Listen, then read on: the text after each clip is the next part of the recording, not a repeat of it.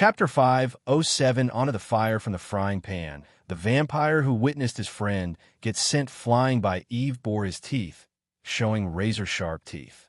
The vampires wore dark robes from head to toe, and under the dark cloak, Michael could see their pale faces and crimson-red slit pupils. Hulch! As the vampire stared at Eve, a spear impaled him from behind. Alicia lifted the vampire with her spear in the air and let heaven's flame completely engulf the vampire. The vampire burnt to a crisp in a matter of seconds as the wind took the gray ash with it. The two girls stole Michael's thunder. But Michael was calm. Surviving the vampires was more important than showing off. End of the day, being alive was the most badass thing one could do. Eve, before Alicia could lock her eyes with Michael, Jennifer landed on the VIP stage beside her sister. Jenny.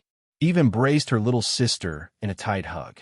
Jennifer's face was pale because of what she had witnessed. The young girl was terrified. Michael could see her body trembling uncontrollably. Unlike her sister Eve, she was not a warrior trained in combat. She was an alchemist. Her fear for blood and gore was the exact reason the Voldegards spent their resources to make her an alchemist instead of a warrior. Teacher. After Jennifer, Leylon landed on the stage. Seeing the four remaining vampires turning their focus to Alicia and Eve from Gabriel and Ashen, Alicia took a step forward, grabbed her spear in two hands tightly, and locked her gaze with the four vampires approaching her. Michael remained still and stepped towards the door. In the corner of his eye, he noticed the golden Babaru running around, attacking the vampires and clearing the way for the people to escape. The monkey was fast, but not fast enough to save all the people. There were many people getting slaughtered by the vampires among the spectators. Come on. While Alicia was fighting four vampires at the same time, Michael reached the door with Olivia and Eve following him behind. Alicia noticed Ghost ignoring her, and her eyes immediately got filled with fury. Arg! Alicia roared as she slammed the spear onto the stage, creating a powerful shock wave that knocked down the vampires, as well as everyone except Michael and Eve. Bitch! One of the vampires snarled. Then, he dashed at Alicia faster than ever before. Michael noticed the vampires finally taking the fight seriously. Their inhuman speed stunned Alicia. Michael, who fought Victor, knew their speed. In a blink of an eye, the vampire appeared behind Alicia. On the other side, the three vampires flanked Alicia from all directions. That bitch is dead, Michael amused inside. One less ally for Noah was one less enemy for him. While this was happening on the VIP stage, Noah was fighting the vampires on the ground. Fortunately, the vampire in the air observed the fight, not intending to join the battle himself. The more people the vampires killed, the bigger the shroud of red mist around him. Holy blast, holy blast, holy blast. Leylon kept shooting plasma blasts in all directions, hoping to hit the vampires. Arg! After several tries, he hit something, but it wasn't a vampire. He hit Alicia, who was fighting four vampires. With a stomp to the ground, Eve knocked down several chairs and pushed down Jennifer's head. Stay here. Then Eve leaped into the air, raising her hammer in the air. Boom!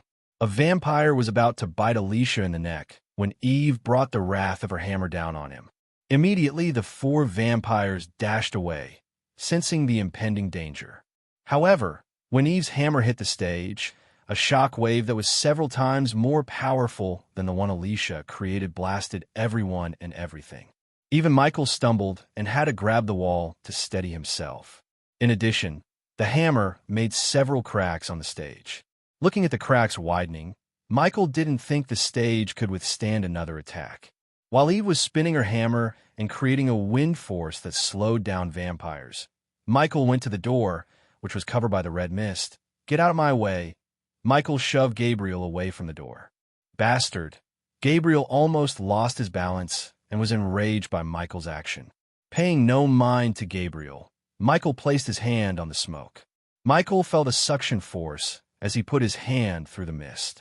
Michael conjured the dark flames inside the smoke. Crack! The red smoke faded away as soon as the dark flames appeared in his hand, revealing the door. Bang! Michael kicked open the door to see several dark-robed vampires feasting on Eve's guards. At that moment, they all glared at Michael, blood oozing down their mouths. For a moment, Michael remained still at the doorway, pondering whether he should exit through the hall with 20 vampires or through the open ground where a powerful vampire at. "We can't fight them for long," Eve said to Alicia while swinging her hammer around her to keep the vampires from taking a bite off her. Since Michael opened the door, Aishin prepared to drag Alred's lifeless body with him to the door. "Shit!" Leylon cursed when he saw the 20 vampires standing in line across the hall from one end to another. The marble floor and walls were tainted with splashes of red. The sickening sight of bodies with eyes still opened lying around nauseated Leylon. His face immediately turned green. "You doomed us." Gabriel didn't fail to take a shot at Michael as he took a step back from the door. "You want to go that way, be my guest," Michael coldly said before stepping into the hall. Compared to the countless underling vampires and an elder vampire, battling the 20 vampires in the hall seemed a better choice. Unlike Noah, Michael didn't wish to reveal he had primordial flames. Several meters away from Michael, Eve slammed her hammer on the last vampire's chest. "Gore!" Sponsored content, visit Readel. Me for extra chapters. The vampire growled in pain, but before it could dash at Eve, Alicia stabbed the vampire from behind with the heaven flames-covered spear. Killing the last vampire on the stage gave them all leeway to enter the hall. For some reason, the elder vampire did not mind them entering the hall. Michael had a bad feeling about the elder vampire's calmness. Yet, he was not planning to decode its plan. Instead, his highest priority was to get the hell out of the arena without revealing his identity as the Dark Lord. Looking at Michael entering the hall, Olivia followed him behind. Then, Eve, Jennifer, and Aishin dragging Alred's lifeless body entered the hall. Lastly, after pondering their options, Gabriel and Leylon followed them inside the hall. Eve, Jennifer shivered, looking at the vampires in front of her. Except for their mouth, one could see nothing due to the dark robes and cloak. The vampires snarled, revealing their blood-covered teeth and 2 razor-sharp fangs. "Fresh blood," one of the vampires said in a croaky voice. "We'll get through this." Eve hid the dread in her heart and pretended to be fearless. Fighting 4 vampires took so much effort from both of them. So Eve knew how difficult, if not impossible, to fight 20 vampires. "Where are you going?" Eve was startled to see Ghost turning his back and walking back to the door. Instead of answering Eve, Michael closed the door. "What the hell?"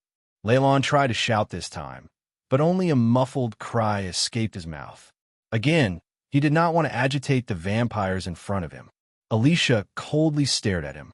She directed her killing toward Michael more than she directed toward the vampires. Again, rather than responding to pointless questions, Michael grabbed a chair and stuck it against the doorknob to prevent anyone from opening the door from outside. Regardless of the situation, he remained calm, which surprised Eve. There was no fear in his eyes. "Ghost, I don't think we can take on all of them," Aishin said in a husky voice. "You have a better idea? It's them or the one who knocked out Lord Hendrix in a second."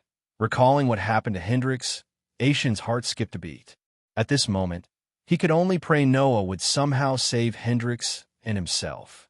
"Why aren't they attacking?" Eve mumbled. Her words were barely audible to those who were near her.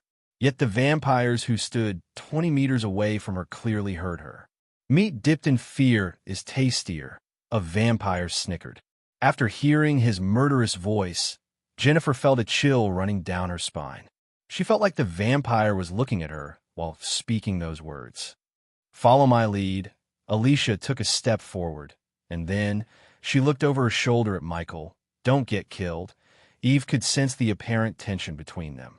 Last night, when she spent the night with Olivia, she heard about what happened during the tournament. But like most people, Eve also blamed Peter for his fate. Alicia was lucky that Michael was a very patient man. Otherwise, he would have beaten the crap out of her just to wipe that stern look off her face.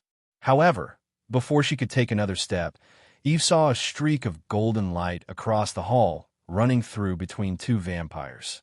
It took her a moment to realize that Ghost had disappeared from her side. While she was in shock, Wondering where did he go, the heads of the two vampires near the golden trail dropped to the ground, producing a sickening thud sound. The vampires standing in a neat line were startled to see their friends dancing on the floor without their heads. The blood spraying from the two headless bodies interrupted the group's vision. Still, through the blood fountain, Eve vaguely saw a figure on the other side of the vampire line.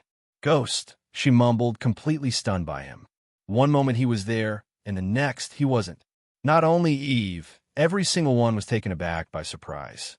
The vampires could generate any parts of their bodies in a few minutes, but not their heads. Hence, when Michael cleaved the heads off their shoulders, they could only do one thing: die. The vampires were immune to spells, arrays, and anything that was powered by arch or celestial energy, but not to physical attacks void of any energy. Besides, the vampires remained still without moving an inch. Hence, Michael was able to cut their heads off with no problem. Ding! Congratulations to the host for killing a vampire. The reward is 100,000 experience points and 3,000 badass points. Ding! Congratulations to the host for killing a vampire.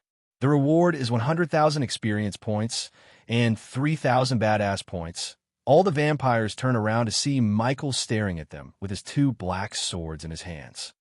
Chapter 508 Accident or Assassination. Just like that, Michael killed two vampires.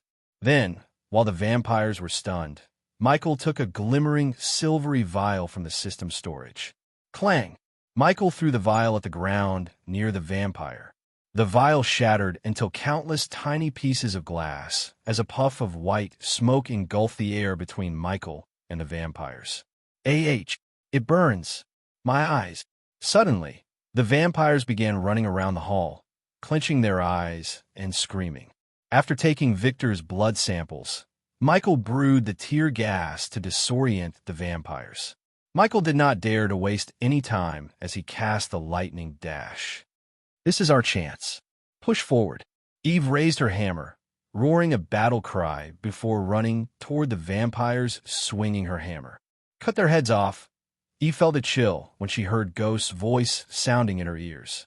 It took her a second to realize that he had run past her, and she just couldn't see him but only the golden trail beside her.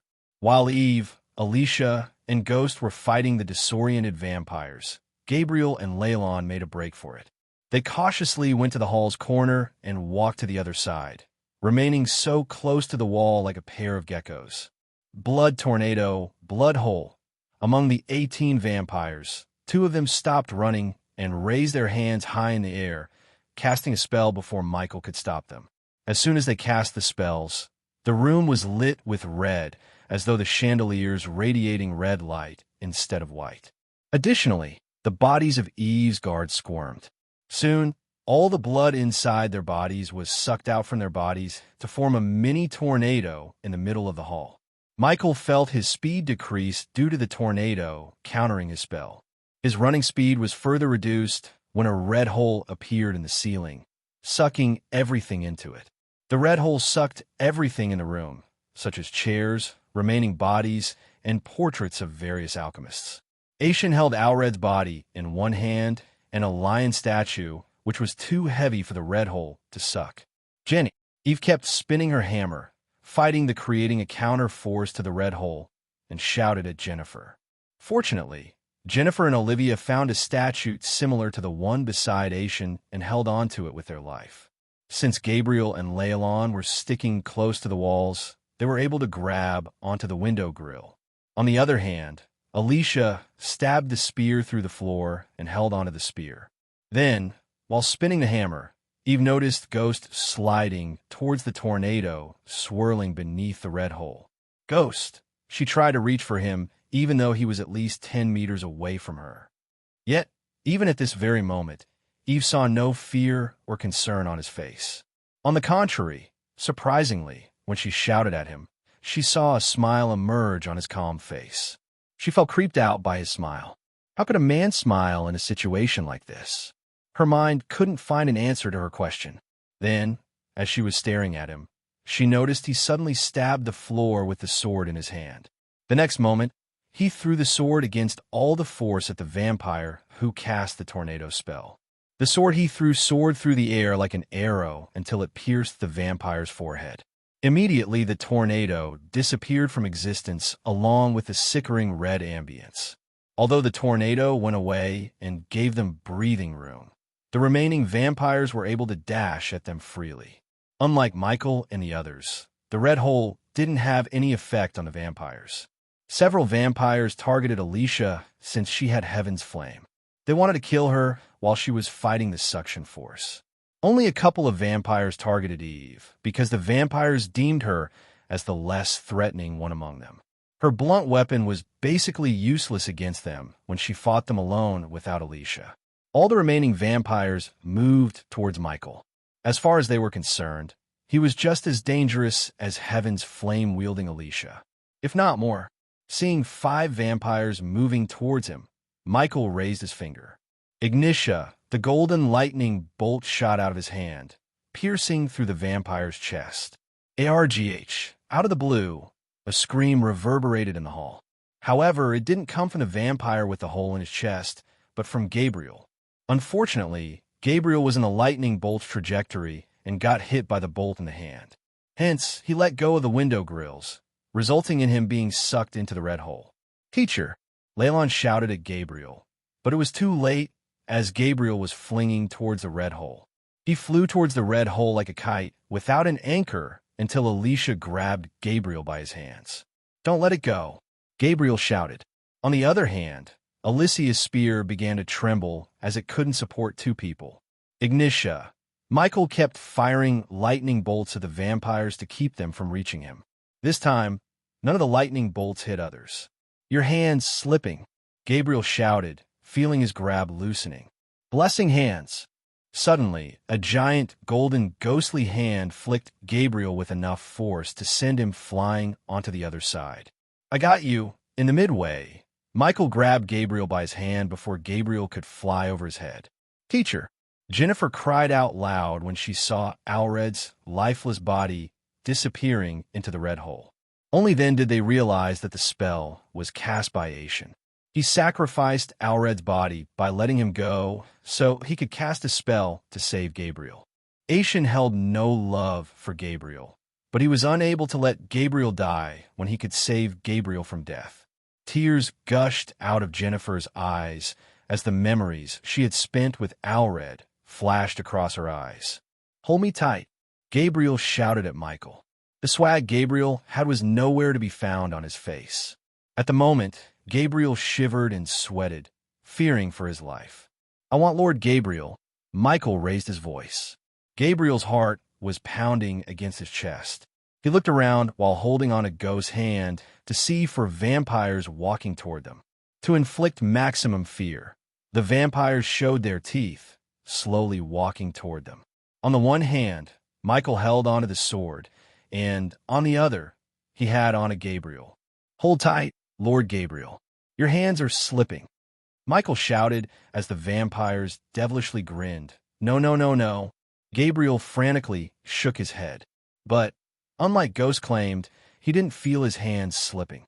For a moment, Gabriel saw Ghost's lips curling upwards, revealing an evil grin. "It's slipping, Lord Gabriel. I can't hold much longer." The grin instantly disappeared from his face. "And no," Gabriel shouted as Michael let go of his hands. In a blink of an eye, the red hole sucked in Gabriel, killing the previous #1 alchemist of Elon and Azer continent. Sponsored content, visit Readel. Me for extra chapters. Arg. Finally, Alicia had enough. The next moment, she pulled the spear from the ground. As soon as she did that, the red hole sucked her in, but in the midair, she threw the spear at the vampire who cast the spell. The spear cut through the air with enough force to nail the vampire into the wall behind him. Luckily, before she could disappear into the red hole, Heaven's Flame surrounding the spear rendered the vampire into a pile of ashes. "Teacher, no!" Leylon screamed. All the veins in his face bulged as his eyes turned blood red. Holy blast, holy blast, holy blast, holy blast, holy blast. He was enraged by the loss of his teacher. Thus, he went berserk by shooting plasma blasts at the vampires one after another. He didn't care if he was hitting them or not, but he just kept casting the spell. In his anger, Leylon lost the fear of vampires. The man who picked up from the streets and raised him as his own just got killed in front of his eyes. Hence, Leylon was enraged beyond words. Since the tornado and the red hole disappeared, Michael cast Lightning Dash to disappear again. Pulch, pulch, pulch. The vampires only felt a gust of wind before they saw their friends losing their heads. Michael used celestial energy to increase his speed. Therefore, the vampires had no chance of seeing him or reacting to his speed.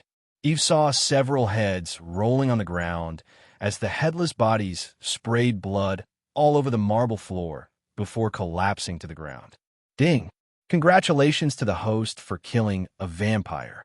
The reward is 100,000 experience points and 3,000 badass points. Ding! Congratulations to the host for killing a vampire. The reward is 100,000 experience points and 3,000 badass points. Ding! Congratulations to the host for killing a vampire. The reward is 100,000 experience points and 3,000 badass points. Ding! Congratulations to the host for killing a vampire. The reward is 100,000 experience points and 3,000 badass points. Congratulations to the host for leveling up. The current level is Soul Refining Stage Level 4. The notification sound of the system kept ringing in his head continuously. Finally, after cleaving 9 heads, Michael reached the next level of the Soul Refining Stage. The remaining 5 vampires looked paler than usual in fear. No longer they treated Michael like he was not a significant threat. They never expected Michael to kill 9 vampires in a few seconds. If the vampires crossed the void line, they would be at the core formation stage. Besides, they were also freshly turned by the elder vampire, so they had no battle experience like the others.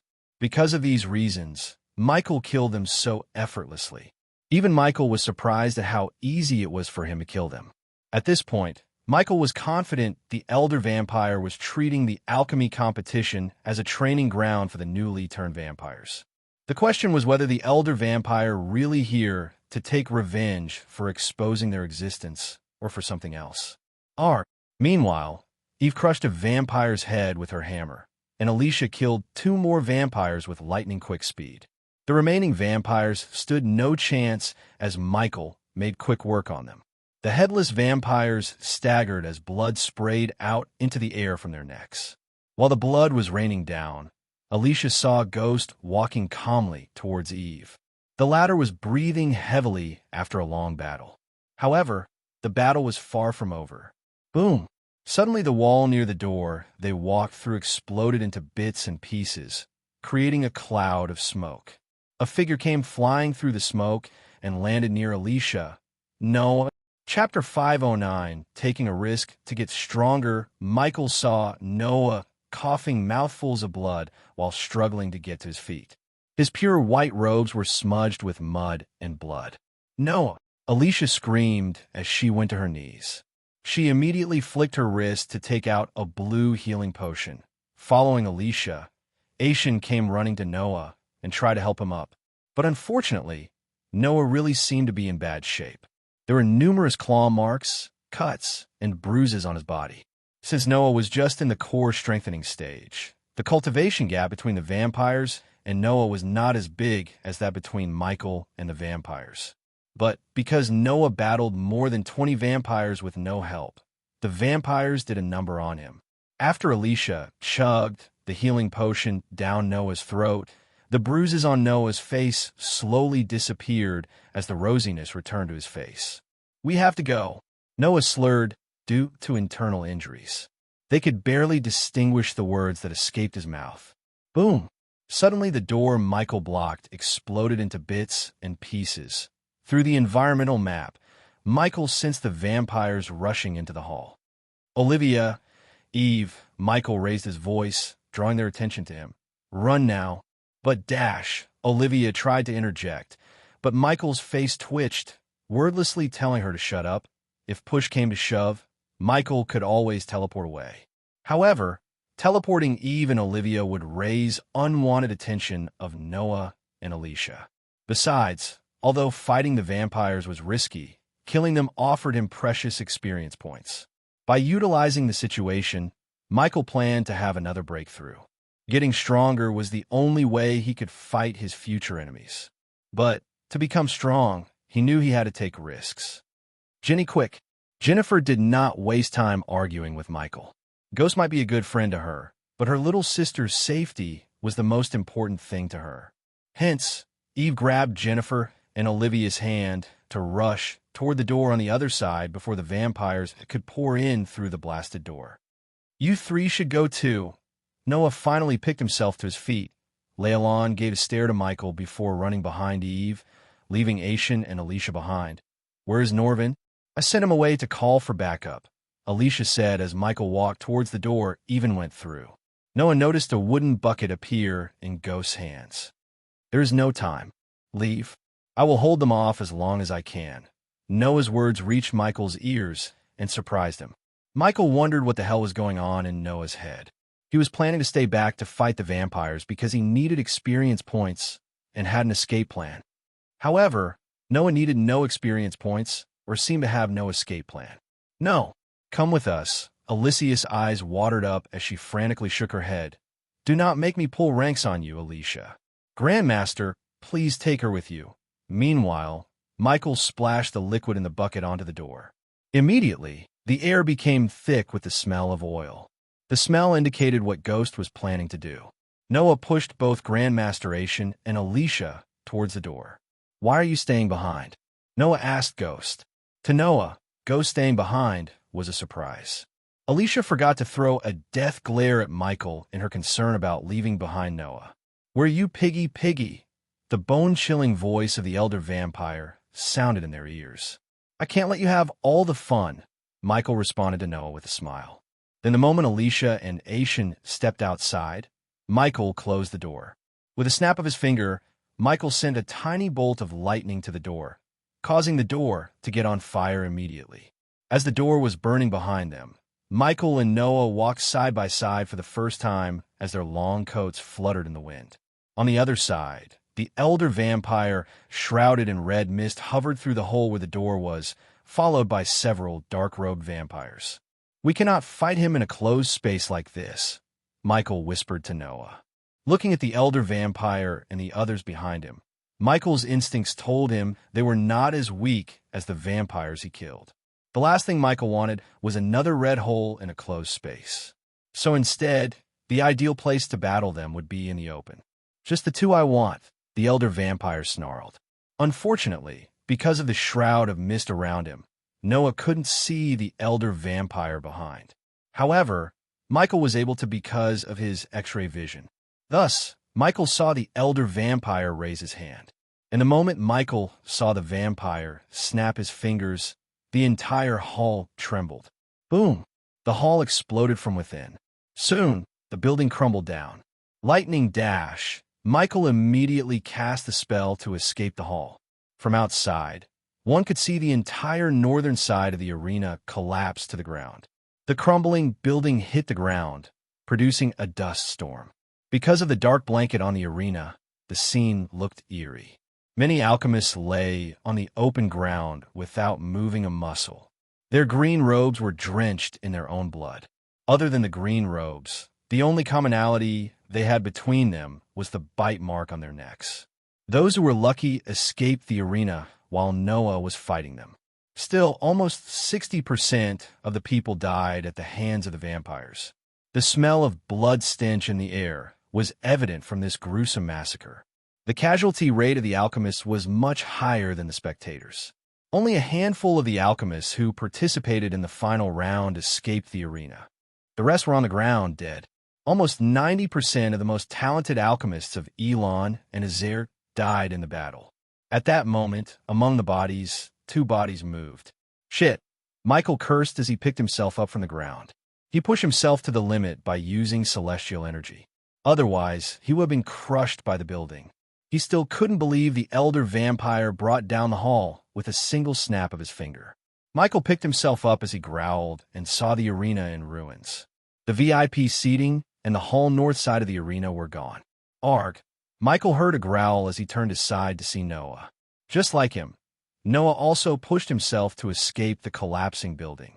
However, considering Noah wasn't a soul refining stage cultivator, he couldn't use celestial energy to power up his spells. That was why Noah had bruises and cuts, unlike Michael. Noah flicked his wrist, retrieving a healing potion. Noah drank the potion in one gulp and prepared himself for the battle. Then, Noah looked around to see hundreds of dead bodies. All those lives lost. His heart ached at the sight. These are blood-sucking vampires. So we have to kill them, you know that, right? Michael asked, looking at the elder vampire hovering towards them with the vampires following him behind. I only want one alive, Noah said. Sponsored content, visit Readle. Me for extra chapters. No problem for me. Obviously, Noah wanted one vampire alive, so he could interrogate him for more information. If Michael was right, Noah would also try to find a cure for vampirism. With the help of the system, it was not a big deal for Michael.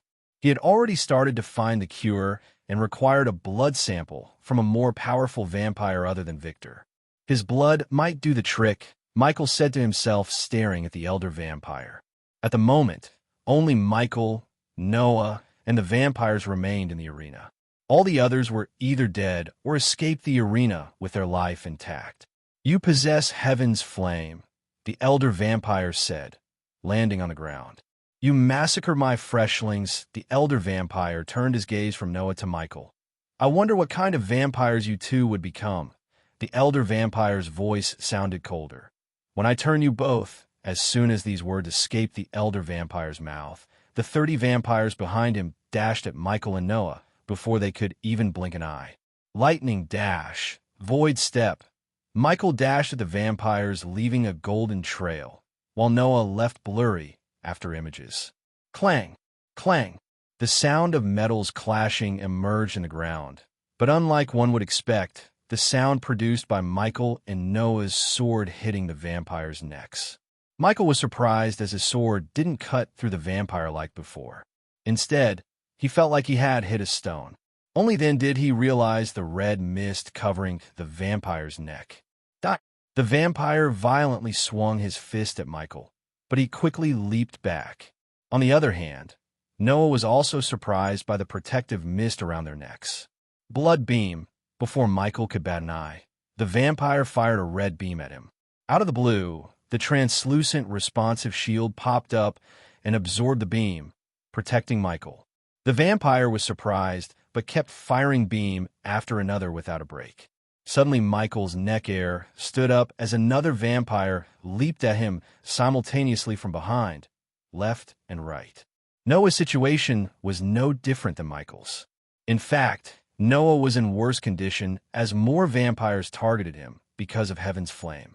The responsive shield could protect him from attack spells, but not physical attacks. Therefore, Michael immediately cast the Ring of Fire to burn the vampires flanking him. Motherfucker! The scorching hot flame appeared around Michael in a perfect circle, instantly burning the 4 vampires within a 3-meter radius. The flames continued to send waves of flames in all directions, preventing the other vampires from getting close to Michael and burning the vampires inside the circle more and more. Granted, the vampires had inhuman regeneration. Still, injuries and burn wounds hurt them like hell. Luckily for the vampires, Michael still didn't use the dark flames. Otherwise, the Ring of Fire would have turned the vampires into piles of ashes. Suddenly, a vampire roared as he smashed the stage Noah stood on during the competition. Bang! Bang! Bang! A couple of vampires joined the vampire in breaking the platform. Meanwhile, the others kept Michael and Noah busy. They swarmed the 2 of them from all directions. They kept smashing the platform until the platform cracked open.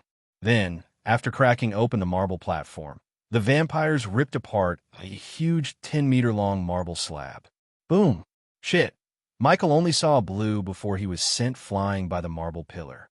In midair, he coughed up blood as the APD immediately sent a healing potion into his bloodstream to heal his body.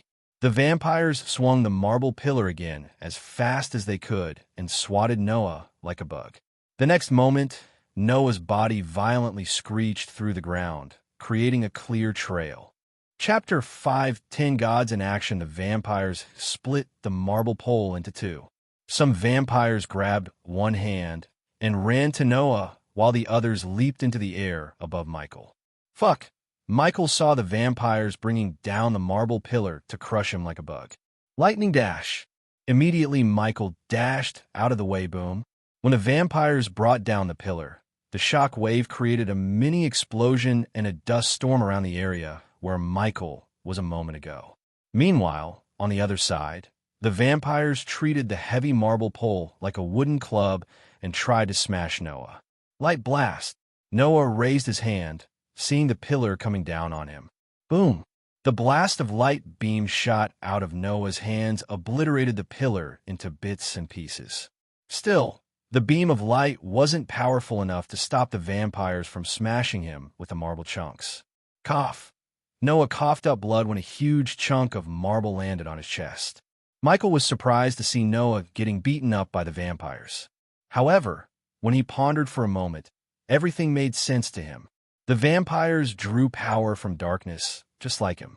Only, he didn't cast Death Range to strengthen his powers since he didn't want anyone to suspect him of being the Dark Lord. Noah, on the other hand, drew power from light. Although Michael had no concrete evidence that Noah was the god of light, he suspected it. The acne before him confirmed his doubt. If Noah was to draw power from light, it made sense why he was so weak at the moment. Because there was no light coming through the dark blanket in the arena, the entire atmosphere had an eerie red and black color to it, resembling hell. Since there was a lack of light, the darkness suppressed Noah's powers. In addition, he also used most of his energy fighting the vampires and saving the spectators. While the marble block pinned Noah down on his chest, 3 vampires leaped at him, showing their fangs. Their eyes were blood red, longing to drink Noah's blood. Michael may not know Noah was his brother, but when he saw Noah was in danger, the bond of brothers buried deep within him woke up as Michael dashed at Noah. But, of course, Michael rationalized the feeling of saving Noah by thinking that he needs Noah's heaven's flame to kill the vampires without revealing his secrets. Before Noah could cast another spell, the marble chunk on his chest shattered into pieces, and a strong wave of wind blasted away the vampires leaping at him. Noah looked up and saw a ghost extending his hand. For some reason, Noah felt safe around him. Thus, Noah grabbed his hand and stood up. As soon as he grabbed his hand, Noah felt a sting in his palm. Then, a refreshing feeling surged from his core. Noah immediately felt better, and when he saw Ghost, he winked at him. "Time out!" Michael shouted at the vampires as they halted their steps. "Just give us a damn moment, okay? You guys are bullying us." The vampires were confused, and so was the elder vampire. "Now I'm regretting not running away." Michael's facial muscles twitched, showing his exhaustion to the vampires. What is he doing? Noah wondered. Since he had to heal his body and replenish the arch energy within his body, Noah remained still. "Don't bother stalling Ghost," the elder vampire snickered. "No one is getting in or out without my permission." Michael took a step aside, but the vampires immediately snarled at him. So Michael quickly dropped his swords. "I'm not going to fight anymore." Just as though the vampires received an order from the elder vampire, they stepped back. "Is it too late to ask for permission to leave? I mean, you clearly allowed others to leave." Michael slowly walked away from Noah, keeping his hands in the air. "I needed some cockroaches to tell exactly what happened here," the elder vampire calmly said. He was awfully calm and didn't seem worried about the Guardians or the Holy Church breaking into the arena with their full force. "But you two," Michael saw the elder vampire lick his lips, "will be my finest creations. I will rub this on their faces." I get it," Michael pointed at Noah. "He is a primordial flame. Why me? Other than making potions and pills, I have no use for you. The man you tried to kill was a better alchemist than me." Michael emphasized the words primordial flame and continued, "And I can run around faster." Again, Michael emphasized the words run and faster. Noah felt like Ghost was talking to him. He pieced together the words he was emphasizing and connected the dots. The vampires had total control over the arena. Hence, they couldn't care less about Michael. As far as they were concerned, he was mumbling in fear. They didn't see him slaughtering their friends after all, so they were oblivious to what he was capable of. Can we make some sort of deal and work together? Michael emphasized the words work together. I can help you transfer primordial flames to you.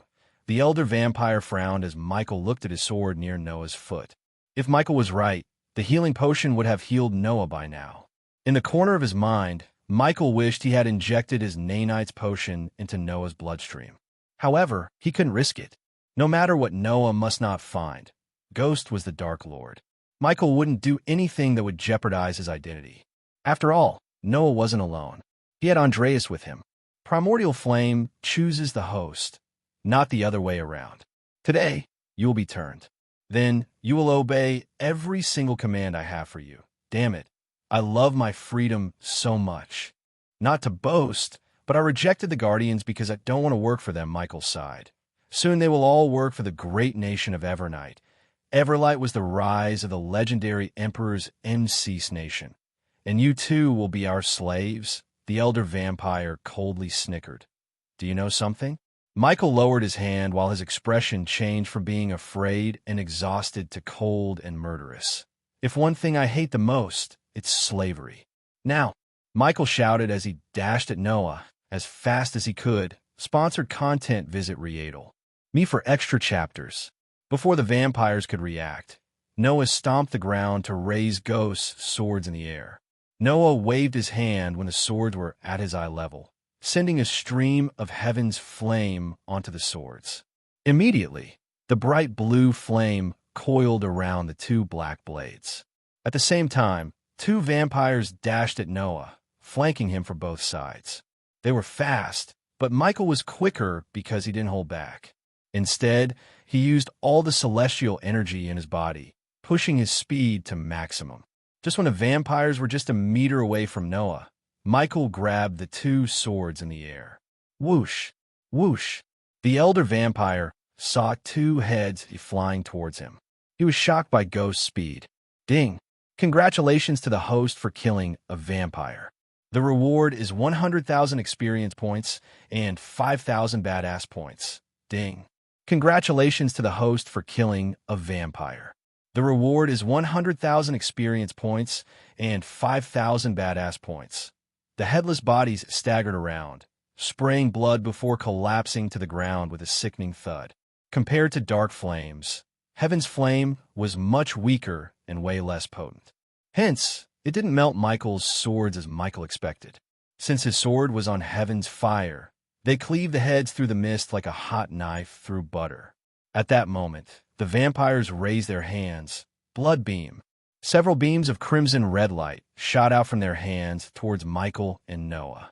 Seeing the beams, Michael remained closer to Noah as the responsive shield absorbed all the beams, rendering them pretty much useless. Pulch! Suddenly Michael felt a hot splash of blood on his face. When he turned aside, Michael saw Noah's hand sticking through a vampire's head. The vampire sneaked up on them, but Noah killed him before he could reach Michael. Realizing Michael's defense spell protecting them both, the vampires changed their battle tactics. They all just dashed at them from all directions. Give me the sword. Michael handed his sword to Noah after he asked. The vampires closed the gap in a blink of an eye. Anyone in Noah and Michael's shoes would barely see their blurry figures. But Noah and Michael remained calm and worked together. When they reached closer, Noah and Michael stood closer with their backs against each other. Clang! Clang! Clang! Michael and Noah swung their swords, rotating and deflecting the vampire's claws. The faster they moved, the blurrier their figures became to the vampires. From the aerial view, one could see the two of them vaguely forming a yin-yang symbol. For the first time, they fought together. The darkness and light fought against a common enemy. Even powerful entities, such as vampires, couldn't touch both of them. Cast your Ring of Fire. Noah shouted while fighting off the vampires. Ring of Fire? Immediately a ring of fire appeared around them. Michael wondered what Noah was planning. And soon he got his answers when Noah raised his hand, shooting out a stream of heaven's flame onto Michael's crimson red ring of fire. The moment the two fires clashed, they merged together, forming a bright golden flame. Ding! Congratulations to the host for killing a vampire.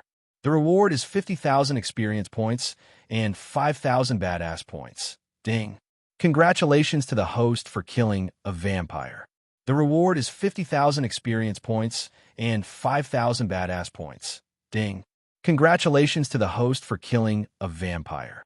The reward is 50,000 experience points and 5,000 badass points. Ding! Congratulations to the host for killing a vampire. The reward is 50,000 experience points and 5,000 badass points. The vampires burned to ashes in a flash when the golden fire touched them. Surprisingly, Michael only received half of the experience points he would normally receive. It seemed like the system deducted points by half, because half of the kill was Noah's. Light beam. Noah fired a beam of light, strengthened by heaven's flame, straight through a vampire's head, while Michael sent a powerful gust of wind blasting the vampire, dashing towards him into the fire. The power radiation the elder vampire sensed as they were fighting startled him. He had never felt such power in his life. But of course he was 600 years old. He experienced many anomalies, but the radiation from them was something else. What are they? Chapter 5:11 Battle intensifies. The elder vampire was in a dazed status, sensing the energy radiated from them. A moment ago, when they fought alone, he didn't feel the energy.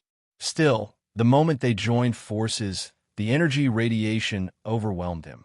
While he was in a daze, Michael lifted Noah into the air by his hand, and Noah used Michael as a pole to kick the vampires around them. Blood hole! Blood tornado! Overwhelmed by Michael and Noah, the vampires cast the blood hole and the blood tornado spell at the same time as several tornadoes and red holes appeared in the ground. Having experienced the spells, Michael put his hand around Noah's neck. Hold tight. Noah nodded as he also put his hand around Michael's neck. Lightning dash. Void step. Both of them cast their speed spell at the same time to boost their speed. The two spells merged into one, forming a trail of golden light that flickered in the air, creating an otherworldly whistling sound. The golden light crisscrossed around the arena, avoiding the tornadoes. But, even for the elder vampire, it was difficult to follow the trail. So it made sense when the vampires couldn't even defend themselves before losing their heads. The red hole sucked the alchemist's bodies to the ground, while the tornado destroyed the bodies. When Noah was alone, he was weakened by the darkness. Noah's weakness was nulled by teaming up with Michael, the god of darkness who drew strength from the darkness. Because of their speed, the red holes could suck them in. Compared to the suction force, their speed was much greater. As a result, the elder vampire witnessed his underlings losing heads one by one. They said he would be weakened. The elder vampire snarled. Congratulations to the host for leveling up. The current level is the Soul Refining Stage Level 5. When the system sounded in his head, Michael stopped running, and all the red holes and the tornadoes vanished into thin air. At that moment, only one vampire remained between them and the elder vampire. He is all yours. Michael let Noah capture the vampire alive. He walked by Noah's side towards the vampire. They both knew the battle was far from over, as the elder vampire didn't even raise a finger yet. For now, Noah planned to incapacitate the vampire before fighting the elder vampire. After witnessing all of his friends get slaughtered by the duo, the vampire shivered. Then, fearfully, it walked backward until it tripped on a stone and fell down. Save me, the vampire begged the elder vampire. Michael never wanted Noah to capture the vampire alive. Any information Noah gathered from the vampire would give him an edge Michael did not want Noah to have. Hence, he didn't help Noah capture the vampire. However, he could have simply injected the vampire with a paralyzing poison he hit Victor with. Come here, the elder vampire softly spoke to the vampire. The vampire quickly picked himself up from the ground and dashed to the elder vampire's feet. Noah dashed at the elder vampire, but it was too late. First, The elder vampire engulfed the vampire in his red mist. Then, with the X-ray eyes, Michael saw the elder vampire's tongue drilling into the vampire's mouth as the vampire squirmed like a fish out of the water. In a couple of seconds, a mummified body hit the ground. Then, finally, the red shroud around the elder vampire slowly cleared up to reveal his complete physical form. The elder vampire had a bloated carcass with several yellowish tumors leaking a green goo. His body was at least 4 feet wide and 6 feet tall. The inflated belly looked like the elder vampire swallowed a whole gym ball. Now Michael fully understood why the elder vampire chose to surround himself with a misty shroud. Just the disgusting belly button alone would make anyone puke to death. On top of everything, the elder vampire was naked. The last thing Michael needed was a sight of what was between his legs. Luckily for them, the vampire's inflated belly was big enough to cover his crotch. Not that vampires had reproductive organs. Still, Michael did not wish to see that. Several strands of mucky blonde hair on the vampire's bald, egg-like head creepily waved left and right to the wind's rhythm. His dirty eyes with vertically slit red pupils stared at both menacingly. Looking at his unappealing body, Noah couldn't help frowning. He had never seen such a hideous creature in his life, and he had traveled to many realms and fought countless ugly creatures. When you want something done, you have to do it by yourself, the vampire snarled. Light blast. Noah raised his hand without warning, sending a light beam blast at the elder vampire. Noah was fast, but the elder vampire was faster. Hence, the vampire raised his hand as a translucent energy shield materialized before him and blocked the light beam. Heaven's flame. It's a pity I can't take it from you. The shield blocked the light beam, strengthened with heaven's flame. Chantless spell casting, Michael mumbled. It seemed as if the elder vampire was either a fusion stage cultivator or a prodigy, where the elder vampires were able to cast spells without chanting. System, you know the drill. When the heat gets too much to handle, teleport me away, Michael said to the system in his mind. Noted, this was Michael's plan B. In case the elder vampire overwhelmed them, the system would buy a teleportation scroll and teleport him away from the arena. Else, he planned to battle and kill the elder vampire. His blood might be just the thing Michael needed to find a cure for vampirism. Moreover, he was curious to see how many badass points he would get after slaying the elder vampire. Void step. Unlike Michael, who stayed behind scheming in his head, Noah dashed at the elder vampire. Clang, clang, clang.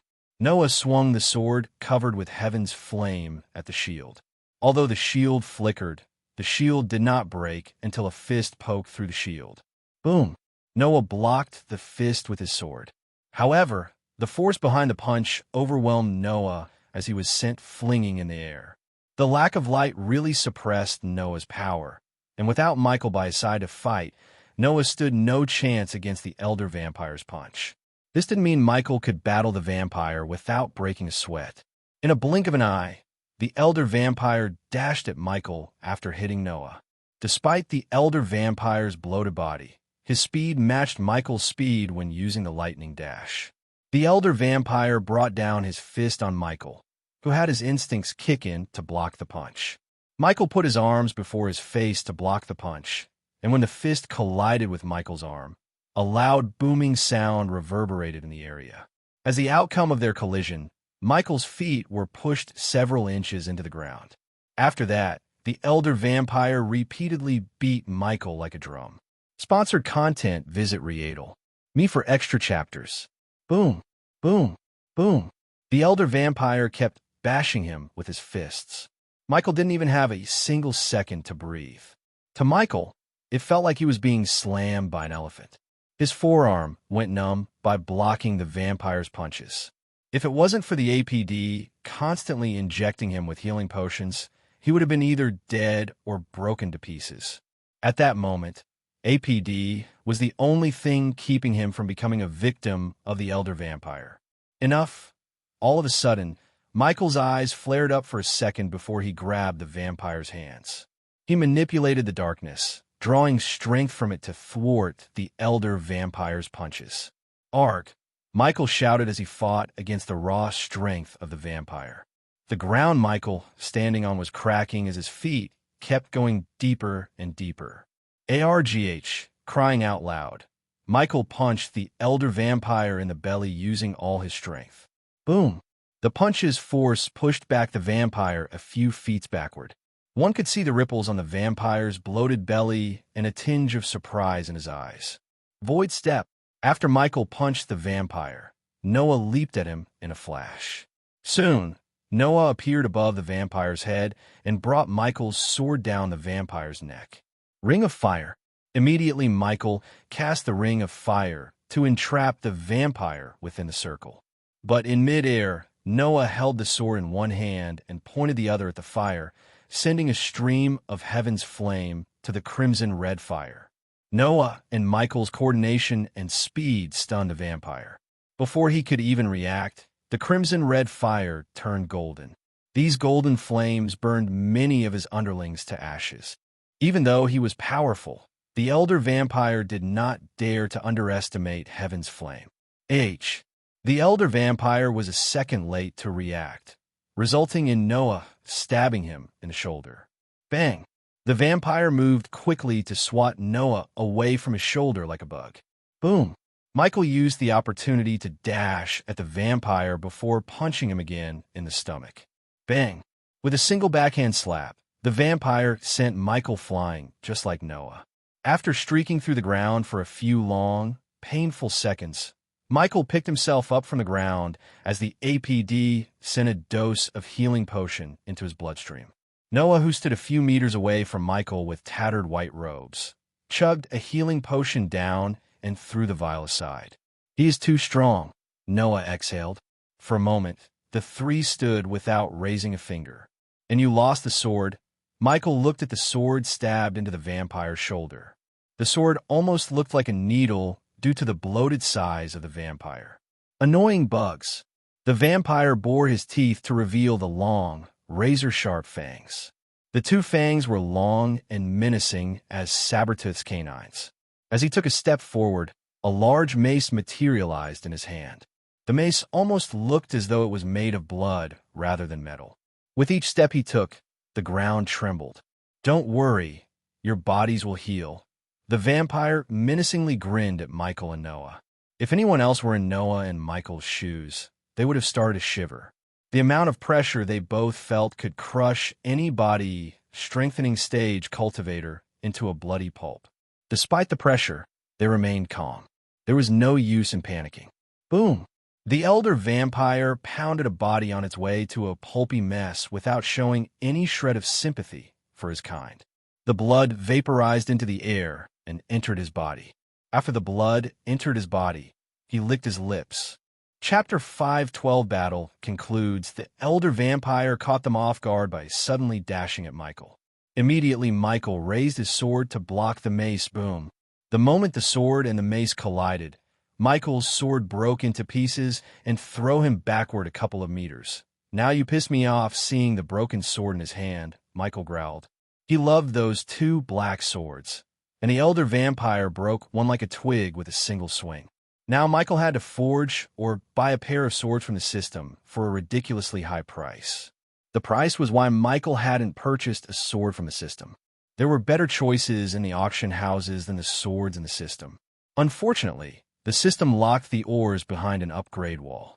So without upgrading the system to a certain level, Michael wouldn't be able to buy them.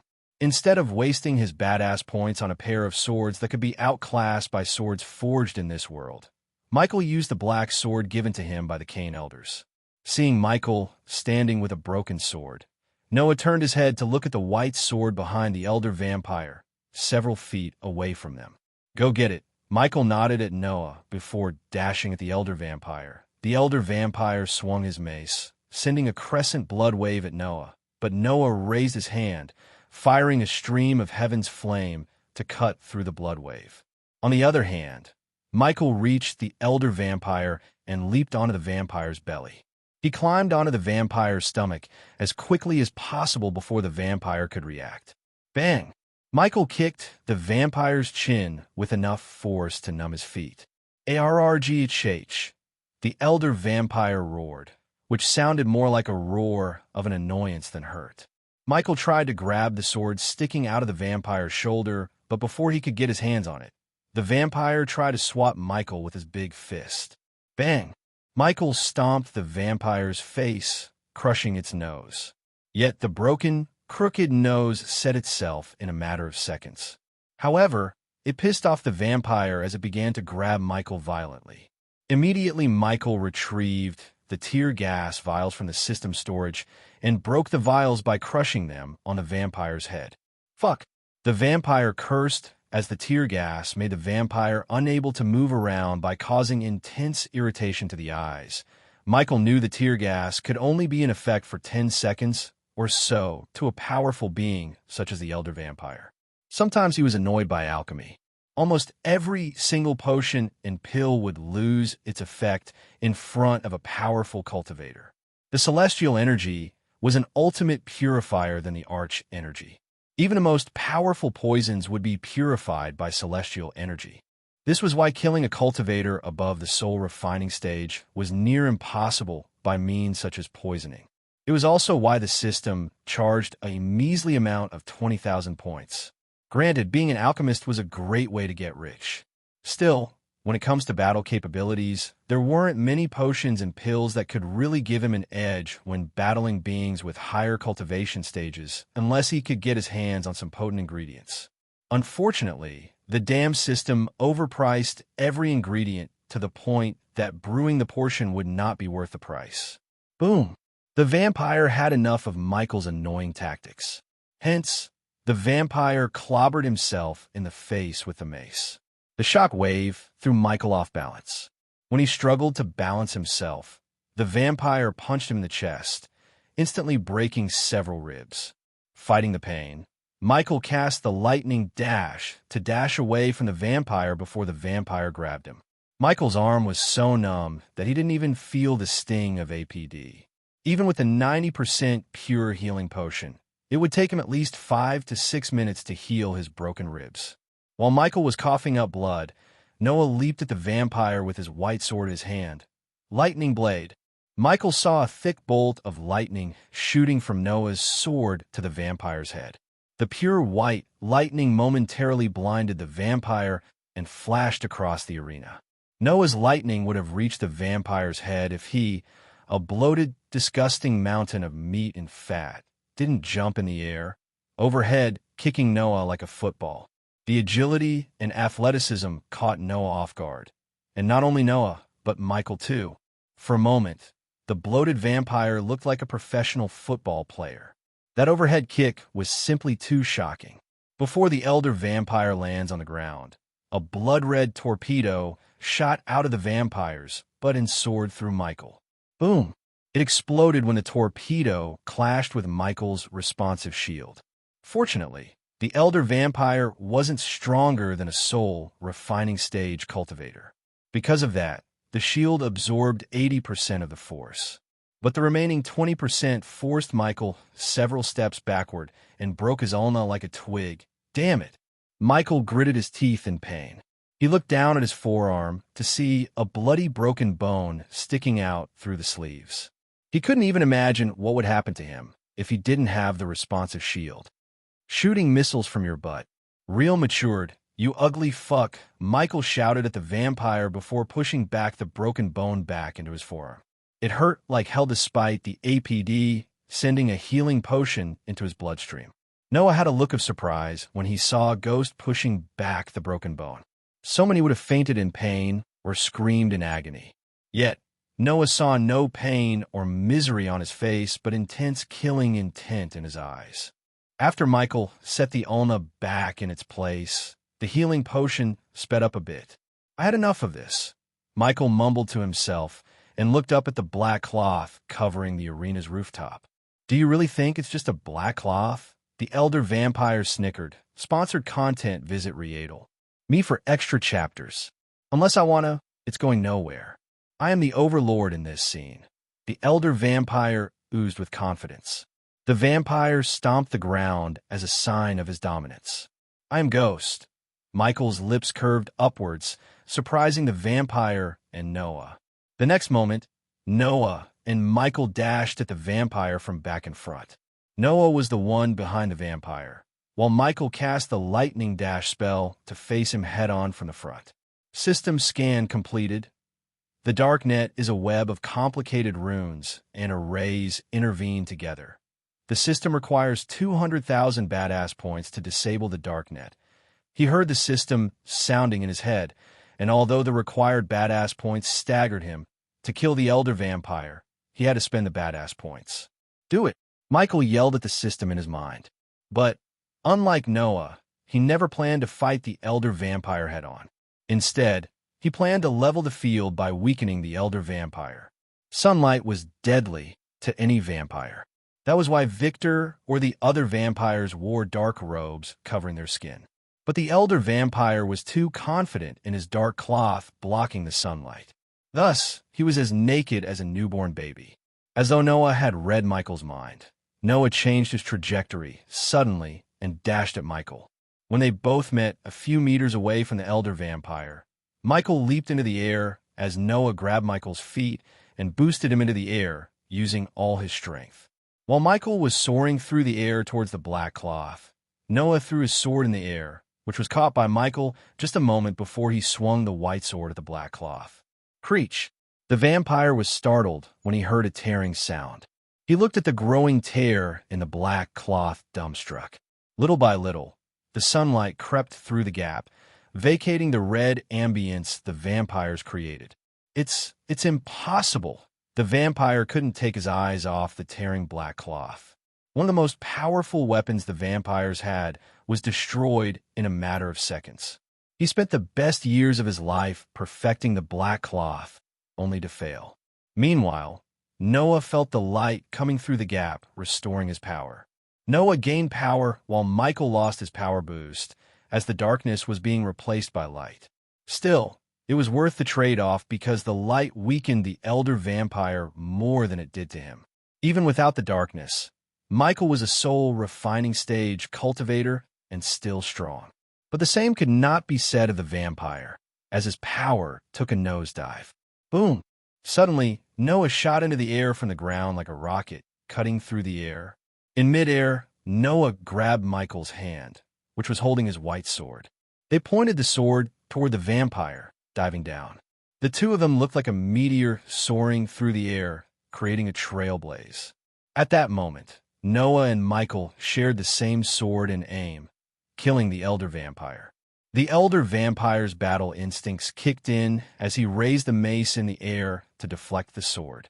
Additionally, the translucent red shield bubbled around the vampire, who had no longer wished to stay in the arena because of the sunlight. Boom! However, when the duo and the shield collided, the vampire's blood shield shattered into hundreds of tiny shards. The shock wave burned everything around them in a 10-meter radius. Pulch! Noah and Michael did not stop as they entered through the vampire's chest, forming a vast hole and appearing out in the back, completely drenched in blood. Arrgghhhhhh. The elder vampire screamed in agony as his skin began to smoke. In a couple of seconds, the sunlight completely burned his skin. Then, coupled with the huge hole in his chest, the vampire staggered aimlessly. Finally, after a long, tiresome battle, they slew the elder vampire. However, Michael frowned as he didn't hear any notification from the system or receive any experience points. For some reason, Michael had a bad feeling in his guts, and when he turned his head, he saw the same concern on Noah's face. Chapter 5:13 Noah and Michael dead? Noah and Michael stared at the fallen vampire without batting an eye. Then, all of a sudden, the vampire began twitching his limbs. Soon his whole, bloated carcass trembled violently as yellowish goo oozed out of the tumors in his body. The strong, putrid smell of ammonia and sulfur overwhelmed Michael's senses. It was quite nauseating as Michael had a strong urge to throw up. His face was turning green when the vampire's body began to bloat while his body released a green mist. "He's gonna explode," suddenly Noah shouted. In a snap of time, Noah cast the void step, grabbed Michael by his hand, and dashed into the air. Michael had zero clue how Noah found the vampire was about to explode. But just as he said, the vampire's body bloated rapidly, releasing more and more green mist until it exploded. The explosion wasn't a small one. It was as though a mini atomic bomb had gone off. One could see the mushroom cloud from 100 miles away. Every single building within the 1-mile radius from the arena turned into ruin, and the Alchemy Guild, one of the oldest buildings on the Azer continent, crumbled down. Almost for an hour, no one could get closer to the arena, which was now nothing but a crater of ashes. Then, as Mother Nature had given the city her blessing, the dark rain clouds gathered above the arena and began to shower the city with heavy rain. The heavy rain quenched the heat radiation and settled the dust clouds around the arena. The rain also put the houses on fire and prevented the fire from spreading. At that moment, the sky was full of people and warships.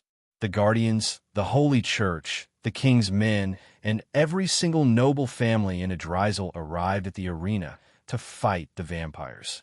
It was a real pity that many were caught in the explosion and burnt to a crisp. Still, each of them received backup and brought their own rune masters and mages to control the fire and isolate the area. Since the dust storm settled down, revealing the ground below, several people descended to investigate the area. Alicia and Norvin were among them. Noah, as soon as Alicia's feet touched the ground, she shouted out loud, "Careful! What the hell happened here? Can you see anything?" The guardians behind her murmured. The heavy smoke and the ash from the explosion prevented them from seeing everything clearly. There was nothing but smoke and ashes as far as they could see. While they were aimlessly strolling in the smoke, a group of 12 men robed in pure white robes appeared above the ruins. The long white beard, the staff in their hands, and the pointy hats on their heads gave them an exotic mage vibe. Right at that moment, they formed a circle around the ruins. Surprisingly, the heavy rain couldn't drench them as it drenched everyone else. These mages remained as dry as a desert possible because of the translucent force field around them. Air purification. Each of them chanted the word as they raised their staffs in the sky. From each staff, a bright light shot to the sky and met at a center point, forming a radiant orb of light. A few seconds passed when the orb of light transformed into a spinning chakra with a mile radius. Countless indistinguishable signs and letters formed the chakra. The chakra's brilliance lit the entire city of Oxshore and provided the people the comfort they needed. As the chakra rotated, sucking the heavy smoke and ashes, the chakra swirled in the sky, purifying the air until Alicia and the others could vividly see what was in front of them, which was nothing but barren lands. Alicia couldn't recognize the place at all. She felt as though she stepped into a desert only with ash instead of sand. As far as her eyes could see, she found nothing, not even a brick. "Look!" Alicia immediately turned to the man who shouted to see his skeleton, and when the man touched it, the skeleton crumbled into white dust. Meanwhile, more and more people landed on the ground, including Olivia and Aishan. They joined in the search for Noah and Ghost. To be honest, only Olivia came to search for Ghost while the Guardians focused on finding Noah. But deep down, Alicia wanted Ghost to be one of those skeletons. Since Olivia had no sway with the Guardians, and they had already refused to search for Ghost, she began to run around the barren lands, searching for her teacher. But, of course, if this happened in Elon, the entire river town and the Sunrise sect would have been on the scene. But unfortunately, Michael had no connections in the Azer continent. If anyone could survive this, it's Noah. Seeing Alicia's eyes watering up, Norvin gently patted her on the head. While they were scouring through the ashes, a group of 12 men dressed in silver armor with the crest of the Guardian Guild on their chest landed on the ground. The one who led the group was a tall, domineering elf with striking blonde hair, Tanulia Vorin, a.k.a. the Alpha Guardian of Hunter Guardians. "I want every inch of this place searched. Coordinate with the Holy Church Guards. No stones unturned, got it?" "Yes, Alpha Guardian." The Guardians behind Tanulia raised their voices, and each of them dashed in a direction to search the premises. "We will find Noah. Tenulia said when he came to Alicia and Norvin. Grandmaster Aishan. Tenulia then turned her gaze towards Aishan, who was still looking pale and terrified. How is Lord Hendrix? He is now stable. The healers asked him to take a rest. I have assigned my best men to protect him. His safety is our top priority right now. Ghost. Their conversation was abruptly cut short when suddenly a panicked voice reverberated in the area. They all looked in the direction of the voice to see Olivia frantically digging through the ashes. They all rushed at Olivia and saw a hand sticking out of the ash. Quick! Tenulia shouted at the men surrounding her. But no one needed an order, as they had already begun to dig the ashes. Alicia and Norvin joined in the digging. The more they dug, the more they uncovered Ghost's body. While digging, Norvin felt another hand beside Ghost. His speed doubled, thinking it might be Noah. Just as he guessed, when Norvin and Alicia dug out the ashes, they uncovered Noah's body. Sponsored content, visit Readle. Me for extra chapters. Together, they all finally managed to dig out Ghost and Noah. Unfortunately, both of them were in pretty bad shape. Their clothes were burned and torn up. Several parts of their body, such as hands, neck, and legs, were covered in burn wounds, and they could even see Noah's femur sticking out his leg through the pants. Are they alive? Aishan asked while the Guardians were carrying them away from the dig site. He has a pulse. Olivia grabbed Michael's hand and sensed a weak pulse. Bring me the healers. Tenulia shouted as several Guardians flew out of the ruins to bring the healers to her. Meanwhile, the Guardians placed 2 wooden beds on the ground instead of taking them out of the crater. The rain slowly washed off the ashes on their faces. Alicia and Olivia's tears also hit their faces along with the raindrops. What are you doing? Looking at Olivia taking out a healing potion from her space ring, Tenulia questioned her, but instead of responding to Tenulia, Olivia gently poured the healing potion on Michael's neck, which was severely burned by the explosion. The potion healed up the wound, but not the marks. Afterward, Olivia took out another potion and gently poured it into Michael's mouth. Wake up, Ghost. Olivia could barely speak those words through her lumped throat. Most of the sparkling potion leaked out of his mouth. This was why the others waited for the healers. Instead of dumbly pouring the potion down an unconscious man's throat, the healers would turn the healing potion into an easily absorbed vapor and send it through the patient's skin pores. However, Olivia had neither patience nor trust in the Guardians after she read how they try to drive people by hiding the vampire's existence from the world. As a result, not only Olivia, but many people shared her thoughts and lost faith in the Guardians. After what happened in Adrizel spread across the world, the majority of the people would blame the Guardians. However, the Holy Church was already on a secret mission to dethrone the Guardians. Today, they received an ultimate weapon to use against the Guardians. Tenulia or the others didn't give a damn about Ghost. Hence, they didn't stop Olivia from pouring vial after vial into his mouth. Instead, except for Aishan, they all focused solely on Noah. Suddenly, before the healers could arrive, Ghost's finger twitched. Ghost.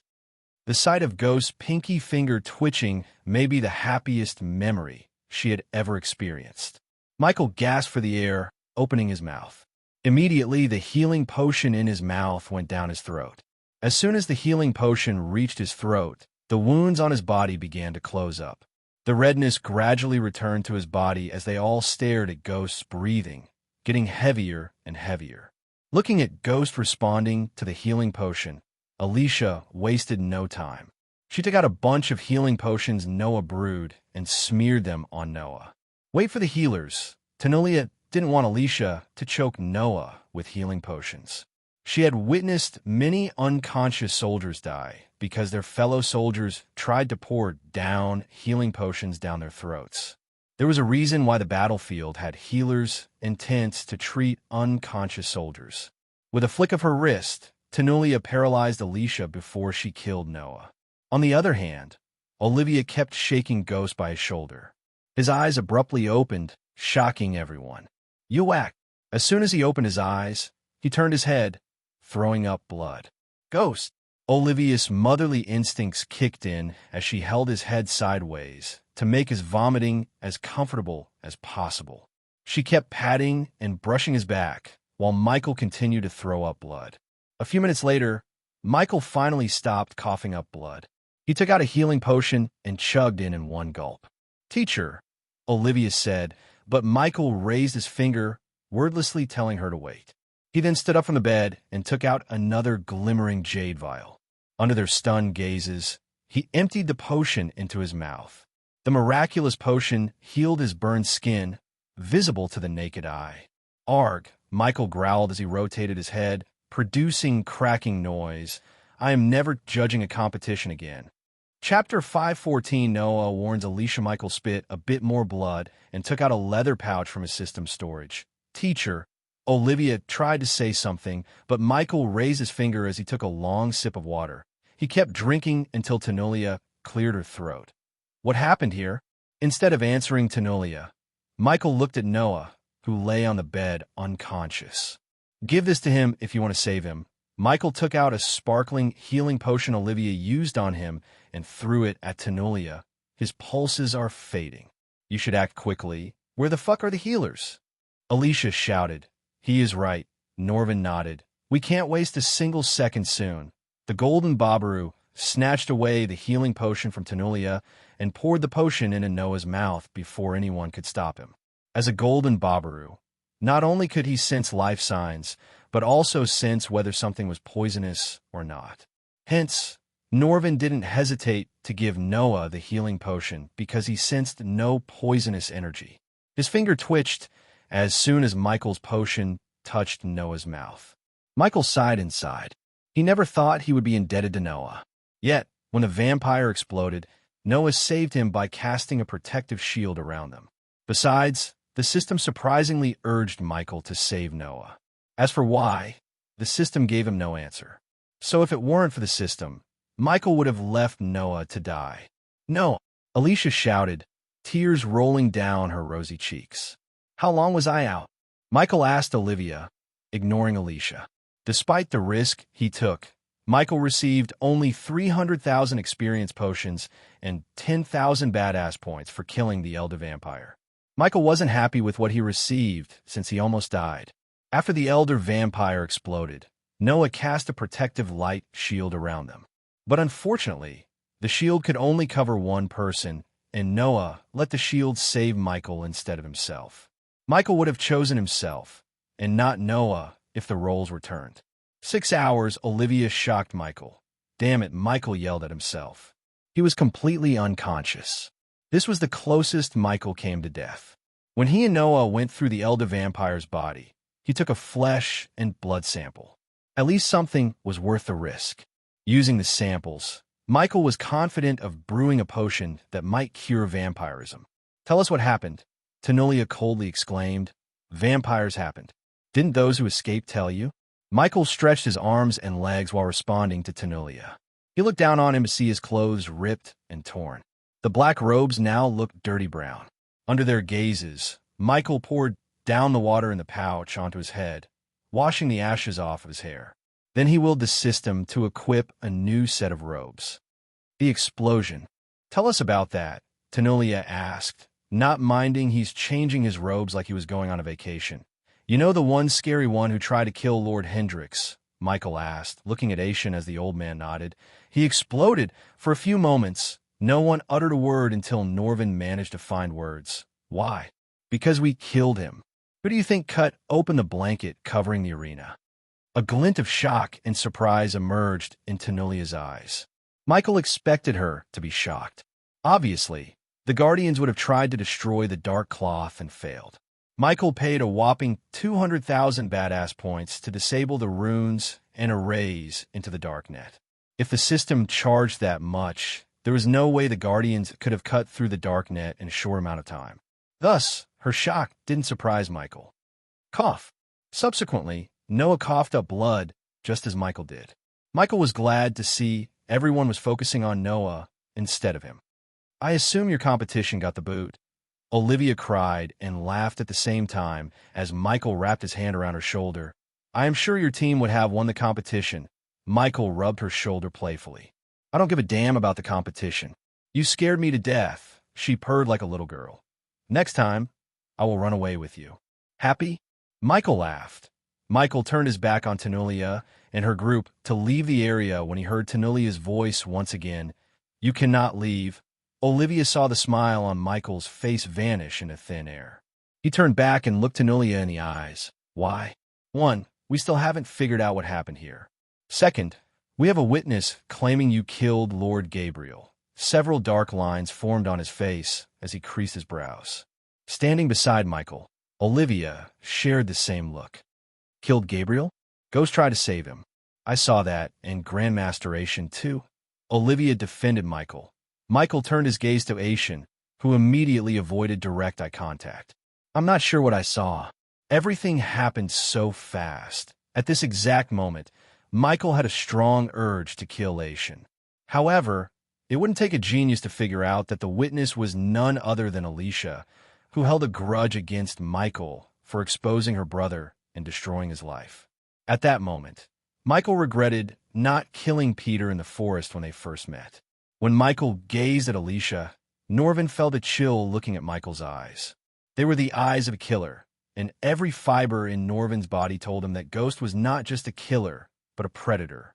He sensed an overwhelming power within Ghost that could rival the power of Noah himself. Since Norvin didn't wholly comprehend his newly found powers, he couldn't make any connection between Noah and Ghost. As far as he was concerned, the power radiation he felt might be because of Ghost's higher cultivation stage. Are you arresting me? Michael tilted his head. If everything went according to his plan, the Alpha Guardian wouldn't be alive to arrest him in a few days. Don't act so innocent. I saw everything. You let him go. You killed him, Alicia roared. Sponsored content, visit Riedel. Me for extra chapters. Alicia couldn't stay silent for long. Her hatred and anger blinded her mind and made her ignore Noah for a few moments. I didn't. Michael simply shrugged. Of course, Michael killed Gabriel. He intentionally shot lightning bolts at Gabriel so he would lose his grip and fly into the red hole. Unfortunately, he didn't anticipate Alicia's quick reflex to grab him and Ashen's interference. Gabriel would have been alive if Michael didn't grab him before he could be pushed away from the suction force. But instead, Ashen, the old bastard, interfered and tried to save Gabriel. Unfortunately for Gabriel, Michael had already fixed his mind about killing Gabriel. Gabriel's hands weren't slipping away. Instead, Michael was the one who let him go. "Aw, is this about your vigilante brother? What was his name? Peter?" Michael pouted to mock her. As soon as Alicia heard Ghost uttering her brother's name, she lost it. The golden spear, still burning with heaven's flame, materialized in her arms. Just as she was about to leap at him, a hand grabbed her spear and stopped her. They all looked down to see Noah opening his eyes. "I will tell you everything that happened here." Noah rose from the bed.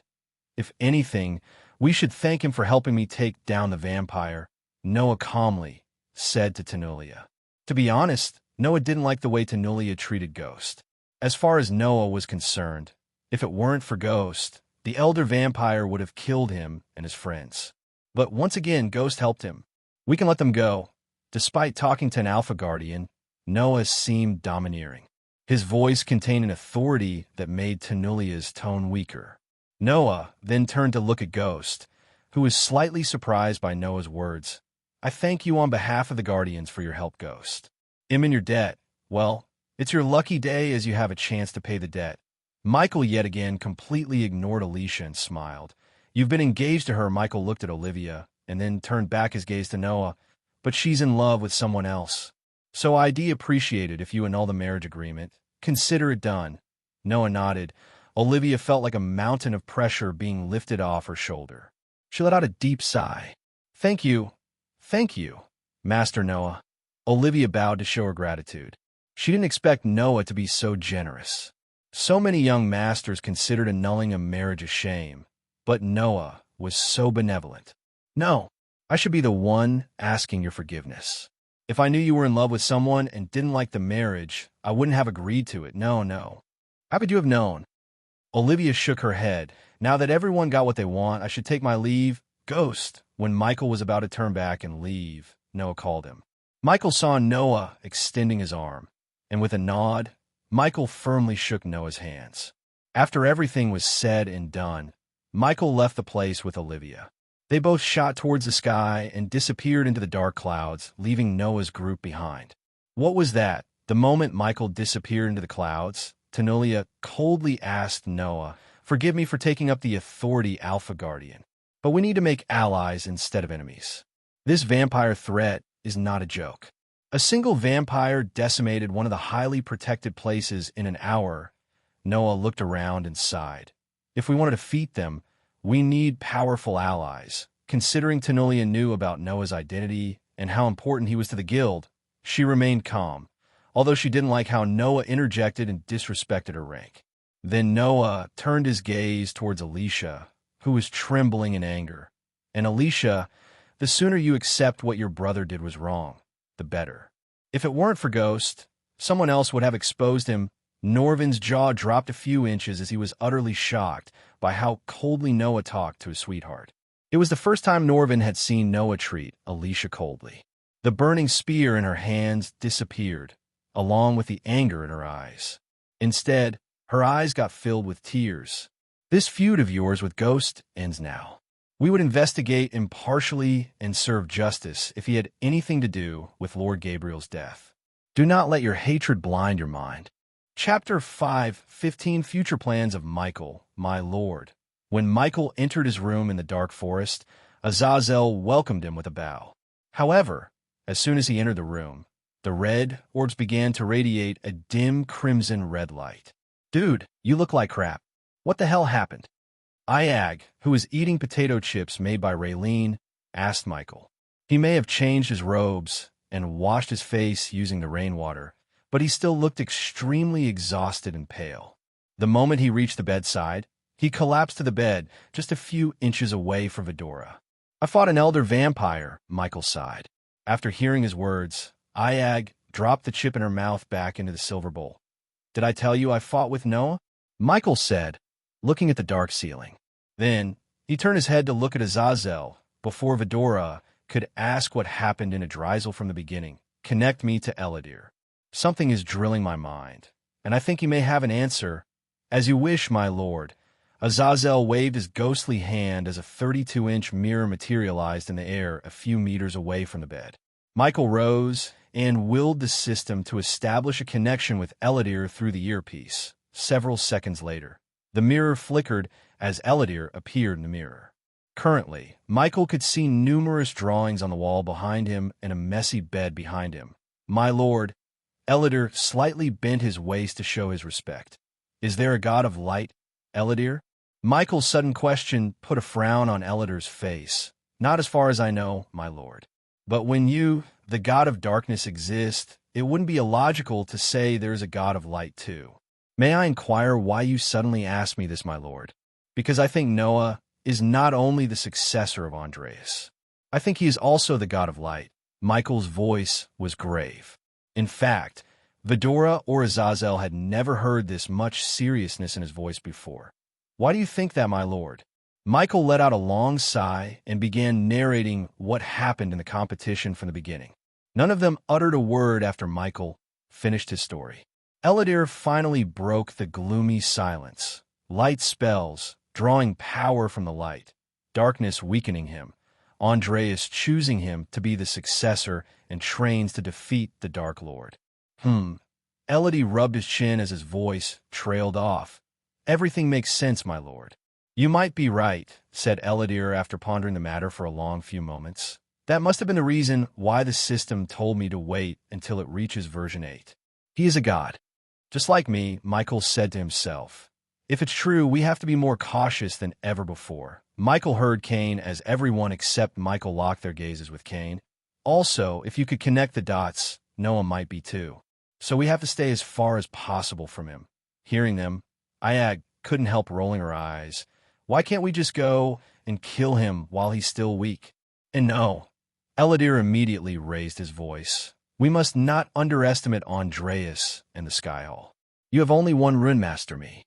But they have countless. And if I'm right, Andreas would have made sure no harm comes to Noah." Michael agreed with Eladir with a nod. When Michael injected Noah with a healing potion using the APD, He felt a gentle force resisting the potion for a moment. To Michael, it felt as though Noah's body scanned the potion and filtered it before letting the potion into his bloodstream. In case Michael tried to inject Noah with blood tonic, he had a feeling Noah's body would have rejected it by destroying the nanites.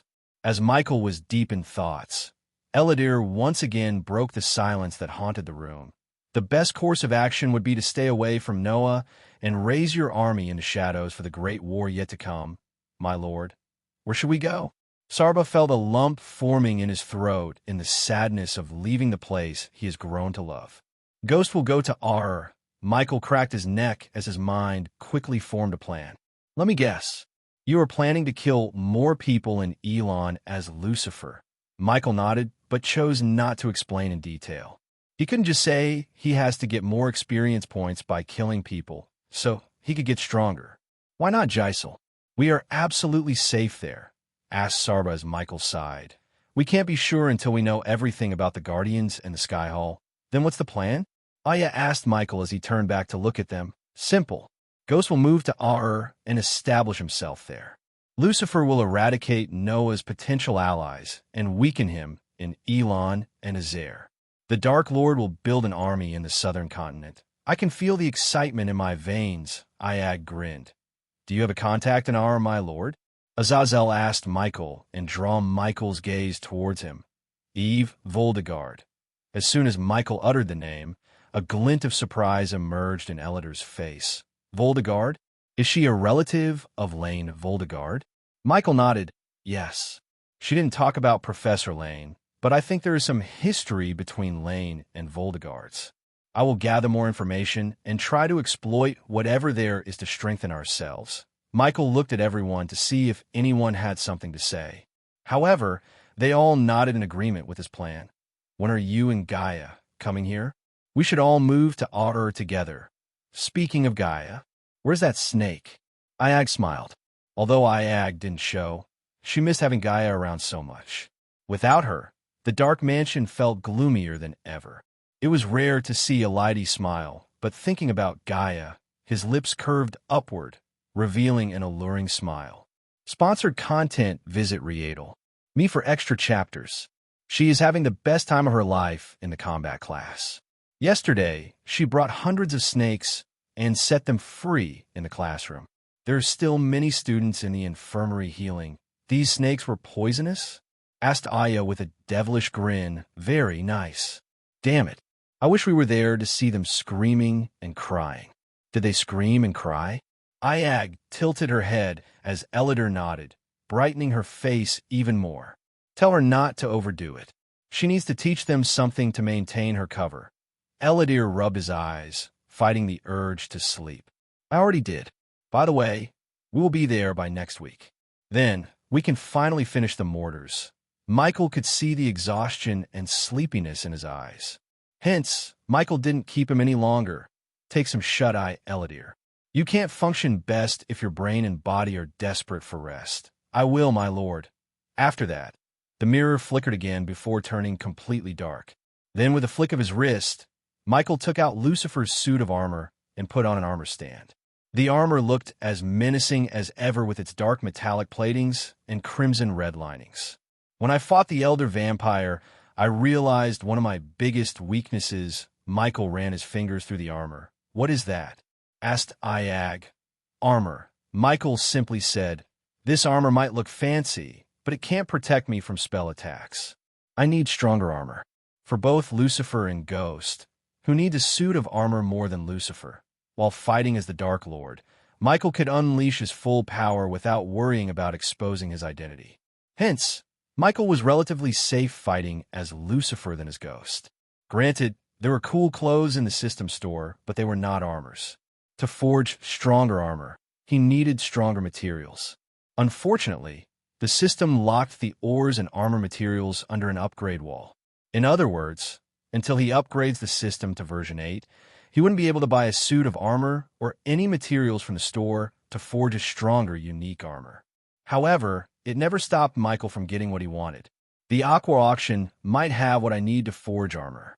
Eve said she knows some blacksmiths who are capable of forging any sort of armor. Also, we should recruit a loyal blacksmith. Our might be a good place to start looking for suitable candidates, Kane reminded Michael. To become a blacksmith himself, Michael would have to pay the system a whopping 700,000 badass points, and it would make him just a one-star blacksmith. However, if he found one with a blacksmith specialty, he could turn him or her into a 5-star blacksmith for 2 million badass points. Compared to alchemy, smithing was in a different realm. But, coupled with his inventor trait, Michael knew he would be able to create some nasty weapons that could change the tide of the war. Of course, Michael planned to become one himself in the future. But for now, recruiting someone else seemed like the cost-effective and plausible way. He wished Jack was here because Jack had all the requirements to become his personal blacksmith. His death was really a loss for Michael. Loyalty should be the key here, Sarba said in his soft voice as though he read Michael's mind. I'm pretty sure we can find a desperate dwarf who would be willing to become the Dark Lord's subordinate in our... Michael devilishly grinned. Excitement rushed through his veins, thinking he was finally going to Ar, the most powerful continent of all. My lord, suddenly Azazel called him as Michael turned around. Today is the day we asked Miss Peyton to meet you in Maven. Oh, the assassination of the Alpha Guardian. I almost forgot about that. But you haven't killed her yet? I asked Michael. I will. Let's go meet Peyton, shall we? Michael willed the system to equip his armor as the suit of armor vanished from the stand and appeared on Michael except for the last piece, mask. It appeared in Michael's hands as he slowly put it on his face. Where are we going? Asked Sarba as they flapped their tiny wings to take off from the bed to Michael's shoulder. To the crypt, Michael activated the runic teleportation, and the next moment, he just vanished into thin air, leaving Azazel behind. Chapter 516, Tenalia's brutal death under the sky of perfect midnight velvet, under stars so brilliant they drew the eyes heaven-bound. The music softly played by crickets and the ever-expanding ocean in front of Tenulia made every second waiting for the vampire she was supposed to meet a beautiful yet heart-beating experience. She gazed at those bright friends of the moon and their pattern that seemed so fixed and yet ever-changing while the waves gently brushed over her feet. Her silver robes, adorned with golden engravings, fluttered in the wind, dancing to the rhythm of the sea along with her striking golden hair. It had been an hour since Tenulia arrived at the marked location on the parchment she received from mysterious vampire. As far as her eyes could see, there was nothing but the ocean and an empty beach void of any life signs, except a boulder 20 or so meters away from Tenulia.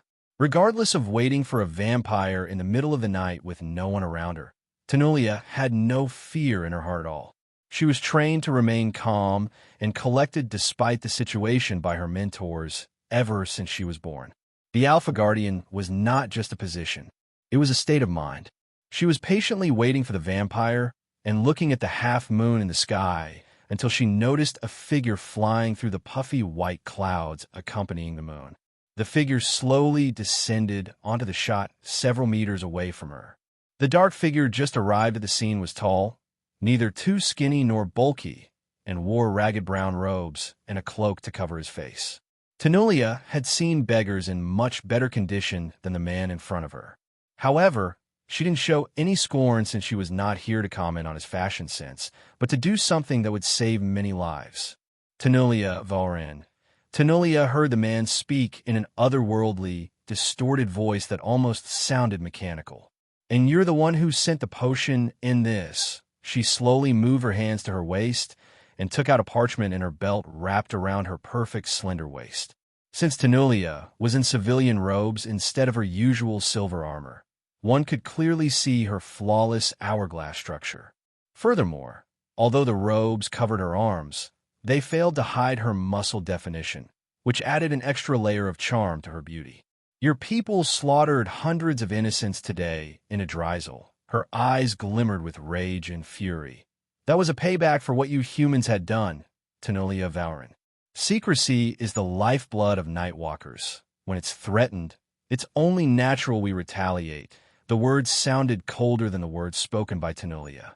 Name your price for curing Tiriana. Tenulia didn't beat around the bush.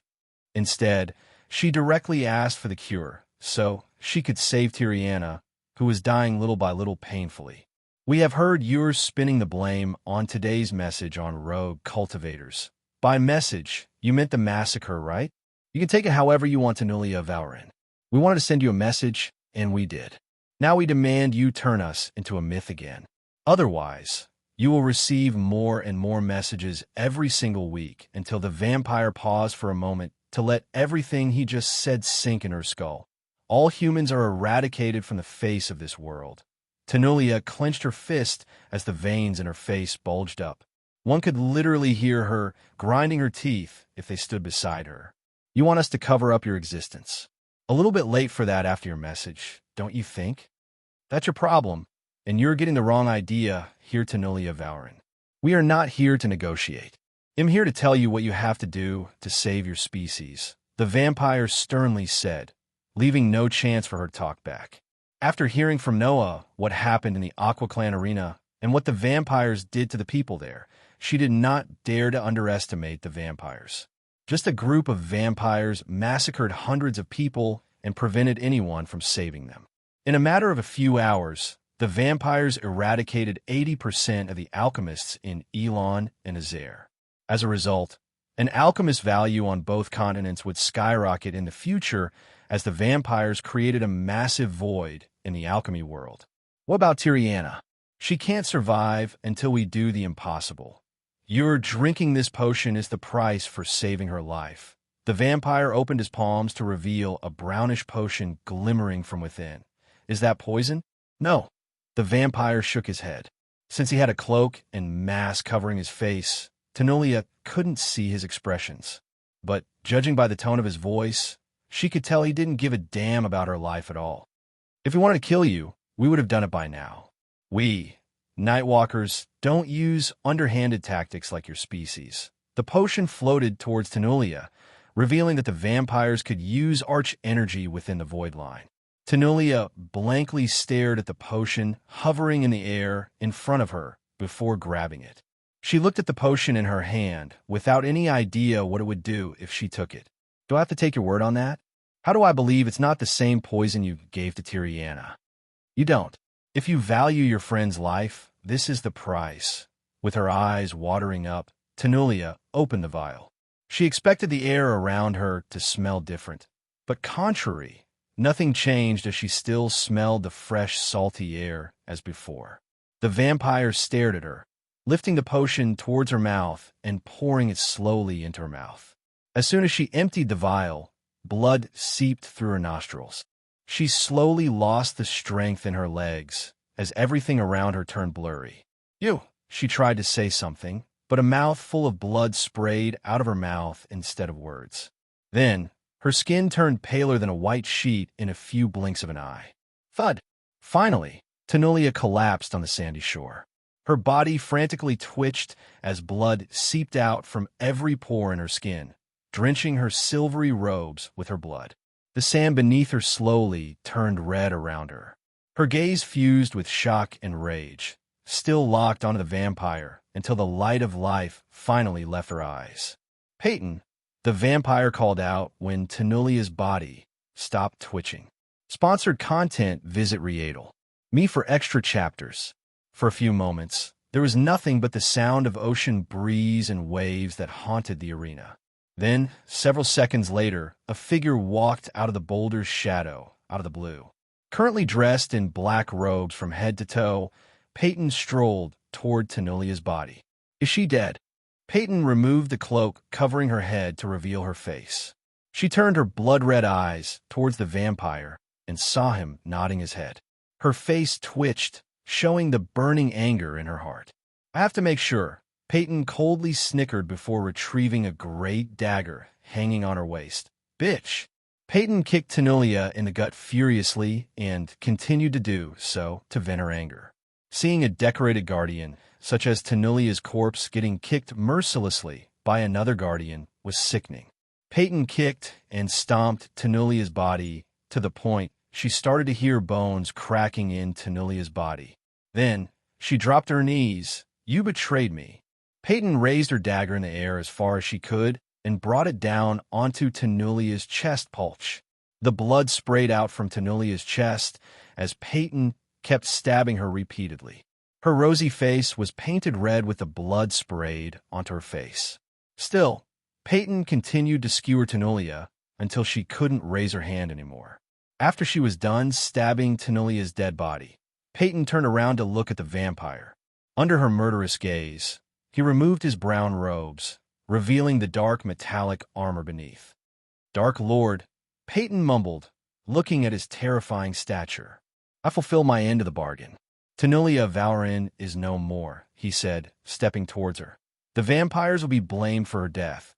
Peyton sensed his voice changing from mechanical distorted to cold, demonic voice.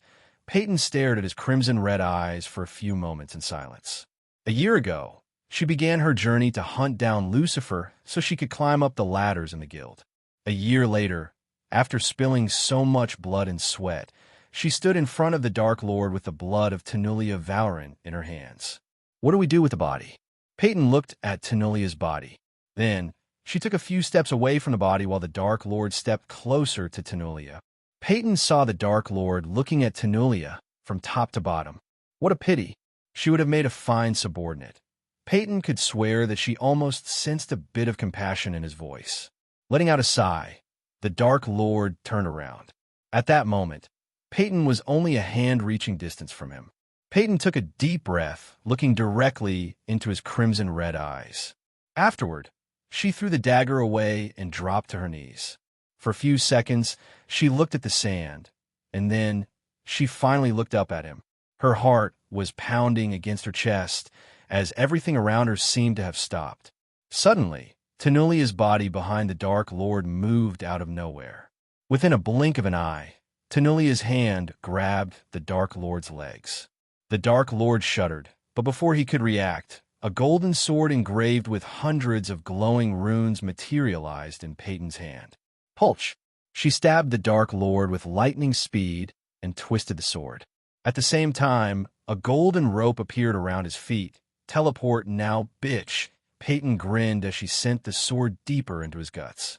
Chapter 517, Capturing the Dark Lord. As soon as Peyton stabbed the Dark Lord in the guts, and Tenoulia, who pretended to be dead, cuffed him with a chain of Valhalla, a gigantic warship, aka the Floating Fortress, appeared out of the blue in the sky.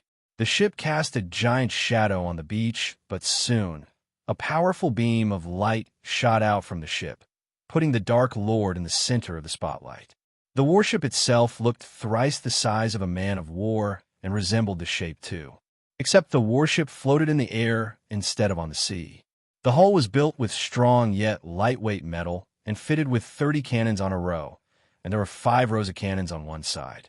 The glistening blue light of the half-moon reflected on the ship's silvery hull, making the ship look like a giant gem in the sky. In addition to the massive foremasts fitted with golden sails, the ship was equipped with giant propulsors in the back to fly the ship and easily maneuver it in the sky. A statue resembling Tenoulia was the figurehead, as a wolf head was engraved onto the hull and the sails. The warship functioned as Tenoulia's headquarters in the southern continent. Aside from its domineering look, the ship had many powerful weapons and functionalities. For example, the ship was equipped with camouflaging runes, which was why the ship remained undetected above their heads. Since there was no arch energy in the atmosphere on the southern continent, specialized runes and devices were designed to draw power from the moonlight and heat produced by burning a ton of coal. "Get 'em up!" Peyton shouted at the sky as the ship's belly opened up, releasing a floor panel attached to ropes. When the wooden panel hit the ground, Peyton grabbed the Dark Lord by his neck and moved him towards the wooden board. While walking, Peyton twisted the sword more to inflict maximum pain on the Dark Lord. But, considering the sword would release a potent paralyzing poison into the bloodstream of its victim, she wasn't surprised to see Dark Lord moving without struggling. Peyton and Tenoulia were glad to see the sword and the chain of Valhalla working on the Dark Lord. Although they were forged by the best blacksmiths and enhanced by 6-star rune masters of Skyhall, the two had doubts. The last time they managed to catch the Dark Lord, he knocked them out and teleported away. "Reel us in," Tenoulia shouted as the wooden panel slowly moved upwards. A couple of minutes later, they finally reached the inside. The interior of the ship was brightly lit with golden chandeliers.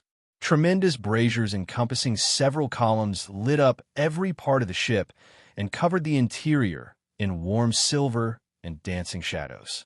The large mirrors on the embowed ceiling danced in the flickering light, while stone effigies and wolves looked down upon the granite floor of this majestic ship. Alpha Guardian, Guardian Captain, a group of highly trained elites of the Hunter Guardians was there to escort them to the interrogation room specially built to contain the Dark Lord. The 12 men were clad in silver armor forged with the same metal as the ship's hull. However, even the elites glinted with fear in their eyes when they saw the Dark Lord in person. Wasting no time, they escorted the trio through a hallway guarded by more armed soldiers until they reached an 8-foot door made of copper. From where they started their journey to the door decorated by banners and lit with golden orbs that illuminated the paintings of elven men and women below them. Creak! The 3 guards leading the escort pushed open the copper door to reveal an empty room surrounded by white walls. There was only an oak table, 2 chairs on one side, and 1 metal chair on the opposite side of the table. Michael was stunned by Peyton's betrayal. But, more than betrayal, it seemed like a carefully elaborated plan. While watching the interrogation room and the glass on either side of the room reminded him of the interrogation rooms of Earth's law enforcement. The sword was still stabbed in the guts, and Peyton made a habit of twisting the sword every 10 seconds. Sit your ass down. Peyton punched the Dark Lord in the face before pushing him down on the metal chair. As soon as he was forced to sit on the chair, the elite guardians entered the room with more golden chains and tied the Dark Lord to the chair as tight as they could. His hands were tied to the back of the chair, while his legs were tied to the chair's legs. Additionally, they put a jade collar around his neck, and the moment the collar touched him, it glistened brightly. Leave. Tenulia ordered the elites as they quickly left the room, leaving Tenulia and Peyton in the room with the Dark Lord. At last, Peyton let go of the sword's hilt and went to sit beside Tenulia on the chair facing the Dark Lord. But the sword was still glowing and sticking out his guts, though. Blood bags and retractable dagger.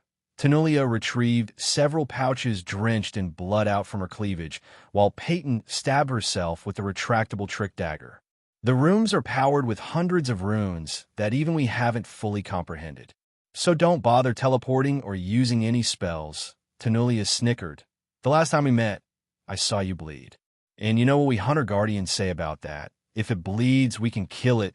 The elites who were witnessing the interrogation through the window couldn't feel proud of what they had achieved. So it was all an elaborate plan to catch me. The Dark Lord asked Tenulia and Peyton for a moment. Tenulia and Peyton looked at each other. She then patted Peyton on the shoulder. She's the one who came up with the plan. Never in her entire life had Peyton gone through such a burden as she did to catch the Dark Lord. But at that moment, looking at the Dark Lord on the prisoner's chair, she felt the pain was worth it. Tenulia turned her gaze from the Dark Lord to the windows, which were one-way mirrors.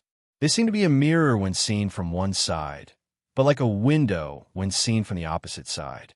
The Alpha Guardians used the windows disguised as a mirror for surveillance. Bring me the crate. A few seconds after Tenulia ordered, the elite's hole were standing on the mirror's other side. An elite guard entered the room, carrying a wooden crate. Thud!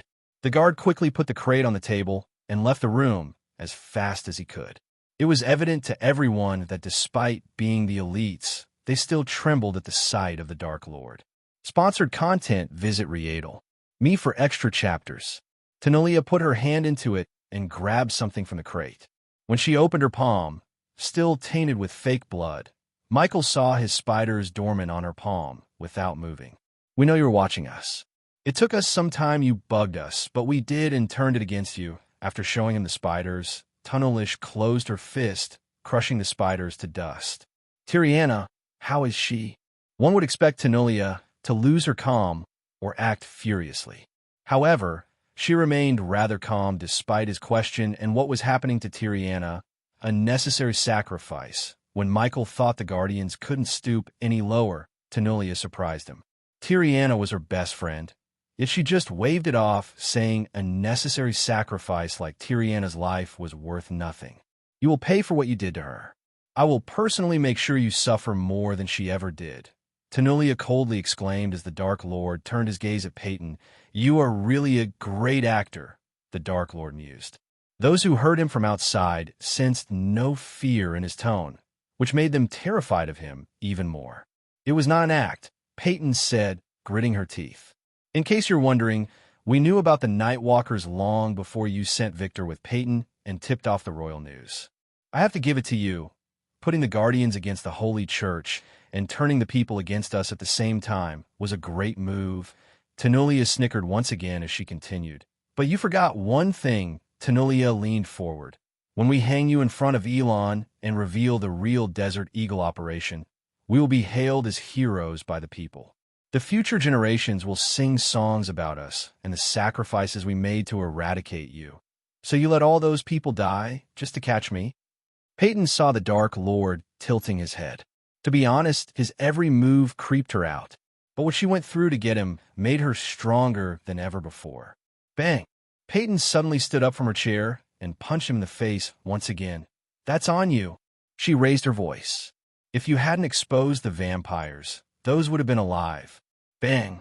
Tenulia let Peyton punch him again and didn't bother to stop her. As far as Tenulia was concerned, Peyton deserved to torture him because of what she went through to get him. However, a few punches to the face were nowhere closer to what he truly deserved. Victor was outmanned inside the Nightwalkers. We were getting so much information about them and how they operate. But, unfortunately, because of you, we lost a valuable asset who could have tipped us about the attack in Adrizel. Peyton snarled at the Dark Lord. Except for Peyton, Tenulia, and Tiriana, none of them had any idea about Victor's true origin. He was a Guardian spy, and now Michael had killed him. Meanwhile, the elites outside saw Zanali strolling toward them. When she arrived at the mirrors, her eyes went wide in shock. Her entire body felt shivers looking at the dark figure sitting opposite Peyton and Tenulia. Is that? Her voice trailed away in utter shock. Yes, Guardian Captain. That is the Dark Lord. Chapter 518, Unmasking the Dark Lord. Suddenly, the Dark Lord burst in a creepy laughter. His maniac laughter echoed through the room and sent shivers down the Guardian spines. Your bullshit doesn't work on me, Elf. I can see in your eyes. You know about the attack long before I exposed the vampires. The only difference is because I exposed them, the vampires left some people alive so they could spread the message. Otherwise, it would have been a complete massacre with no survivors to tell any tales. Zanali was startled by his words. There was no way the Alpha Guardian knew about the attack and did nothing to prevent the killings. So many people, including Nagas in their human forms, were killed in the arena by the vampires. Tenulia creased her brows as he continued. You were planning to catch the Elder Vampire, but you didn't expect the Dark Net to be so problematic to break. Now that your incompetence backfired and caused so many lives, you're trying to pin it on me. Pin it on Lucifer or the Dark Lord as usual. Peyton heard the Dark Lord snicker. He leaned back on the chair and played beats on the table casually. We'll catch the vampires, just like we caught you. Tenulia clenched her fist only to see the Dark Lord snicker again. At what cost? You two are responsible for more deaths than me, and you people call me the Dark Lord. He turned his head to look at the mirror. The elite guardians, and Zanali felt as though he was looking at them. I wonder what your future Supreme Guardian has to say about your plan. For the first time, a shock emerged on Tenulia's face. She stared at the Dark Lord without batting an eye. Noah Winston. I know all about him. Tenulia Valorant. Bang. As soon as he spoke these words, Tenulia kicked her chair backward and lunged at him over the table. She grabbed his shoulder and punched him without pulling her punch. But the Dark Lord kept laughing as though he heard a joke. His laugh became creepier by the second, and many Guardians wanted it to stop. Alpha Guardian, the latest in Corsodies are on Underskuda website. After seeing Tenulia punching him for the 50th time, Peyton softly called her to stop Tenulia. Although they suspect the Dark Lord was not a human and possessed inhuman strength and power, Peyton still didn't want to take his life before they could get as much information as possible from him. particularly about where he came from. The demon realm, or hell realm, was something which they knew frighteningly little. The last page's grimoire about the Dark Age and the Dark Lord mentioned something about a demon king of hell realm, and the higher-ups of the Guardian Guild suspected the Dark Lord might have some information about the Demon King. Unfortunately, the only information they possessed about the Demon King was a name, Hunter. Dictator with a badass system MC's name is also Hunter. What a coincidence. The higher-ups were none other than elders in the Sky Hall, but even the Alpha Guardians had no idea that the Sky Hall from the shadows controlled them. It doesn't know, and it will stay that way, Tenulia said before throwing one last punch at him. Her fist felt numb after punching him repeatedly. After we're done with you, we will see how your body is built. Starting from cutting open your throat, Tenulia threatened him, but he still kept laughing. You're a maniac, not a god, like some sickos claiming you are, Peyton growled. Seeing you hanged to death will make everything I went through worth it. Again, I wonder what your future Supreme Guardian has to say about your plan. Particularly the part where you endangered his little sister's life. Seeing Tenulia and Peyton remain calm, Michael slowly connected the dots and was truly surprised by them. They knew the vampires were going to kidnap her and force her to retrieve that key. Michael said to himself, if I am right, they are planning to kill the vampires after she retrieves the key. Then they will take the key from her. You should worry about yourself. Tenulia snarled at the Dark Lord. Set a course to Draddle. Elders will meet us there. Tenulia turned her head and locked her gaze with Zanali. Zanali nodded before leaving the interrogation room towards the ship captain. Because Zanali was a guardian captain, a couple of elites followed her behind. Meanwhile, in the interrogation room, Peyton and Tenulia each took a few parchment from the crate on the table and opened them. What am I thinking? Suddenly, Tenulia smacked her forehead. Remove his mask. I want to see who is behind that mask. Tenulia ordered Peyton as the elites standing outside the room took a step forward. At that moment, every pair of eyes were locked on the Dark Lord's face. The latest Underskurth Corsodies are on Underskurth website. Peyton stood up from her chair with a nod, strolled to the Dark Lord, and came behind him. First thing, she removed the cloak covering his head, revealing raven black hair. It seemed like Peyton was doing everything in slow motion to the elite guardians. His smooth raven black hair was long enough to reach his neck. After removing the cloak, everyone could see the black skull mask on his face clearly. Michael had difficulty controlling the urge to kill Peyton and Tenulia then and there. However, he was unable to send his sword through their heads personally. As Michael was watching Tenulia and Peyton, the latter grabbed his skull mask. The Guardians felt their heartbeat rapidly increasing, including Peyton. Time to see how you look behind the mask. Dark Lord. Peyton snickered as she slowly pulled up the mask to reveal the Dark Lord's face. They all felt a chill running through their spines as soon as his mask came off. His face was decayed with several cracks in his face.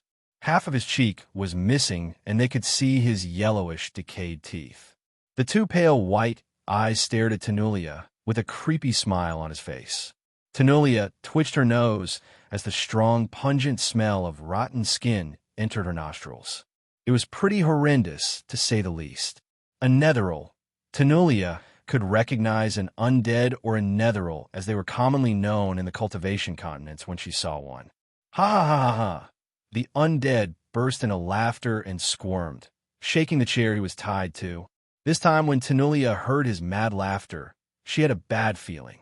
H! The undead abruptly cut his laughter short and opened his mouth as wide as he could. When Tenulia looked into his mouth, she noticed something glowing inside his mouth. Before she could guess what that was, the undead spits the glowing rock onto the table. The elites immediately leaped away and curled into a ball, thinking the rock was going to explode. For some reason, the first thought when they saw the rock was that it might be a bomb. Tenulia stared at the jade rock on the table, while a bright light inside the rock pulsated in regular intervals like a heartbeat. None of them had an idea about the rock until a bright light shot out of the rock to the wall behind the undead. The bright light slowly turned into a figure resembling the Dark Lord, but the Dark Lord before they unmasked him. Dark Lord. The undead uttered the word as Peyton felt her entire body go numb. TSK, TSK, TSK, Peyton, Peyton, Peyton, the Dark Lord projected on the wall, amused. The elites slowly managed to grasp the fact that the undead wasn't the real Dark Lord. But Tenulia was smarter than the rest. Hence, she realized the truth. The Dark Lord had played them. Visit. For the best known FNG experience, where is Tiriana? The Dark Lord asked as Tenulia quickly scanned everything around the Dark Lord. But no matter how hard she looked, she couldn't see anything but darkness around him. A few elites outside quickly made their way to Tiriana's room without waiting for Tenulia's orders. Instead, they were trained by Tenulia and worked under long enough to sense her thoughts. Here she is. In the dim red light, Tenulia saw the Dark Lord pulling something from his side. Tiriana, Tenulia muttered, looking at Tiriana in the Dark Lord's hands. He grabbed Tiriana by the neck as she squirmed to escape his grasp, but to no avail. A necessary sacrifice. The Dark Lord calmly said in his demonic voice. Then he turned his head to look at Tiriana. Boom. The elites gasped in shock as Tiriana exploded into a bloody mist in the blink of an eye. Peyton stumbled back, seeing Tiriana's sudden yet horrifying death. On the other hand, Tenulia clenched her fist as her nails protruded the skin, making her literally bleed. After Tiriana exploded into blood-red mist, they saw nothing but red until the Dark Lord swiped off the blood. The Guardians who went to look for Tiriana returned to the area and pushed open the copper door. Tiriana is not in her room, Alpha Guardian. The two armored guards had no idea that Tiriana exploded to death just a few moments ago. Boom! Tenulia raised her hand as a powerful gust of wind blasted away the two guards. I thought you were fine with her dying, Tenulia Valrin, the Dark Lord said, tilting his head. He sounded amused by the anger in Tenulia's eyes. Not a good feeling, is it? Realizing your whole plan is just a colossal failure. Ha ha. He laughed, shocking everyone. Your elders have been wetting their pants for thousands of years because of me. A simple thought of me gave them nightmares. Did you really think that two bitches could catch me? His voice became colder and murderous. He then took a step closer as they saw his face closer on the projected screen. Slowly, his crimson-red eyes became dark as Tenulia saw his eyes flaming up. Under their gazes, he raised his hand and kept his middle finger and thumb together. Visit. For a better user experience, Peyton, when you thought you were playing me, you forgot something really important. Peyton's mind went black as she walked backward in fear. I am the Dark Lord. He snapped his finger as the entire white room turned red with Peyton's blood. The Guardians gasped, realizing that Peyton exploded into a bloody red mist just like Tiriana with a snap of his fingers. Chapter 519, Destroying the Guardian Headquarters. As soon as the Dark Lord painted the walls with Peyton, the elites immediately rushed into the room to protect Tenulia. All of them were still boggled by Peyton's death. They had no idea how he killed Peyton without even laying a finger on her. He snapped his finger, and she just exploded in the blink of an eye.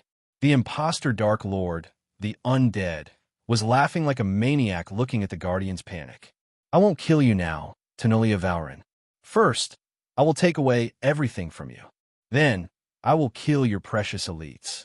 Only when you wish for death, I grant you your wish. Although the elites surrounding her were trained to be fearless warriors, they all feared for their lives deep down. Besides, the armor the Under was wearing kept releasing fear toxin in the air. Thus, everyone who breathed in the air felt fear clutching their hearts. Michael planned everything to the last detail. Boom! Tenulia felt hot blood splashing on her yet again as an elite guardian exploded. The empty silver armor he wore hit the ground with a sickening thud. We have to go, Alpha Guardian. Ha! The undead laughed as the elites tried to take Tenulia away from the room. However, she did not even budge an inch from the room. Once again, Michael raised his hand, making the Guardians' hearts pound against their chests. Boom! Michael snapped, and, just like before, a Guardian exploded from within. At that moment, the entire white room turned red, and blood oozed out of the walls and ceiling. Not only the walls, but also Tanulia herself were drenched in blood. Her rosy face was covered by the blood of Peyton and 2 elite guardians. For the first time in her life, her mind went blank.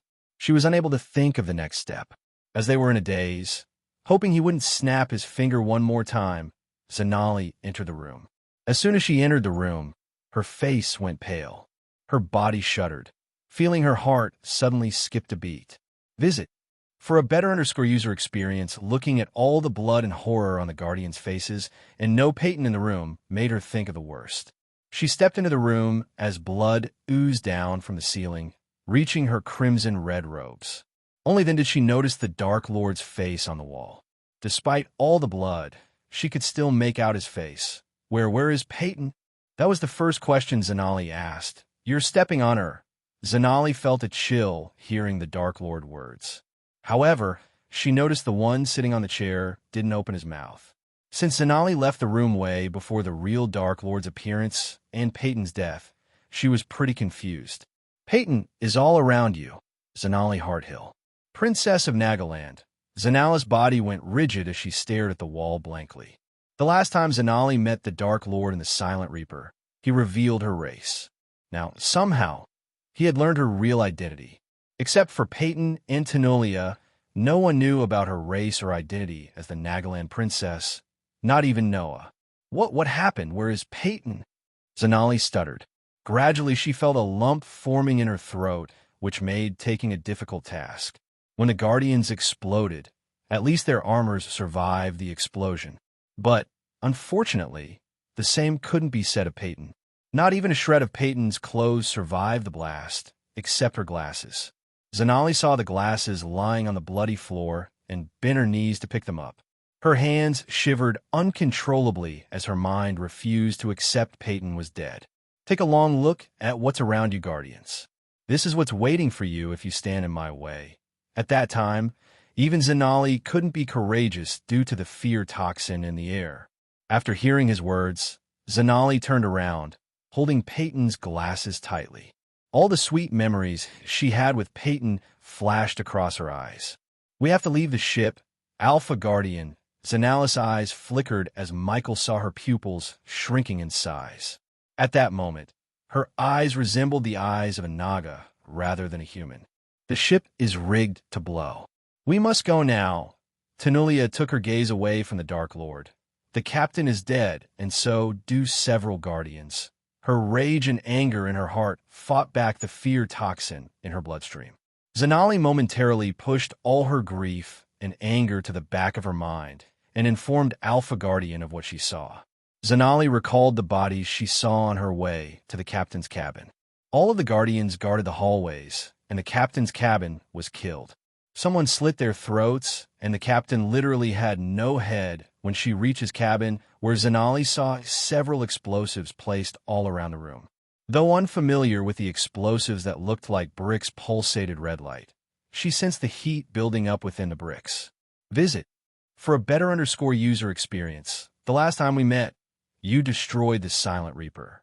So now it's payback time, bitch, Michael snickered as he snapped his finger. The Guardians shuddered, but unlike they expected, none of them blew into a puppy red mist. Instead, the room the Dark Lord was standing in lit up. He was standing in a room with several world maps hanging from the walls and an oak table just a meter behind him. On the other side of the oak table sat a headless corpse that Zanali had seen a few minutes ago. He is in the captain's cabin. Tanulia immediately recognized the room. Alpha Guardian. The remaining 3 Guardians tried to stop Tanulia, but they were pushed away by her. Then on her way out, she grabbed the glowing sword sticking out of the undead's guts. Ha ha ha, Pulch! Tanulia swung the sword and cut his head clean off of his shoulder. Then she strolled out of the room and didn't seem like anyone could stop her. Her eyes were bloodshot with anger. Boom! Suddenly, they heard a loud explosion as the ship trembled violently. Soon the ship tilted sideways, boom. The explosion went off again. This time, the Guardians and Zanali were thrown off balance. The explosion sound continually rang in their heads, and soon, the howling sound indicated the hull breach. Immediately, Zanali grabbed the jade stone lying on the floor before stumbling out of the room while holding the walls for support. "Get out of here!" Zanali shouted at the elites following her behind. The lights flickered for a moment before ultimately going out. Then, the place turned dark as the emergency lights lit the hallway in a dim crimson red.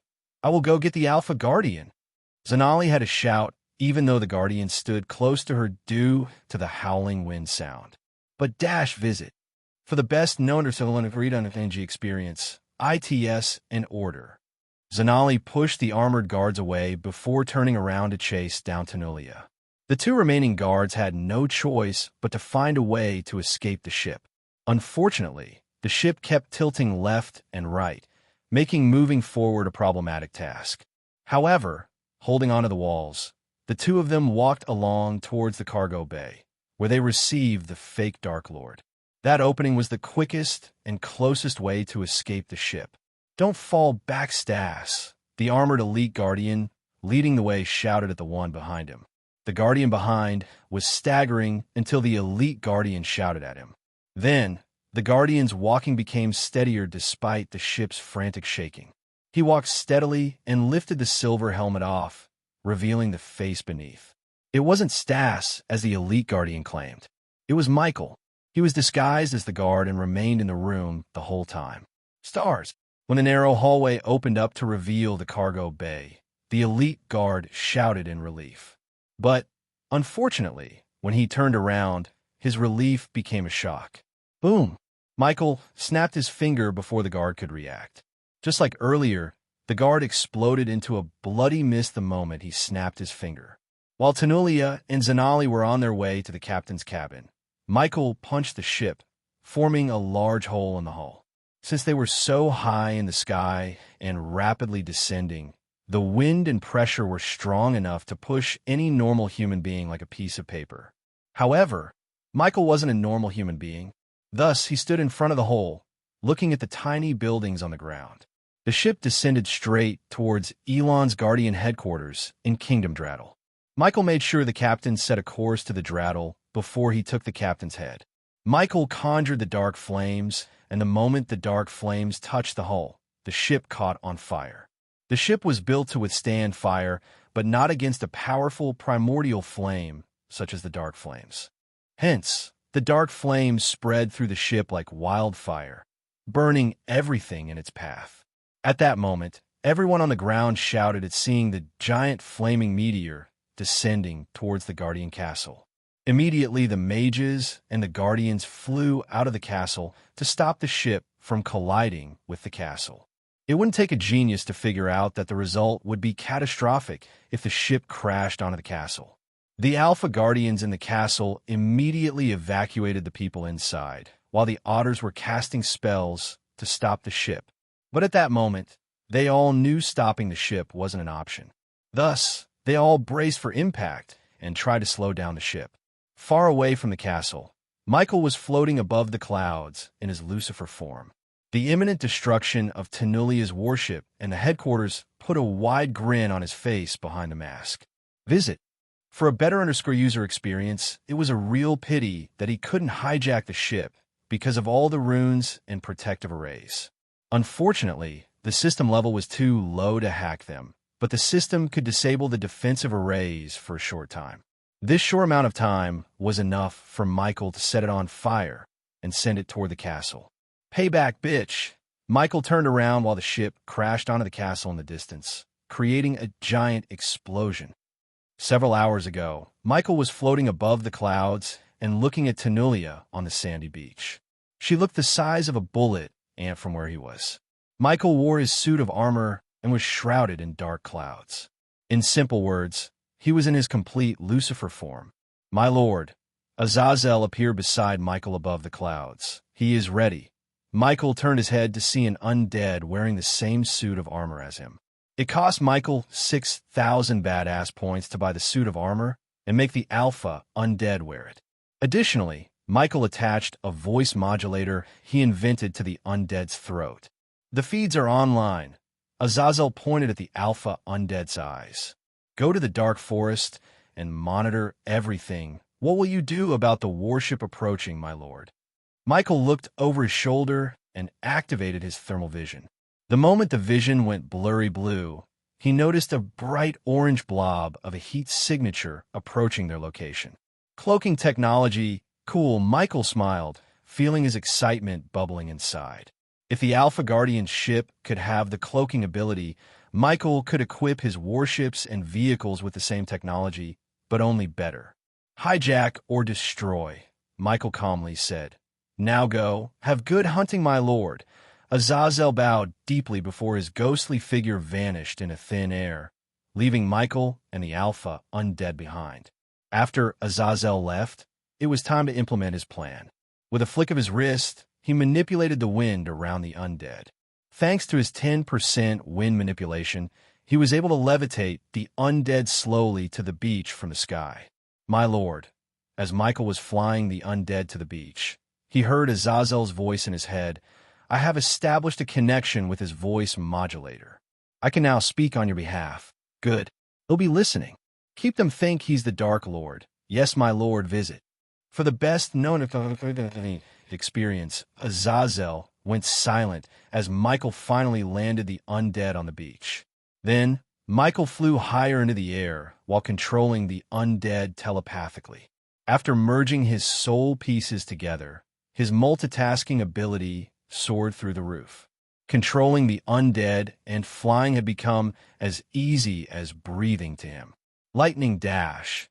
Michael flew at the invisible warship, leaving a dark trail in the sky. His speed had reached the point that when he flew away, he left after images of himself in the sky that lasted for a couple of seconds. In a few breaths of time, Michael arrived above the warship. He activated the thermal vision to see several guardians guarding the upper deck. They all wore metal plate armor from head to toe. However, when Michael disabled the thermal vision, the guards disappeared from his sight. So they also have the ability to use cloak. I need to get my hands on one of those armors. He already planned to disguise himself as a guard, but looking at the armor's ability to turn invisible, he decided to take it for himself. At that moment, there were 4 guardians patrolling the upper deck. Since the ship was Tenulia's headquarters, only the best of the best resided on the ship. Eladir, looking at the invisible ship floating through the clouds, Michael established a connection with Eladir. Can you the warship? Michael broadcasted what he saw to Eladir's mirror through the interlinked spiders and mirrors. I'm not familiar with this vision. Can you place the rune I put in the space ring onto the ship's hull? It made sense that thermal vision was new to Eladir. Therefore, Michael nodded and waited for the soldier patrolling the ship's quarterdeck to turn around. Then the moment the soldier turned around, Michael dived down until he reached the ship's back, but he didn't touch the ship. You cannot make contact. Put this blue rune on your hands. It will temporarily prevent the ship from activating its defense arrays. The ring in Michael's middle finger let out a dim glow, indicating that Eladir, who had the interlinked space ring, added something into the space ring. Michael sent a sliver of his arch energy to access the ring and retrieved a golden parchment. When he opened the parchment while still floating behind the ship, he noticed a blue rune that resembled an eye glowing on the parchment. Touch the rune. As soon as Michael touched the rune turned into glowing blue dust and settled on his palm, forming the rune on his dark gloves. With the glowing rune in his hand, Michael touched the hull. Immediately, Michael had a cold chill all over his body. Now place this rune on the ship. Once again, Michael retrieved another parchment from his space ring. This time, there was a rune in the shape of a fire symbol burning in the parchment. Like before, when he touched the rune, it turned into glowing crimson-red dust, floated to his right hand, and formed the rune on his palm. Creek. The latest _corsodies are on the website. Michael heard a muffled creaking sound coming from his ship when he placed a rune on the ship's hull. They did an acceptable job, I think. But my runes are better.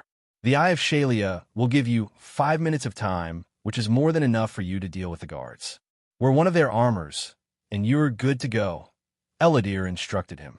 Although Eladir heard that Michael was a hitman on Earth, he had no idea how skilled Michael was. Way ahead of you, Michael already planned to wear one of their armor. Now, with a glowing blue rune, which was apparently called the Eye of Shalia, Michael climbed the ship carefully. Even when he was wearing heavy armor, Michael was extremely nimble. He climbed the distance of 20 meters in a minute. Then when he reached the deck, he looked up to see the guard leaning on the edge, watching the night sky. Michael was just a few inches beneath the guard, and if the guard looked down, he might see him. But before the guard could do so, Michael performed a ledge assassination by pulling the guard down by his neck and snapping his neck in a blink of an eye. Thanks to the system, he only had to pay 100 badass points, and the armor would appear around him. Otherwise, he had to remove the armor from the soldier and wear it piece by piece, which would take time, and in that time, other guards might notice their colleague missing. Michael dropped the naked soldier down and climbed up the ledge as one of the guardians. After he had equipped the armor, he felt a vague connection with the armor. He closed his eyes for a moment as his silver armor flickered a few times before turning invisible. But of course, it wasn't a perfect cloak. One could see the distortion in the air due to light refraction. He was confident enough to perfect the cloak with the help of Eladir, the system, and his inventor skills. The only thing Michael lacked was a blacksmith skilled enough to forge worthy armor. Michael killed one of the 4 guardians, leaving 3 guardians on the deck. One guardian was standing near the main sail post while the other 2 guarded the ship's front. Despite the cloak, the other soldiers seemed they could see through the cloak. Otherwise, the soldier wouldn't have nodded at Michael, who was invisible. Michael nodded back while looking at the soldier closely. The armor protected the whole body by covering head to toe.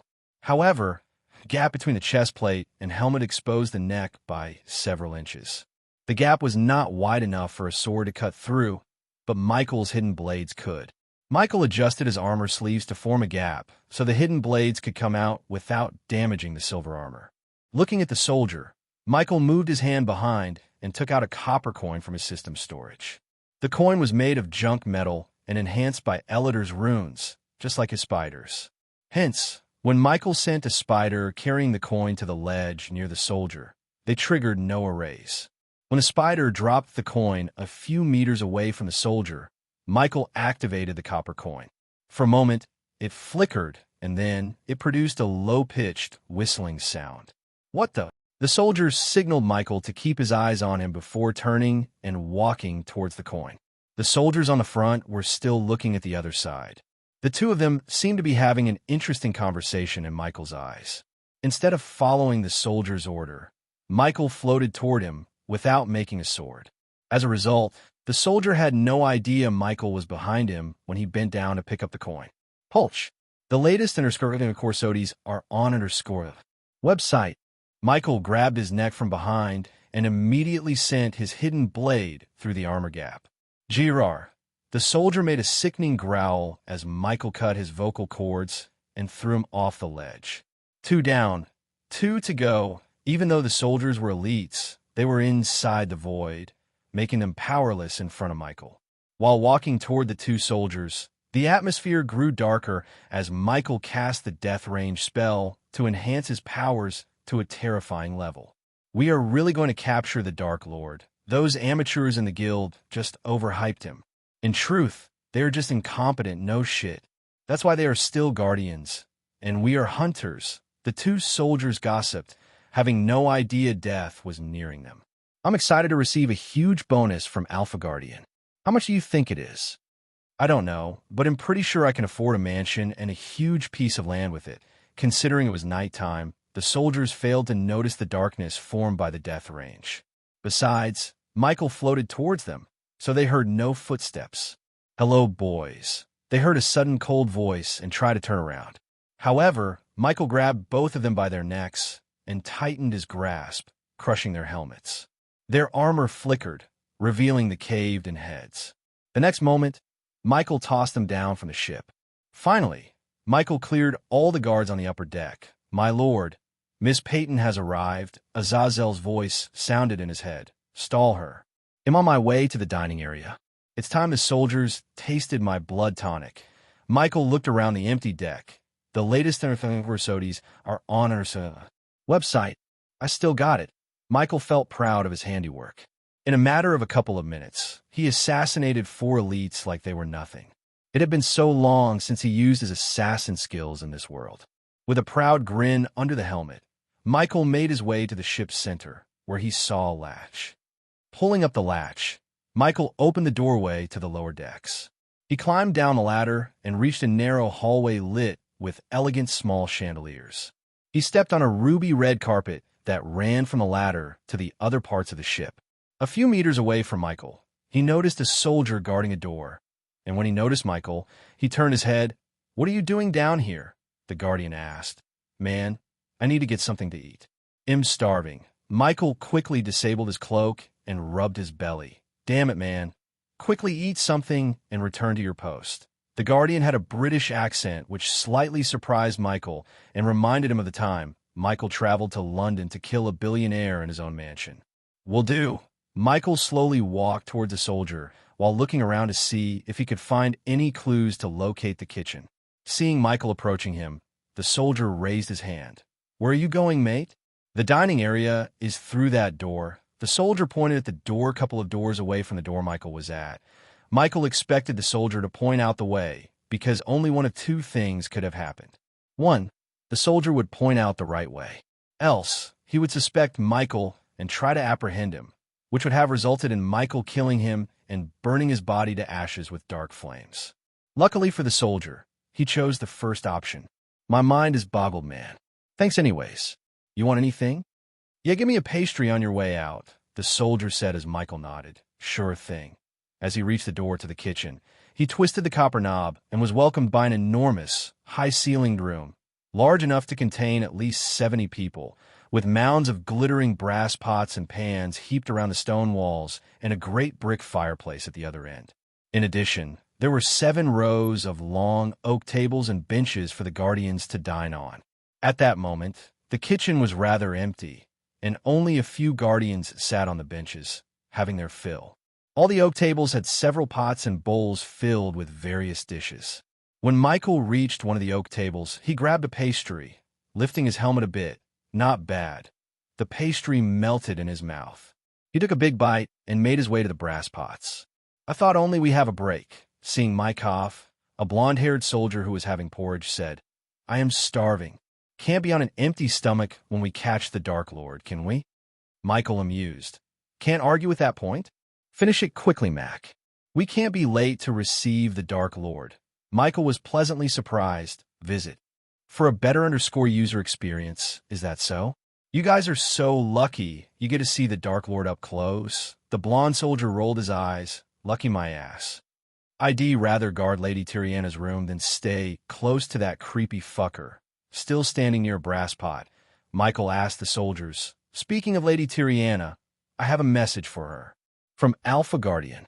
I need to get that to her ASAP." "Then what are you doing here?" "Lady Tyriana's room is on the other side." Another red-haired guardian with a long cut across his tanned face spoke in a thick accent. "I will go. After I taste this baby." Michael pretended to take a long whiff of the aroma from the brass pot before him. "You guys tried this?" asked Michael, ignoring the red-haired man. "What's in there?" asked another soldier. Meanwhile, Michael controlled the spider he used to distract the soldier to crawl through the hallway. Fortunately, Michael found a map of the interior on the wall. It made sense to make a painting of the map and hang this on the wall for the soldiers to navigate through this giant ship. Chicken soup. What the hell? Let's have a taste, shall we? Michael grabbed 5 ceramic bowls from the table beside him and filled them with the chicken soup while showing his back to the guardians. With fast and precise movements, Michael took out blood tonic, which was a muddy brown potion, poured it into the bowls, and turned around. The brown potion quickly became colorless and blended with the chicken soup. "Here you go, guys." Michael memorized the map as he put the bowls on the table. "You should go now," the red-haired man coldly said after Michael took a sip of the soup. Okay, Jeesh. You're aiming for Employee of the Month or something." Michael's words made the others chuckle while Michael grabbed a bunch of pastries.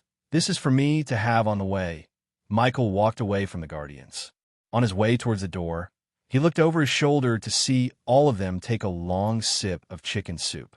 When he came out of the kitchen, he quickly took out another blood tonic potion and drenched them in the potion. For a moment, the pastries looked wet, but soon they regained their usual crispy texture after the pastries absorbed the nanites. Then, Michael navigated through the hallway according to the map, and on his way, he handed over pastries to the guardians patrolling the hallways. Only then did Michael realize how hungry these soldiers were. It didn't even take any effort to make them eat the pastries. The latest _courses are on the website. Is everything ready? As he was walking in the hallway, on his way to Tiriana's room, Michael saw Zanali escorted by 3 guardians walking towards him. Yes, Guardian Captain. Everything is in place. Good. I don't want any surprises. Suddenly Zanali turned her gaze away from the guardian beside her to Michael, who was standing in the hallway with a pastry in his hand. What are you doing? Despite the situation, Michael remained calm. For an assassin, it was paramount to stay calm, since panicking wouldn't solve anything. Hungry Guardian Captain. Michael sounded like an embarrassed more solid. Seeing him scratch the back of his neck, Zanali rolled her eyes. Plop. Surprisingly, she slapped his hand with enough force to make him drop the pastry in his hand. Return to your post before I make you have no post to return to, she growled. Yes, Guardian Captain. Michael turned his tone to sound apologetic, bowing his head. He remained, bending his back until Zanali walked away to a safe distance from him. What a colossal bitch! Michael looked at her figure disappearing before resuming his journey to Tiriana's room adjacent to Captain's cabin. All Guardians, be alert. The target has reached the loading area and is on its way to the interrogation room. All of a sudden, Michael heard a rough female voice echoing through the hallways. After navigating through the maze of a hallway, Michael finally reached a lavish wooden door flanked by 2 elites. The next door was also flanked by 2 elites, so, in total, there were 2 doors and 4 elites in front of him. It was kind of problematic since the 2 doors and Guardian were standing next to each other. Luckily for Michael, no elites were inside the captain's cabin and Tiriana's room. He could see Tiriana curling into a ball on her bed while the captain read the map on a table. Thanks to his thermal vision, enabled him to see through walls. Fortunately, Michael had the distracting copper coins and countless spiders in his storage.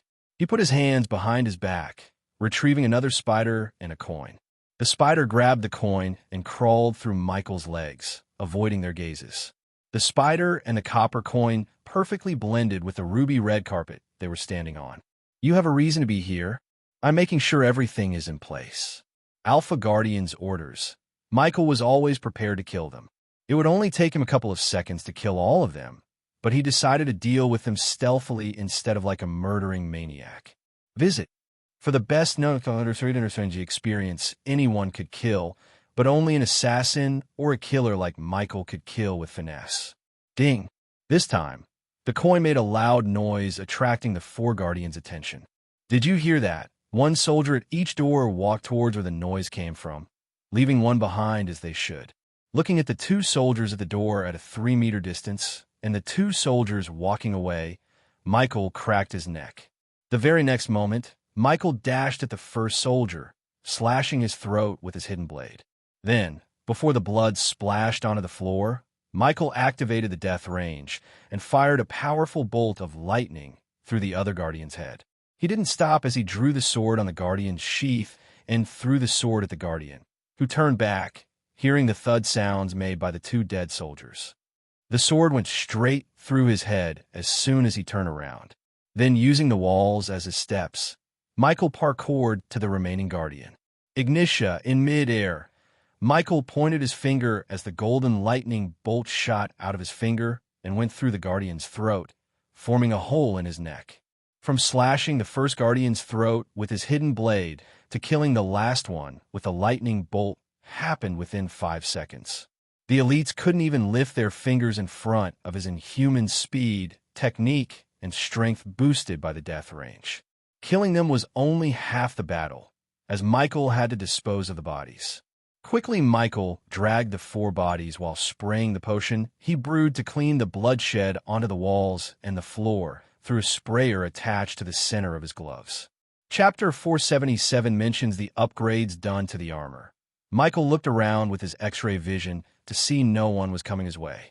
The captain in the cabin didn't seem like he heard a thing, as he was still reading a map. Instead of going into the captain's cabin, Michael decided to greet Tiriana. But when he touched the doorknob, he felt an electric shock system unlock the door for me. After seeing the golden runes on the room, he realized Tanulia placed runes on the door to protect Tiriana. The system requires 6,000 badass points to disable the runes. Do it, a bright light shot out of Michael's hand to the door. Then, the glowing runes dimmed out in a few blinks of an eye.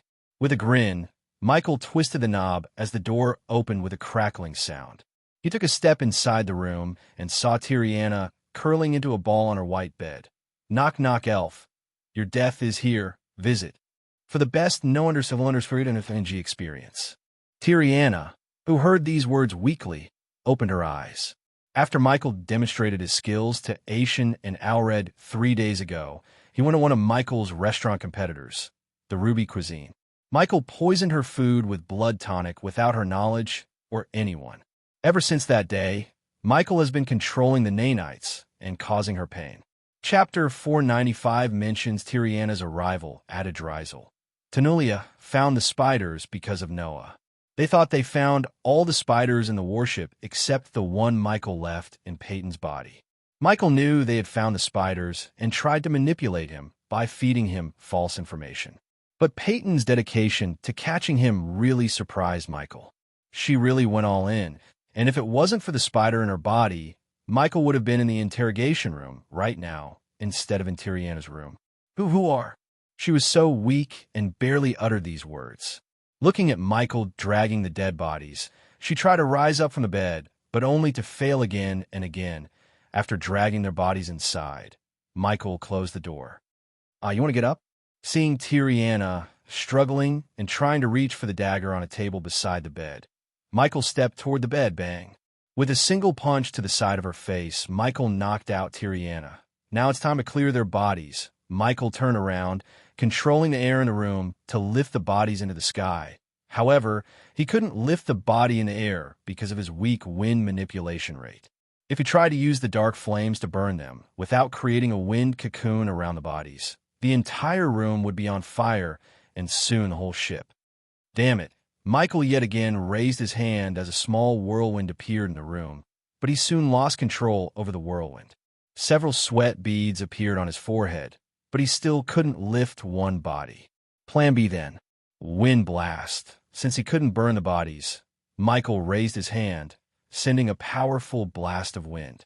The wind blast hurled the bodies under Tiriana's bed. Although it wasn't the perfect hiding spot, no one would find the bodies unless one looked under the bed. Besides, Michael didn't need to keep the bodies hidden for long. Come here, sweetie pie. Michael lifted Tiriana from the bed in his arms. His next destination was closer, the captain's cabin. While walking out of the room, he looked around with his X-ray vision. Fortunately, no one was approaching. Blood bags and retractable dagger. Tanulia appeared in the corner of his vision. He saw her through the spy cam in the undead's eyes. Bravo! Michael chuckled as he arrived in front of the captain's cabin's door. Standing before the door, he put down Tiriana on her feet. Bang! Visit. For a better user experience, Michael kicked open the door, startling the plump, bald man on the other side of the oak table. Move an inch, and I will break her neck. His face might be covered by the helmet, but it couldn't hide the killing intent in his voice. Who are you? The captain asked. Raise your arms in the sky.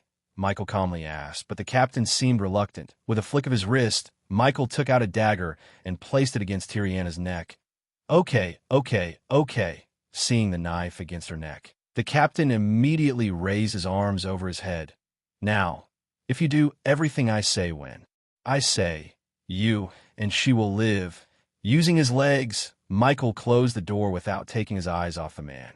You have no idea who you're messing with, the captain growled. Funny. I was about to say the same. Michel moved the dagger, pointing at the captain. Lightning dash instantly. A lightning bolt shot out his hand. The captain's body went rigid as the lightning bolt hit the wall behind him, just avoiding his head by a couple of inches. The captain stuttered in fear. Only one could use spells inside the void line, and it was the Dark Lord. Realizing the man before him might be the Dark Lord sent shivers running down his spine. He immediately began to tremble as he drenched his white robes with sweat. A rectangular box vaguely resembled a flight dashboard with several levers and colorful buttons a couple of meters behind the captain. Michael could see the endless crystal ocean outside through the windows above the console. Set a course to your headquarters in Draddle, where the next one goes through your head. Seeing the tiny lightning bolts dancing around his arm, the captain shivered. At that moment, the only thought the captain had was getting out of here alive. Unlike the rest of the ship, he wasn't an elite guardian. Tenulia hired him as the ship captain just a week ago, and if he knew he would be in the same room with the Dark Lord, he wouldn't have taken the damn job despite the handsome wage. He regretted leaving the Guardian Guild in a drizzle. Just don't kill me. The captain slowly walked backward, keeping his arms in the air. Don't give me a reason to, Michael calmly said. After reaching the dashboard, the captain pulsed the red lever and pressed some buttons on the dashboard. Visit. For the best notice experience. It's done. The captain turned around. Good. Michael nodded and stayed silent for a few moments. Meanwhile, in the interrogation room, Tenulia just unmasked the undead. It's showtime. Michael paid the system another 100 badass points. Soon, his silver armor faded into thin air, revealing his Lucifer armor. Instantly, the room lost all the light and grew darker. Now tell me, Captain, have you ever taken an innocent life? The captain was startled by his question, but, of course, he had taken innocent lives. During his visit to a village in a drizzle, he slapped a slave he bought from the southern continent to death because she refused to pleasure him. It was quite usual among the nobles, but he didn't dare to say anything to the Dark Lord. No, never. Fair enough, the captain sighed in relief. Though his relief only lasted a second, as Michael cast the wind blast, but manipulated the wind element to change the shape of the blast. He created a wind blade. It was his first time manipulating the wind element to transform the wind blast into a wind blade. His wind blade was surprisingly good enough to cleave the captain's head off his shoulder. The captain's headless body staggered around the room, spraying blood all over the room while his head hit the table with a sickening thud. He was lying. Michael told Tiriana as though she was awake. He moved on to put Tiriana on the oak table and took out a spider to record his message to Tenulia. After recording everything he wanted, he planned to send the feed to the mini projector he left in the undead's mouth. Tenulia would think it was a live feed. Still, in reality, it was a pre-recorded feed made by Michael to distract everyone. A few minutes later, Michael left the room, disguising himself as an elite guardian. The room was painted red with the captain and Tiriana's blood. To this moment, Tenulia had no idea her friend had exploded to death. Again, I wonder what your future Supreme Guardian has to say about your plan, particularly the part where you endangered his little sister's life. Michael watched Azazel talk through the voice modulator attached to the undead's throat while going to the interrogation room. Michael was curious to see Tenulia's expression, and he was surprised when he saw the calm look on her face. They knew the vampires were going to kidnap her and force her to retrieve that key. Michael said to himself, if I am right, they are planning to kill the vampires after she retrieves the key. Then they will take the key from her. Michael was more curious about the key now. The vampires were desperate to find it, and the Guardians also seemed interested in the key. What surprised Michael was that Tenulia hid the fact she was using Sabrina from Noah. Officer, Michael knew if Noah knew Tenulia put his sister in danger, he would put Tenulia through hell. But in case Michael knew Sabrina was his little sister, he would have massacred every single Guardian on the ship and gone straight for Tenulia's head. Wondering what might the key unlock, Michael navigated through the corridors to the interrogation room. Visit. For the best noticeable experience. Hey. When he arrived in front of the mirror, a fellow elite Guardian greeted him with a nod. None of them had an idea that the real Dark Lord was watching the interrogation with them. He stood with 4 other Guardians, while Zenali stood closer to the mirror a couple of feet in front of them. Gaia made him promise that he wouldn't kill Zenali. Otherwise, he would have killed her by now. And who are you, Cat? To others, only Peyton, Tenulia, and the undead were in the room. However, there was another figure who remained invisible. Even the elites failed to see him, as his invisibility cloak was much more powerful and better than the elite guardians. Michael saw his 7 feet figures via thermal vision. His figure vaguely resembled the tiger hybrid Jacoby he killed when Gaia returned from the Fire Realm. If his memory served him right, he might be the Black Panther beastman he saw while watching Tenulia's warship feed. Chapter 469 mentioned the Black Panther beastman. Michael had a feeling that he was here to protect Tenulia if this went south. Michael also noticed a medallion on her neck, radiating immense power. System scanned that medallion. As usual, the system asked for 2,000 badass points. In a couple of moments, he heard back from the system. The system has finished the scan.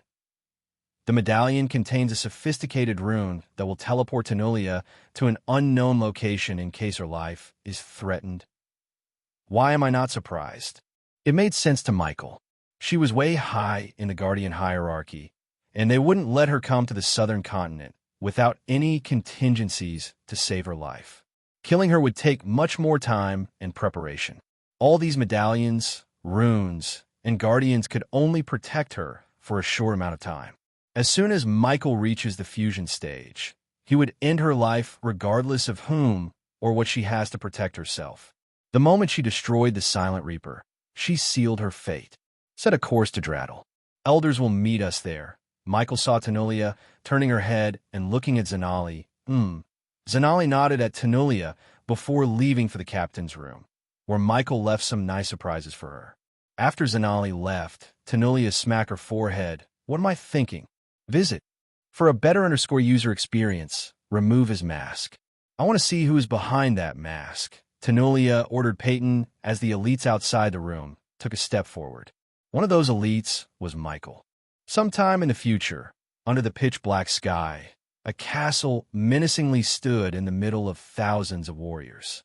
The sky was lit by the hundreds of fireballs, lightning bolts, and meteors sent by the mages down and in the air.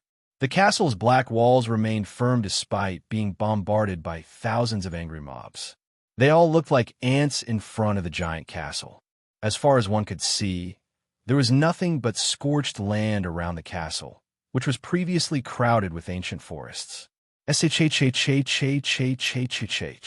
Suddenly, as they were sieging the castle vibrated, resonating an ear-piercing howling sound. Boom!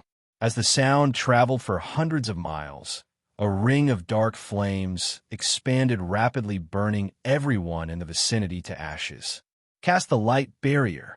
The hundreds of mages in white robes shouted as loud as they could and formed a human chain around the castle. Then, they all raised their staff towards the sky as it slowly split open to release a bright white light. Just as the bright light was coming from the sky, a dark mist surrounded the castle, turning the surroundings darker than before. At the same time, thousands of warships were approaching the castle on the horizon. The staff of the mages began to radiate a dim light on the ground. Soon, the dim light weaved a shield in front of them. When the dark flames met the shield, its movement was halted. The dark flames tried to push through the force field as cracks formed in the white shield.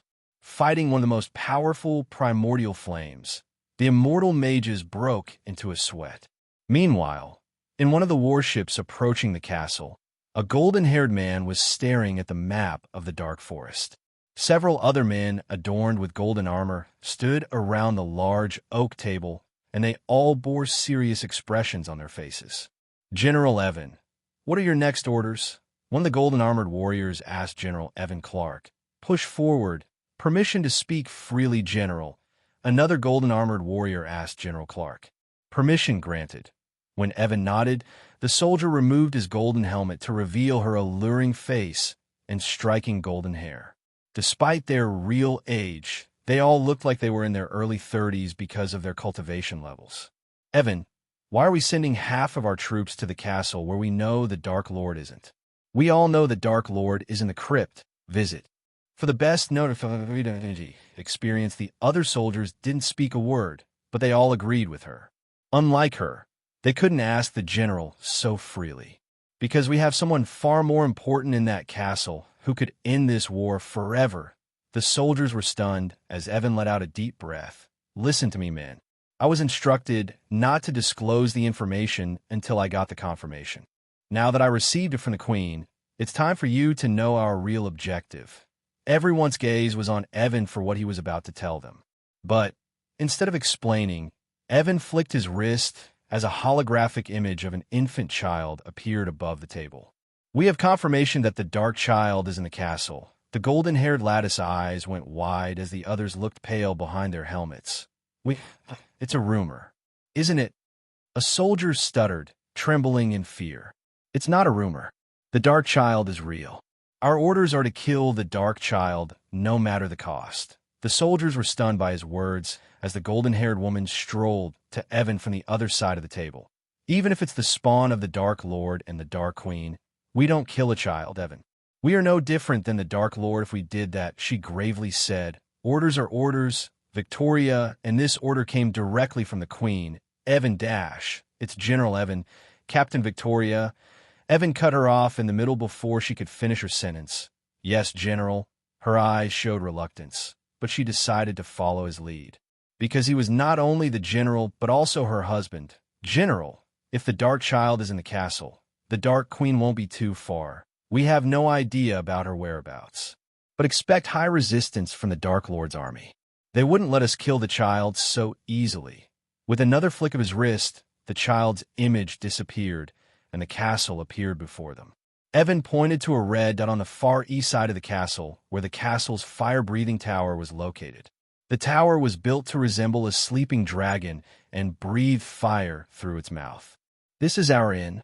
The nightmare tower breath fire every 10 seconds, and when it's getting ready for the next breath, we will fly into its mouth. Place these charges. Evan's ring on his finger let out a dim glow as several dark bricks appeared on the table. Destroy the tower and fight our way to the center where we believe the child is, Evan said. The latest in Corsodi's are on our website. To this day, no one has stepped into the castle because of the fear toxin.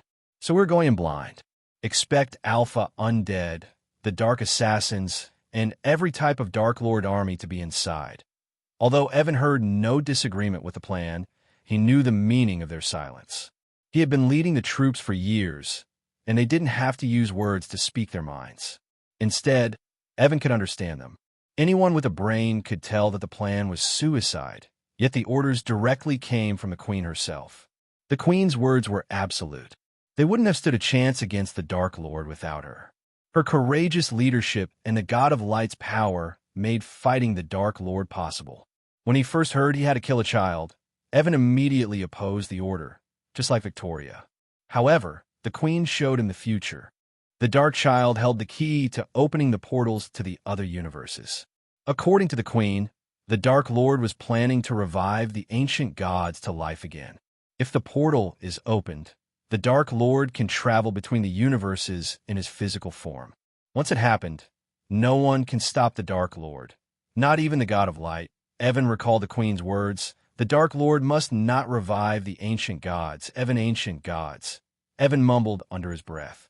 The Queen had never looked so serious before, but when she spoke about the ancient gods, Evan saw the fear in her eyes. General, General, the soldier shouted, stopping Evan's train of thoughts. I know it sounds like a suicide mission, and most of us won't survive the battle. But no matter what, we must reach the child and end its life before it ends our world.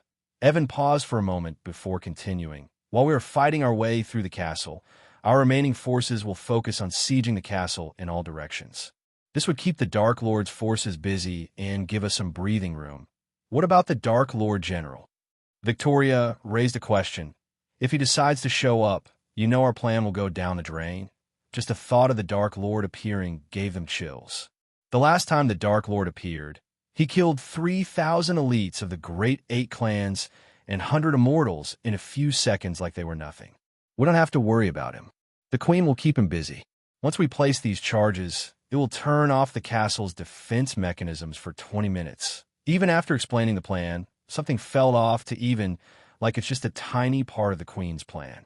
I don't like this plan, not even a bit. But we will follow you to the Hell Realm itself, General. Victoria placed her hand on her chest, and spoke loud and clear. "It's been an honor working with you people," Evan said, looking at each and every one of his men and women who fought beside him for more than 10 years. Visit. For a better user experience, General Evan, a white-robed man, entered the room. "We will reach our destination in 5 minutes." Evan nodded as the man left the room, leaving them to their meeting. "Leave us alone and regroup at the cargo bay in 4 minutes." The soldiers bowed and left the room, leaving Victoria and Evan alone. "You don't like this plan, do you, Evan?" Victoria walked toward Evan with a gentle smile on her face to calm him down. She placed her hand on his shoulder. "We'll get through this, Evan." "We always do." Evan lost his general domineer as he tilted his head, resting his head on her hand. "Don't hate me for making you do this, Victoria," Evan said in an apologetic tone. "You're just following orders, Evan." "I know. My only question is, why can't we take the child hostage and force the Dark Lord to surrender?" "Too many variables," the Queen said. She said the child would let the Dark Lord travel between universes in his physical form, Victoria. "Once it happens," she said, "he could revive the ancient gods. I feel like there is more to the ancient gods than we know of, Evan. Do you remember the rumors that an ancient god revived the god of light?" Victoria asked as Evan sighed. He took his head off her hand and looked at the castle in the distance through the windows. "It's just a rumor, Victoria. All the ancient gods have been in an eternal slumber. It's what the Queen said." Victoria's brow arched up. "We cannot doubt the Queen now, Victoria. Not when we are so close to ending the war." Evan took his gaze away from the castle and looked Victoria in the eyes. "Oh, come on, Evan," she rolled her eyes. "The odds are we're going to die today, so we can speak freely. Look, I don't trust and worship the Queen as you and the others do. She and I have a common enemy, the Dark Lord. Her leadership is what gave us a fighting chance against him. I give her that. But that doesn't mean we have to trust her blindly. There's nothing wrong with questioning her, Evan." Evan knew Victoria had always been skeptical about the Queen and the information she's been providing them. But, of course, the majority of the people believed and worshipped the Queen. But a few people like Victoria questioned the Queen's motives. "I don't think the Dark Lord will literally go to hell and heaven to revive good guys, Victoria. Whatever these ancient gods are, they are bad news," said Evan. "But I still remember Layla's last words, Evan. You weren't there." Layla was about to say something about the ancient god, but the Queen killed her. Victoria emphasized the word "the." "I can still hear her last words and her smile, Evan. Every night, I closed my eyes. I could see her smiling even when she knew she was going to die." Visit. For the best experience, Victoria's eyes watered without her control as she recalled Layla's last words. "The ancient god Dawn is coming for you." Inside the dark castle was dark room lit with crimson red light. There was nothing in the room except a sizable black bed, a cradle near the bed, and a large mirror facing the bed's head. "Arg!" A woman dressed in entirely black armor growled, struggling to reach for the child crying in the cradle. She held her stomach in one hand and used the other hand to move toward the child. The baby kept crying for its mother, and only when the woman touched the child it stopped crying. "Come here." Gritting her teeth to fight the pain, he gently lifted the baby from the cradle and placed it on her chest. "Who hurt my butterball?" She kissed the baby, as though the baby sensed its mother's pain. It tried to reach out for her face with its tiny soft hands. "My lady." Suddenly, a ghostly figure appeared in the room near the cradle. The ghostly figure resembled a middle-aged man in a butler uniform. His glowing ruby eyes were the main attraction to his face other than his raven black hair. "You're awake. Didn't I tell you stop appearing suddenly?" It freaked him out. Azazel. Yes, the butler was Azazel, and the woman was none other than Gaia. After hearing her complaint, Azazel embarrassedly smiled. "I heard him cry. My lady, how is the funeral?" Gaia's voice was heavy. The question made the smile on Azazel's face fade away instantly. They had lost a valuable member 2 days ago. The entire castle and the army mourned the loss. "The assassins took it pretty hard, my lady," Azazel said as Gaia sighed. "I can't blame them. She practically raised them. May her soul rest in peace." Gaia stood up with the child resting on her chest. "Here." With a flick of her wrist, she took out a silver medallion which had the name Aria Atronius engraved in golden letters. Place this on her grave. A dim light emerged from Azazel's hand, engulfing the medallion. Then, the light disappeared along with the medallion in Gaia's hand. My lady, we cannot stay here for long. Our informants in the Sky Hall said they dispatched several demigods to siege the castle. I don't think we can hold them off. Gaia's face turned gloomy as the child began to cry again. No, Butterball. I'm not going to let anyone in your home. She lifted the baby gently in the air and smiled at him. Visit. For the best notice experience, seeing her smile, the baby stopped crying. I can take them down if our defenses failed. No, you cannot, my lady. Not with the curse on your body. You need to rest until my lord finds a way to lift the curse. Azazel's voice almost sounded like he was ordering Gaia. He had seen enough deaths recently and would rather die than see something happens to the Dark Queen. He should be leading the army against that bitch instead of wasting his time trying to lift my curse. Her voice slightly stuttered. Should I inform my lord about Lady Audria's death, my lady? And no. Gaia immediately raised her voice as the lights began to flicker. He still hasn't gotten over Nightmare's death. If you inform him that Arya is dead, he will lose it. We have to give him strength, not weaknesses. Her eyes watered up, thinking that Nightmare was no longer with them. Yet, every time she closed her eyes, she could see her memories of Nightmare flash across her eyes. It felt like yesterday they won Nightmare in a bet against Jane Totok. In a blink of an eye, 200 years passed by.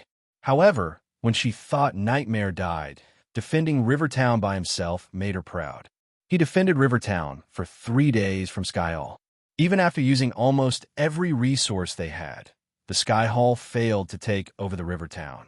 He burned hundreds of half-immortals before falling to the dragon hunters of the Queen. After seeing Nightmare's lifeless body, Gaia went on a killing spree and did not stop until every single dragon hunter lost their head. She thought killing the dragon hunters would make her feel better, but she didn't. The loss of Nightmare was something she could easily handle. Boom! All of a sudden, the entire castle trembled violently as Gaia was thrown off balance. Luckily, she quickly grabbed the bed in one hand to steady herself. Immediately, Azazel disappeared from the room to check what was happening. At that time, the baby in her hand began to cry, sensing the danger approaching it. When the tremor stopped, the mirror before the bed flickered, revealing the Dark Lord's face. Michael! Straight away, his face put a smile on her face. She sighed in relief. Papa! The baby tried to reach for him. Hey, little guy. Michael smiled at the baby. Despite his smile, Gaia could see the pain in his eyes. Being the Dark Lord wasn't his choice. Rather, the Sky Hall pushed him to be one. They needed a villain so they could be the saviors. The Michael in front of her was not the Michael she met. He was funny, calm, and relaxed person. However, ever since he took the mantle of the Dark Lord, he changed into a whole different person. Of course, not by choice, but the pressure, danger, and the responsibility of saving the world took its toll on both his mind and body. Gaia, you have to use the key now. The moment Gaia heard these words, her mind went blank. Visit.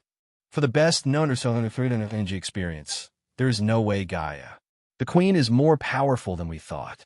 I don't think I can hold her off much longer. Don't play with me, human. My lady. Azazel appeared yet again in the room. But unlike before, his ghostly figure kept flickering. My lord. When he noticed Michael in the mirror, Azazel weakly bowed. The elites are there, aren't they? Michael asked as Azazel nodded. Code 0 is a go, Azazel. Gaia saw Azazel's ghostly figure turning red. What is Code 0? Gaia gawked at Azazel and Michael, having no idea of Code 0. But seeing the grave look on their faces, she lost all the color on her face. She held the baby tightly in her arms. It's been an honor serving you, my lord. Azazel's voice stuttered. I wish I had seen him grow up to be a fine young man. Azazel let out a miserable smile as his face was plastered with grief and sadness. Yet when Gaia looked into his eyes, she saw nothing but fulfillment. Azazel, goodbye, my lady. Boom. Gaia saw Azazel explode into a puff of smoke. Her jaw dropped while her legs turned jelly. Soon, in front of her eyes, the white smoke formed a portal. Use the key on him, Gaia. She dropped to her knees. tears gushing out of her pale face. No, there has to be another way, human. You always find a way. Michael's eyes watered as his eyes watered. This is the only way, Gaia. We can stop everything. We can stop the queen before it came into existence. What about me? What about our child? What about our existence? Gaia's tears rained down on the baby's face. The little one reached out to Gaia's face and wiped off the tears with his little hand. If we don't do this, she will use him to open portals to other universes. He will suffer for eternity. Gaia coughed. Suddenly, Gaia coughed up blood. The excruciating pain caused by the curse returned. Trust my Gaia. This is the only way. Use the key and send him to Etheria before they get to him.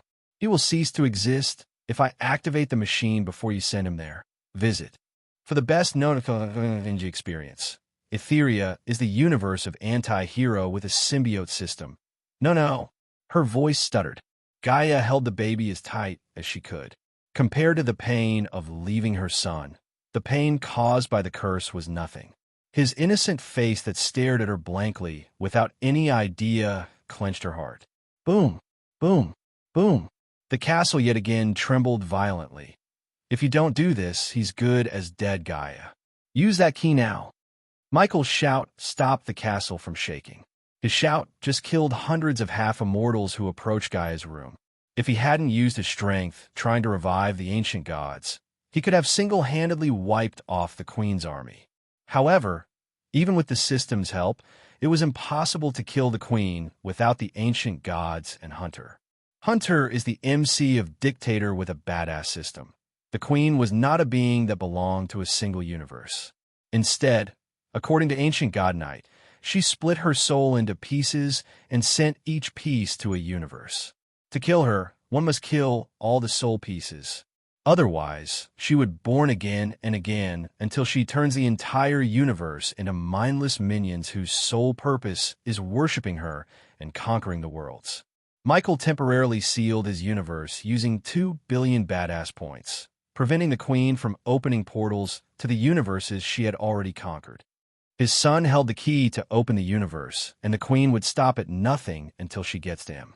With the system offline and half of his army wiped out, sending his son to Etheria and using the Silver Hawk was the only way to stop the Queen. Silver Hawk was his reset button. This time, Michael would correct the mistakes he made. Tears kept gushing out of her eyes when she slowly removed the tiny golden key hanging around the baby's neck. Your father, and I love you so much.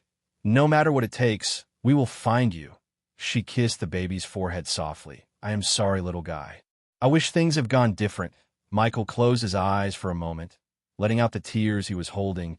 We will fix everything, Gaia. I promise you. I will save Nightmare, Cindy, Azazel, and everyone. Michael's eyes turned blood red, and Gaia saw everything turning darker. Removing the key from his neck, Gaia threw it into the portal Azazel, created by sacrificing himself. As soon as she threw the key inside, the dark portal turned golden. No matter where you are, my love will always protect you, Butterball. She walked toward the portal, carrying her son in her arms. Her body trembled, and it took all her strength even to take a step forward. Standing only a couple of inches away from the portal, she softly kissed his forehead. Then they both locked their gazes with the baby. Goodbye, Draven. Visit for a better user experience. Chapter 5:25 The hunt for the key has begun. Present. The sun rose from its lazy slumber on the horizon, blessing the majestic Ukulun realm with its golden light. Basked in the golden light, the silver stone walls of Mazeroth Castle reflected the sunlight like a mirror. The morning birds chirped away from the forest in search of food with the hope of a new day. But, compared to the birds, the people were lazy as hell. Except for early birds such as Kayla Martin and Gilrine, the others clung to their hot blanket on their beds. In one of the professor's rooms, Gaia abruptly rose up from her bed, drenched in her own sweat. She gasped as she breathed heavily up as her chest rose up and down frantically. She ran her hands through her face, breast, and arms like she was searching for something on her. What the fuck? When the actual fuck? When the goddamn actual fucking fuck? She cursed relentlessly before tossing the soft blanket away. Her room was not as big as the one in the dark forest. However, it was cozy, stone-floored, and warmed by the fireplace on the wall opposite the square table and chair for her study. The sunlight peeked through the windows covered by navy blue curtains, making the sweat beads on her face sparkle like stars in the night sky. Only the night sky was her rosy face. She looked tense as she quickly tied her long, raven black hair into a ponytail. Then, she flicked her wrist as the earpiece materialized on her palm. She put the earpiece into the ear, connected to Michael, and waited for him to answer. "Hey, Snakey, what's up?" She heard Michael's charmingly cheery voice. "I had a dream," she exclaimed. "Okay. Your voice tells me it's not a good dream." Gaia wanted to tell what she dreamed of. However, most of the details became hazy as she couldn't remember everything except her son's face. "I can't remember his name. What was it, my son?" She began to blabber. "Take a deep breath." Michael's voice turned rather serious. "We had a son in my dreams. Something happened. We lost." She talked in broken sentences, taking Michael's advice. She calmed herself by taking a few long, deep breaths. Obviously, she knew what she experienced was a bad dream. Still, it felt so real. The feeling of throwing her son into a golden portal and the sight of Michael's body withering into dust was etched into her mind. "Now tell me what you dreamt," Michael asked after Gaia's breathing became normal. She stood up, walking to the windows. She then slid open the windows to let the morning light shine on her face. The beautiful sight of lush green land, the crystal blue lake, and the forest surrounding the castle soothed her soul. "I can't remember everything, Michael, but it felt so real. We had a son. I can remember his innocent face, but not his name. Something happened, and I threw him into a golden portal. I can vaguely remember we were at war, and I had this pain all over my body. Hey, listen to me. It's just a dream. Last night we were talking about Skyhall and having a family. That's the reason for your dream. Just don't worry, okay? I am here." His calm words always reassured her and gave her courage. This time wasn't an exception. "Hey, are you talking to Gaia? Let's talk to her. Give that to me." Gaia heard Iag shout, which put a delicate smile on her face. "Don't make me flick you, Iag. Just wait until I finish." "Okay, but finish quickly. You were talking for hours last night. It's our turn now." Iag reluctantly agreed not to bother him until he finished talking to Gaia. "What if everything I saw happened, human? What if it was the future? You said there's a possibility your future self traveled back in time, just like Shinjio Sai." Gaia heard him sigh. "Listen, if I travel back in time, the future us don't exist anymore. The last thing we need is to worry about the future that doesn't even happen. Just calm down and think about what we should do when you return." Gaia sensed a tinge of mischief in his voice. "You're not going to get anything until we get married. So don't get your hopes up." "Perv," Gaia giggled, forgetting everything about the dream for a few moments. "Now tell me, where are you?" Gaia asked. "After talking to you, I will return to the ship to join Olivia. Corey's men would be there in an hour. So what's your cover?" asked Gaia. Last night, they spent talking about the vampires, Skyle, and finally having a family, where Michael avoided the topic by telling her he feels sleepy. To be honest, Michael had no plans to have kids, especially after knowing everything about his enemies. However, there was no doubt in his mind they would use his child to get to him.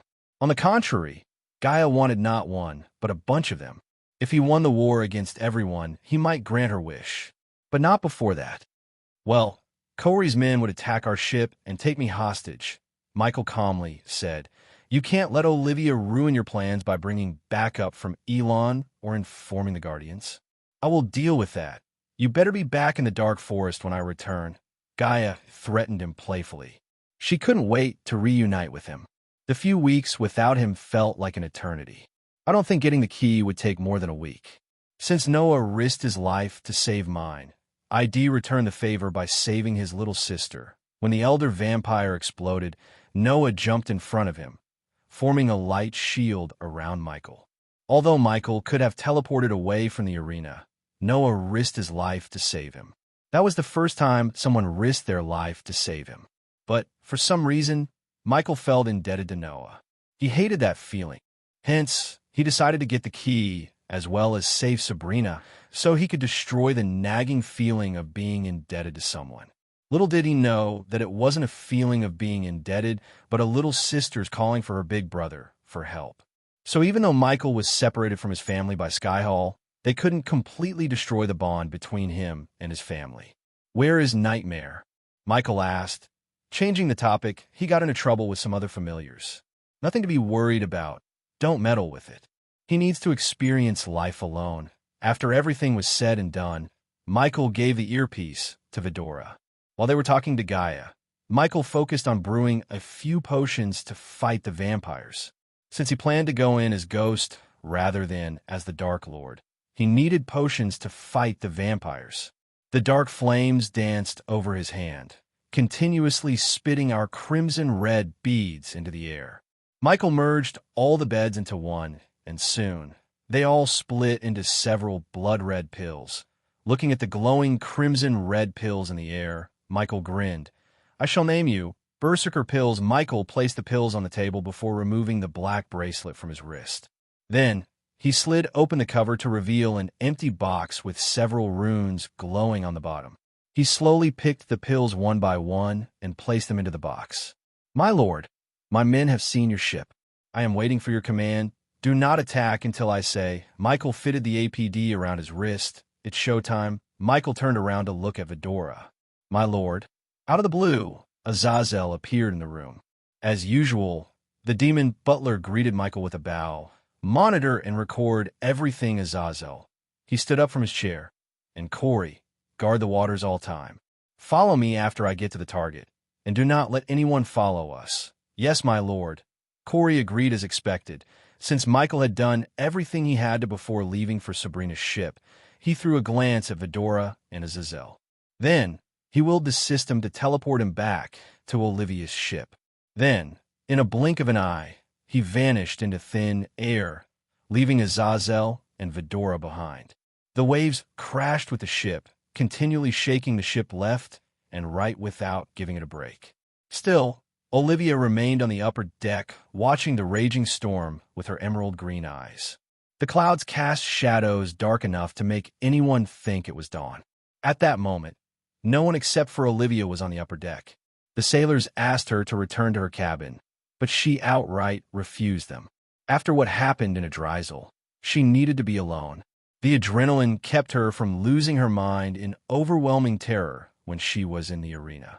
Since the adrenaline rush had died down, the terror slowly clenched her heart. The sight of vampires killing and sucking the victims' necks kept flashing across her eyes. The competition was supposed to be one of the most guarded events, considering important people such as Eve Voldegard, Gabriel, and Hendrix were there. Nonetheless, the vampires massacred everyone and killed 80% of the alchemists in Elon and Azair. If she was in the spectator's stand instead of Ghost's side, she might have been a victim of a vampire. The thought gave her chills. "Olivia!" She snapped back from her thoughts when he felt a touch on her shoulder. She quickly jerked her head to the side to see Ghost standing beside her. "What are you doing up here? You should be in your quarters." His calm expression held no worries or no trauma, and his eyes looked as calm as ever. He seemed like nothing had happened. "You almost died," Olivia muttered. "You were still in shock." Michael squeezed her shoulder. "The feeling would go away eventually after you reach the sect. The world is a dangerous place, Olivia. That's why you have to be stronger, both mentally and physically." Michael tried to calm her down while watching the vague silhouette of a ship approaching them. Unfortunately, Olivia couldn't see the ship due to the storm blocking her view. "Are we truly safe anymore? The vampires, they killed Eva's guards like nothing. Even though I didn't know their cultivation level, they might be at least soul refining stage warriors," she shivered. "Everyone has weakness, Olivia, and the vampires aren't an exception. I am pretty sure Noah and his guardian buddies would soon find a way to neutralize the vampire problem. Don't let the fear get to your head." He let his words sink in her brain. "The storm is getting worse." He emphasized the word storm. That was the key word for green-lighting the attack.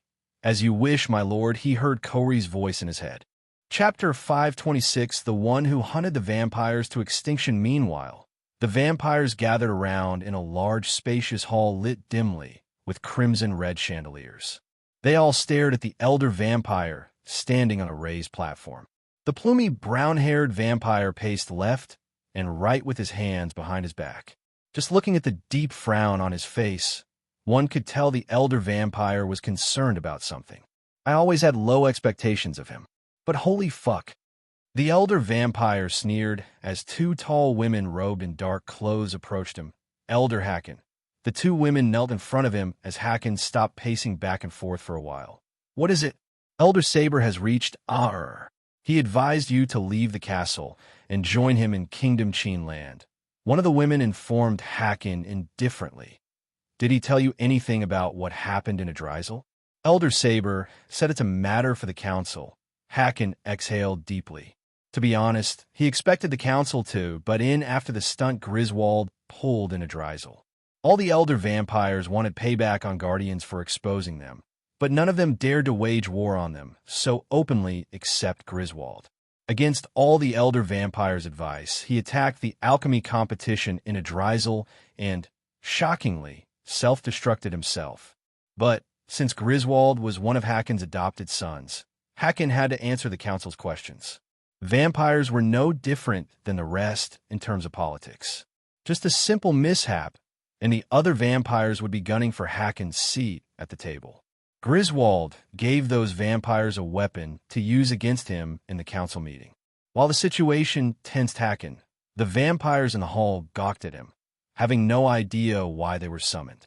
At least 50 vampires were staring at Hacken for some answers. Tell Saber, it'll be on my way after tying up some loose ends in Adrisel. We are here to assist you on that, Elder Hacken, the women said in unison. With a long, deep sigh, Hacken finally turned around to look at the vampires in the hall before him. They all went dead silent when they saw Hacken's gaze sweeping over them. Look, I'm not big on speeches. I summoned you all because I have an order for all of you. As you may or may not know, Griswold attacked the alchemy competition and died in the process. Although what he did was extremely stupid, he was one of us. So we have to avenge him and make those who killed him pay. Hacken's cold voice resonated in the hall. Anyone who brings me the heads of Noah, a guardian and ghost, a 5-star alchemist would receive the blessing to become an elder. As soon as the vampires heard Hacken, the vampires gasped in shock. Immediately their eyes were lit with excitement. Being an elder meant bigger hunting grounds and more power. No vampire would say no to those two things. Any vampire would literally kill another vampire to get bigger hunting grounds and power. Noah Winston is on his way to his home in Pentown. Ghost is in a merchant ship named Mary's Weather. According to our spies, his destination is Sunrise Sect in Bradford. Hacken had more information about Ghost to share with his minions. However, before sharing everything, his butler entered the stage through the door behind him. Lord Hacken. Hacken looked over his shoulder to see his butler, a gray-robed, white-haired man who seemed thin as a stick. You have to see this, the butler said gravely. Sensing the seriousness in his voice, Hacken turned around. Then the old man took out an orb with a flick of his wrist. Hacken and the two women saw the castle's outskirts in the orb. When Hacken looked closer, he saw a black armored figure slaughtering his minions and approaching the castle. What the heck? Hacken was stunned as the black armored figure chopped down his minions' heads like vegetables. We are under attack. The two women stood up to their feet, whereas Hacken began to shiver uncontrollably when he placed his hand on the orb and zoomed into taking a closer look at the figure. It was a woman whose raven black hair danced around her shoulder along with the two dark swords in her hands. The two black swords brought back memories Hacken desperately wanted to forget. He could feel the sweat running down his back as the two women noticed Hacken's breathing getting heavier and heavier. Elder Hacken. Hacken's mind went totally blank as he didn't even hear the two women calling for him. It can't be. She's dead, she's dead. He kept mumbling. Meanwhile, the black armored woman wreaked havoc among the vampires outside. Despite the metal armor she wore from toe to neck, the armor didn't seem to restrict her movements. The two women and the butler saw her cutting the vampires' heads off without using any spells. Suddenly the glass orb cracked as the women looked up. Her eyes met Hacken's before the glass orb completely shattered into pieces. Everyone leave. Haken's sudden shout reverberated through the hall, leaving the vampires stunned. He didn't bother to stay any longer and explain what was happening. Instead, he decided to escape the castle. But just as he was about to take a step toward the metal door in the hall exploded. The force of the explosion sent the metal door crashing onto the vampires. The heavy door crushed a few vampires into a pulpy mess. The vampires jerked around to see a mist of cloud blocking the entrance. A few seconds later, the woman entered the hall through the smoke. The vampires noticed the blood dripping down from her black sword. For a few moments, the vampires remained still, like her dark eyes petrified them. Then, quickly the vampires snapped back to reality as they snarled at her, revealing their razor-sharp fangs. Human scum. An overly violent vampire leaped at the woman, Pulch. The vampire was in mid-air when she swayed her body to the side before swinging her sword. The next moment, the vampire's head, separated from his body, hit the ground with a sickening thud while the body sprayed blood all over the place. Most of the vampires didn't even realize what just happened. She was too fast. They just saw blue, and their fellow clansman lost his head. Twinkle, twinkle, little star. Her cold words broke the silence haunting the hall. Haken's heart jumped out his heart when he heard these words. Then, losing control over his body, Haken stumbled back. He almost collapsed if it wasn't for his butler's quick reflex to grab Haken by his shoulder. How I wonder what you are. She took a step forward with each word escaping her mouth. Kill the intruder. The two women shouted at the vampires as the vampires flanked the women from all directions. However, she raised her two swords before they could get closer to her. The swords vibrated, letting out a high-pitched, whistling sound penetrated everyone's head. Arg! Some vampires dropped to their knees, covering their ears. Boom! Suddenly, a bright light shot out of her swords as everyone in the hall, without exception, closed their eyes. Ag! The muffled grunts turned into loud screams of agony. Haken could feel the temperature in the room skyrocketing. When the whistling sound trailed off, he barely opened his eyes, only to see half of the vampires in the hall were reduced to ashes.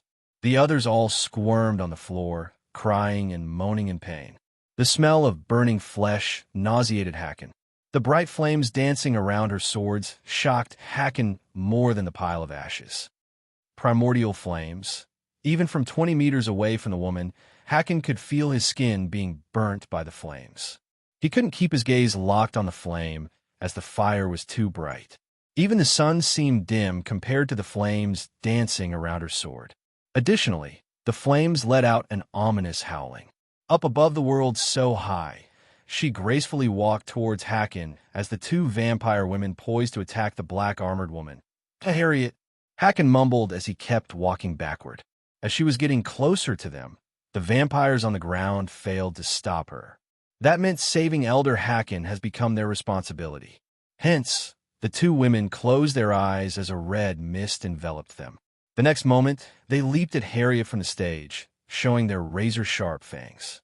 The blood lust in their eyes made their eyes glow like rubies.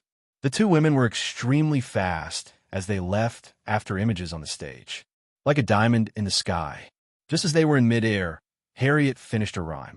The two women were fast, but Harriet was faster. Finally, she just swung her sword, sending a crescent wave of light flames, the only primordial flame that stood beside the dark flames in the power hierarchy. Haken witnessed Saber's powerful minions burnt to ashes in a mere moment, right before his eyes. The two women didn't even have time to scream before they turned into nothing but ashes. Harriet did not stop with killing the two women. Instead, she swirled, sending a stream of light flames out of her swords. Arg! The rest of the vampires' growls and moans were abruptly cut short as they all turned into piles of ashes. 52 vampires were obliterated in a few moments. The butler who stood beside Haken stuttered. 25 years ago, what did I tell you? Harriet asked Haken. Instead of responding to the butler's question, Haken's face turned paler than usual as he panted. Whoosh! Harriet raised her sword, pointing at the butler, and burned him to ashes by firing a quick bolt of light flame. The fire burnt not only the butler, but also Haken's silk robes. Fearing for his life, he stood naked before her. "What did I tell you?" She uttered each word with frightening, killing intent. No, no, no, no. Haken was one of the most powerful elder vampires yet in front of her. He felt so powerless and couldn't control his body for shivering. Haken still had nightmares about what happened 25 years ago. Harriet Hunt. Haken wished to wake up whenever he went to bed without recalling the name. Harriet Hunt was why the vampires called the 9th month of the year the Black Month. Once upon a time, Aur was full of his kind, until an elder vampire tried to satiate his hunger with the blood of one of the Hunt sisters. Little did the elder vampire know that his actions would get the attention of the most feared woman in all of Aur, Harriet Hunt. She relentlessly hunted his kind to near extinction in a month of time. Haken and a few others were the only survivors, not because they escaped, but because Skyhall brokered peace between Harriet and the council. "I told you." She reached the stage with a swift leap. Seeing her up close, he stumbled back and fell to the floor. "If you or any of your kind even think of hurting my family, I would hunt you down." Chapter 527, Kidnapping Ghost. Having no idea, his mother just wiped off Haken and his horde of vampires who were ordered to hunt him down. Michael waited for Corey's men to attack the ship he was on. The storm raged on, forcing them to hold onto the wooden rails. The howling wind partnered up with the heavy rain to create a tornado that grew in size with each passing second. "We have to get down." Michael had to raise his voice to make his words reach Olivia's ears. "Go." Michael shouted at her. However, the order wasn't only for her, but for Corey's men as well. Boom! The thunderclap resonated in the ocean, followed by the lightning crack that looked as though it was splitting open the sky itself. Olivia quickly manipulated the arch energy beneath her feet to fly towards the latch on the ship's center. Boom! Another loud booming sounded throughout the ocean, but this time there was no lightning. Instead, the entire ship trembled violently as Olivia was thrown off onto the wet floor. "We are under attack," Michael shouted, dashing at Olivia. "Quick, quick, quick." He helped her up while keeping his head down. Boom, boom, boom. Corey's men bombarded the ship relentlessly. "What's happening?" Olivia shouted. "Someone's attacking the ship." As Michael shouted, Olivia looked over his shoulder to see a man of war slowly emerging through the hazy mist created by the storm. Everyone around them grew darker because of the man of war's shadow. Compared to the huge man of war, the merchant ship looked minuscule. Michael turned around, looking at the man of war slowly getting closer to their merchant ship. "She really want to surprise me," Michael thought while looking at the man of war slowly positioning itself adjacent to the merchant ship so they could jump on board. Meanwhile, the crews who went to rest down decks rushed outside, stunned by the sight of the man of war. The crew shuddered. "Oh my God, a man o' war. Where's the captain? What are we going to do? They are onboarding us." Michael saw several grappling hooks being thrown at their ship, and a few of them got stuck to the rails. Soon, the crew of man of war reached their ship, sliding through the ropes attached to the grappling hooks. In a few moments, the empty upper deck became crowded with the crews of both ships. The merchant ship crew reluctantly unsheathed their swords, which were rusty and broken. Since the merchant ship traveled between the cultivation continents, they barely had any attacks. Thus, the crew didn't bother to purchase new swords or spells. The storm seemed to have slowed down thanks to the man of war shielding them from the raging storm. The merchant ship crew stared at Michael, expecting him to fight the intruders, including the captain who just arrived at the scene. Instead, the man couldn't even stand firm on the ground as he swayed like a tree in the wind. He was thin as a twig, and Michael wondered how he managed to become a captain. Boom! Suddenly, a sturdy man jumped down onto the ship, making the ship violently sway left and right. Contrary to the merchant ship captain, the man who just jumped the ship looked taller and bulkier than an average human. His exposed upper body was riddled with Mayan tattoos just like Corey. The man had dark brown eyes, complementing his brown curly hair. "Give me that man without resisting, and I will spare your lives." The man spoke in a thick accent and pointed at Michael. Olivia was terrified by his words. Not a day passed since the Adrisal massacre, yet she saw someone else asking for Ghost. "Who are you?" Michael asked, slowly helping Olivia to her feet. "Come with us." Instead of revealing his identity, the tan-skinned warrior replied to Michael, "Otherwise, we will sink everyone to the fucking bottom." "I doubt there are any core formation cultivators among the crew to fly away." The man snickered. He was right. As far as Michael could see, except for him and Olivia, not a single one was above the body refining stage. "Do I have to believe that you would spare them if I agreed to come with you?" Michael asked, tilting his head. "You don't have a choice, Ghost." As the man said, Michael heard creaking noises resonating in the air. He turned his head to see the countless cannons of the man of war slowly poking out. "Who are you people? What do you want with him?" Olivia snarled. She had enough of people threatening her and Ghost for one day. She was about to cast a spell as Michael sensed the arch energy around him fluctuating. But he quickly squeezed her hand. "We have seen enough deaths," Michael whispered. Then he looked back at the man while the merchant ship crew stared at Michael, wordlessly begging him to go with them and save their lives. "You got me." Michael threw his arms in the sky. "Teacher," Olivia growled as she grabbed his hands. Michael turned out with a gentle smile on his face. "I survived worse. Just quit whining and reach home safe."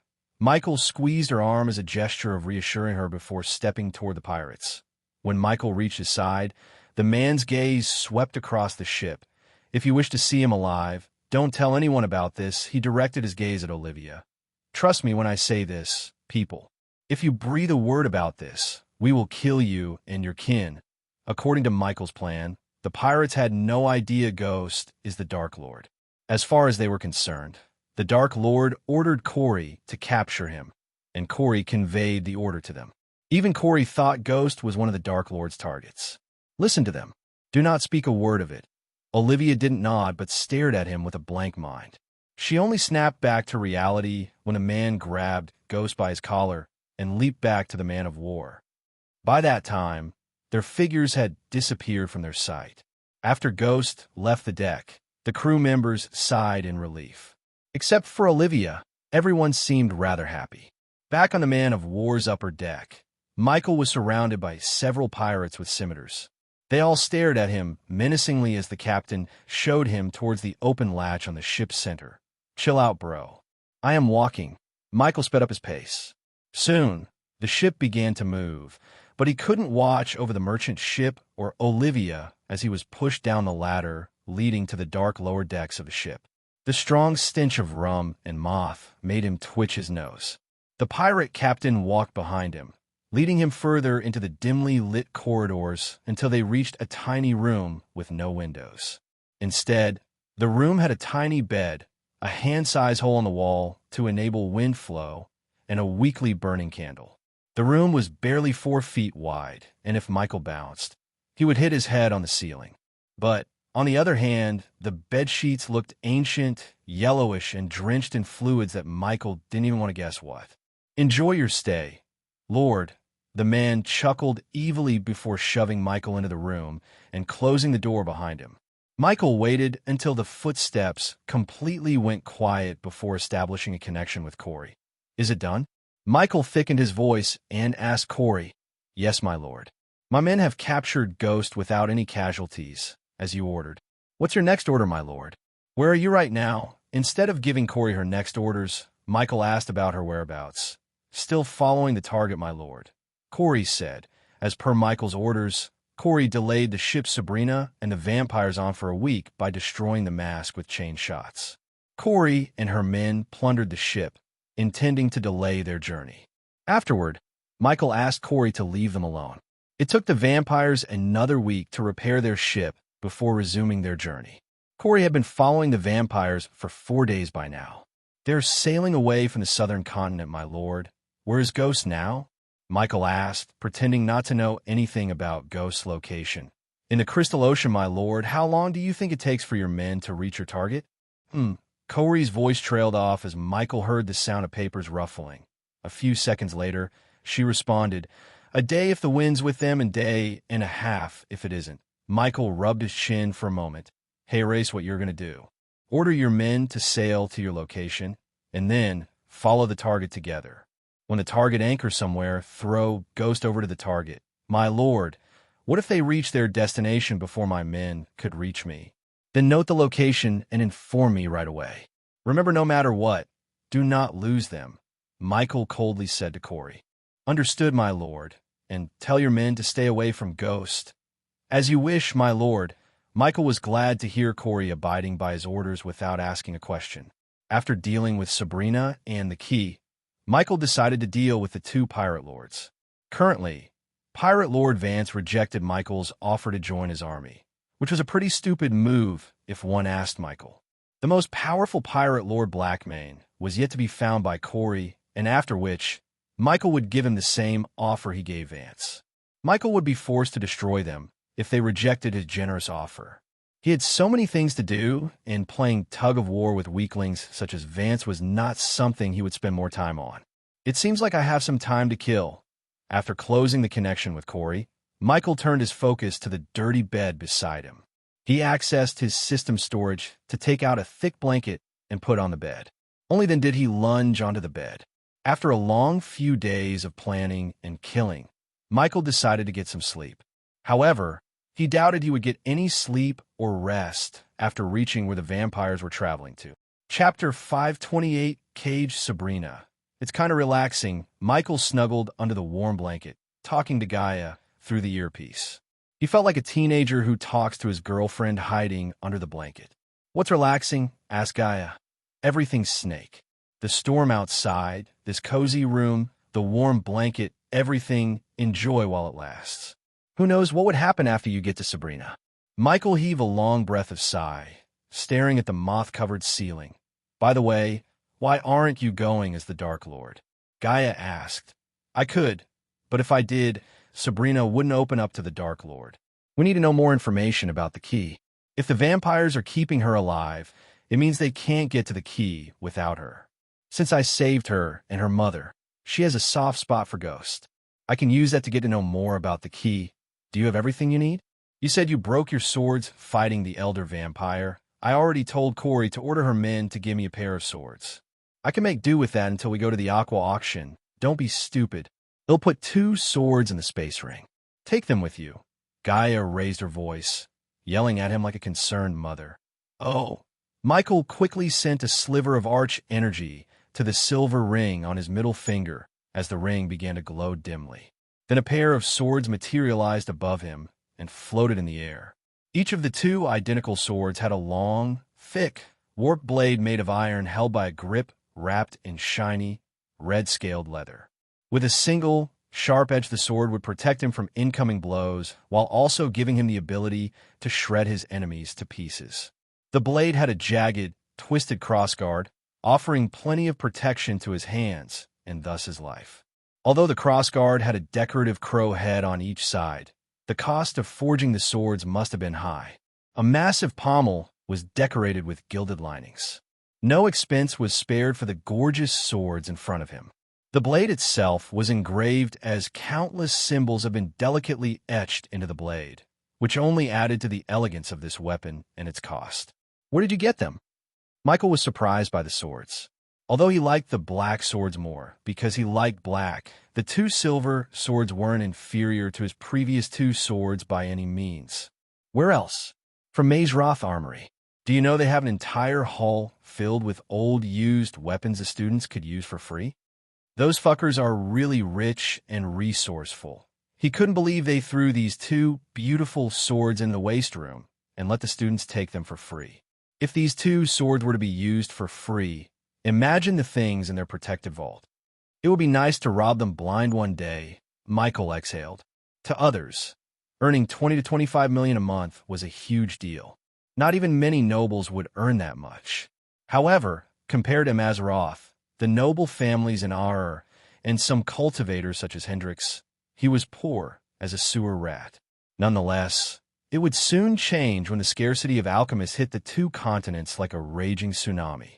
The vampires did him a huge favor by killing 80% of the alchemists in Elon and Azair. Besides, he ended Gabriel's life. Thus, his value just skyrocketed through the roof. The exclusive clients of Gabriel would have to look for another alchemist, and Michael would be their only choice.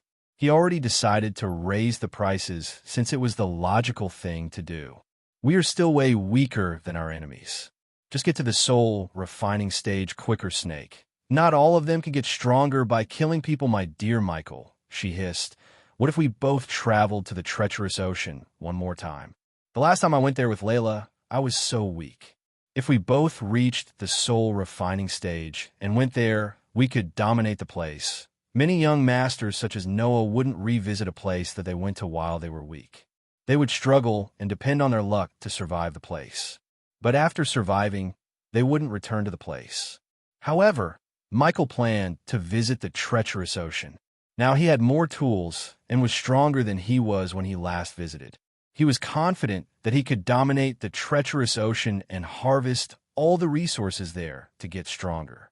Why not? It'll be like a post-engagement honeymoon. Gaia chuckled.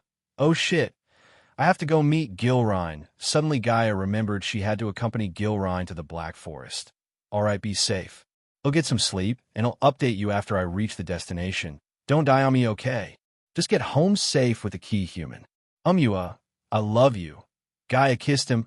I love you too, Gaia, Michael softly said before cutting the connection between them. After everything was said and done, Michael closed his eyes, trying to get some sleep.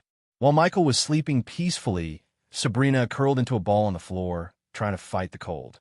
Unfortunately, she was stammering in the cold and tried to cover her hands and legs with her long silver robes. The vampires kept her in a cage below decks.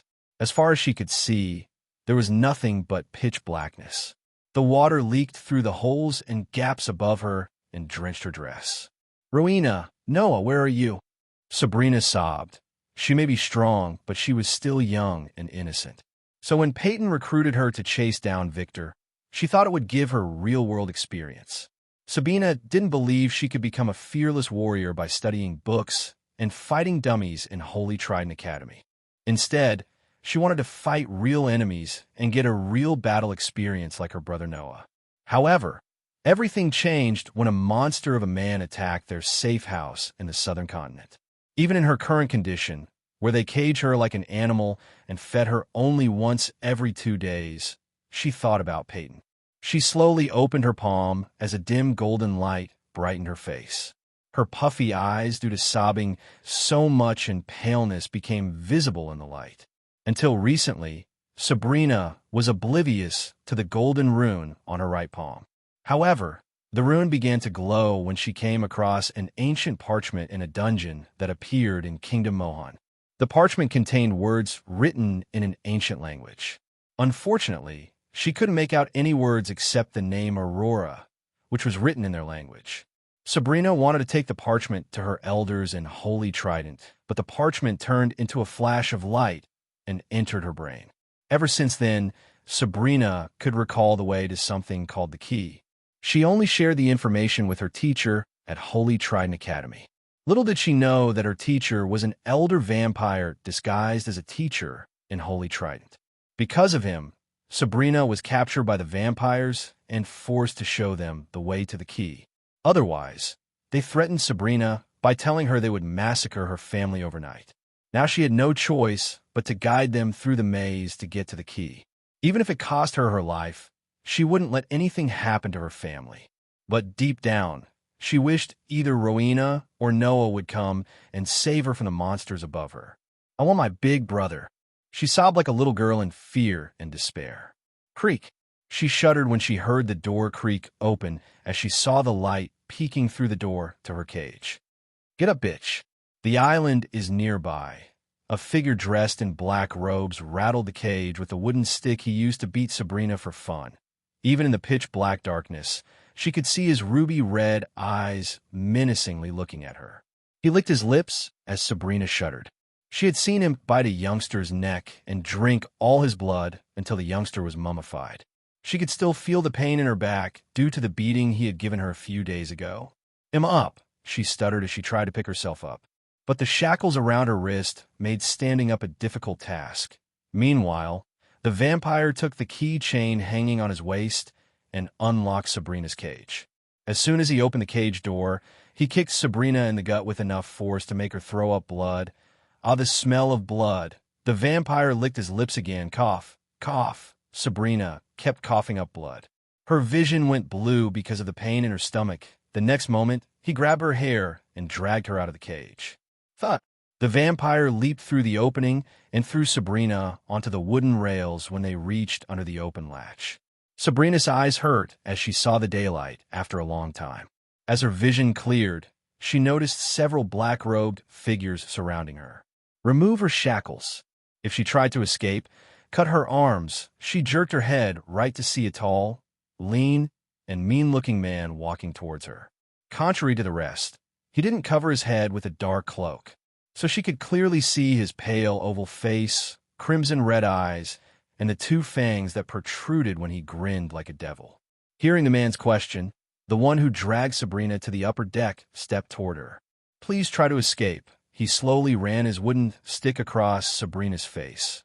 Under the vampire's gazes, he grabbed the iron shackles around her wrist. When he touched the shackles, it just vanished into thin air. Elijah, look there. Suddenly, the vampire stopped feeling her face with his wooden stick when they heard the vampire in the crow nest. Sabrina saw the vampires looking behind her.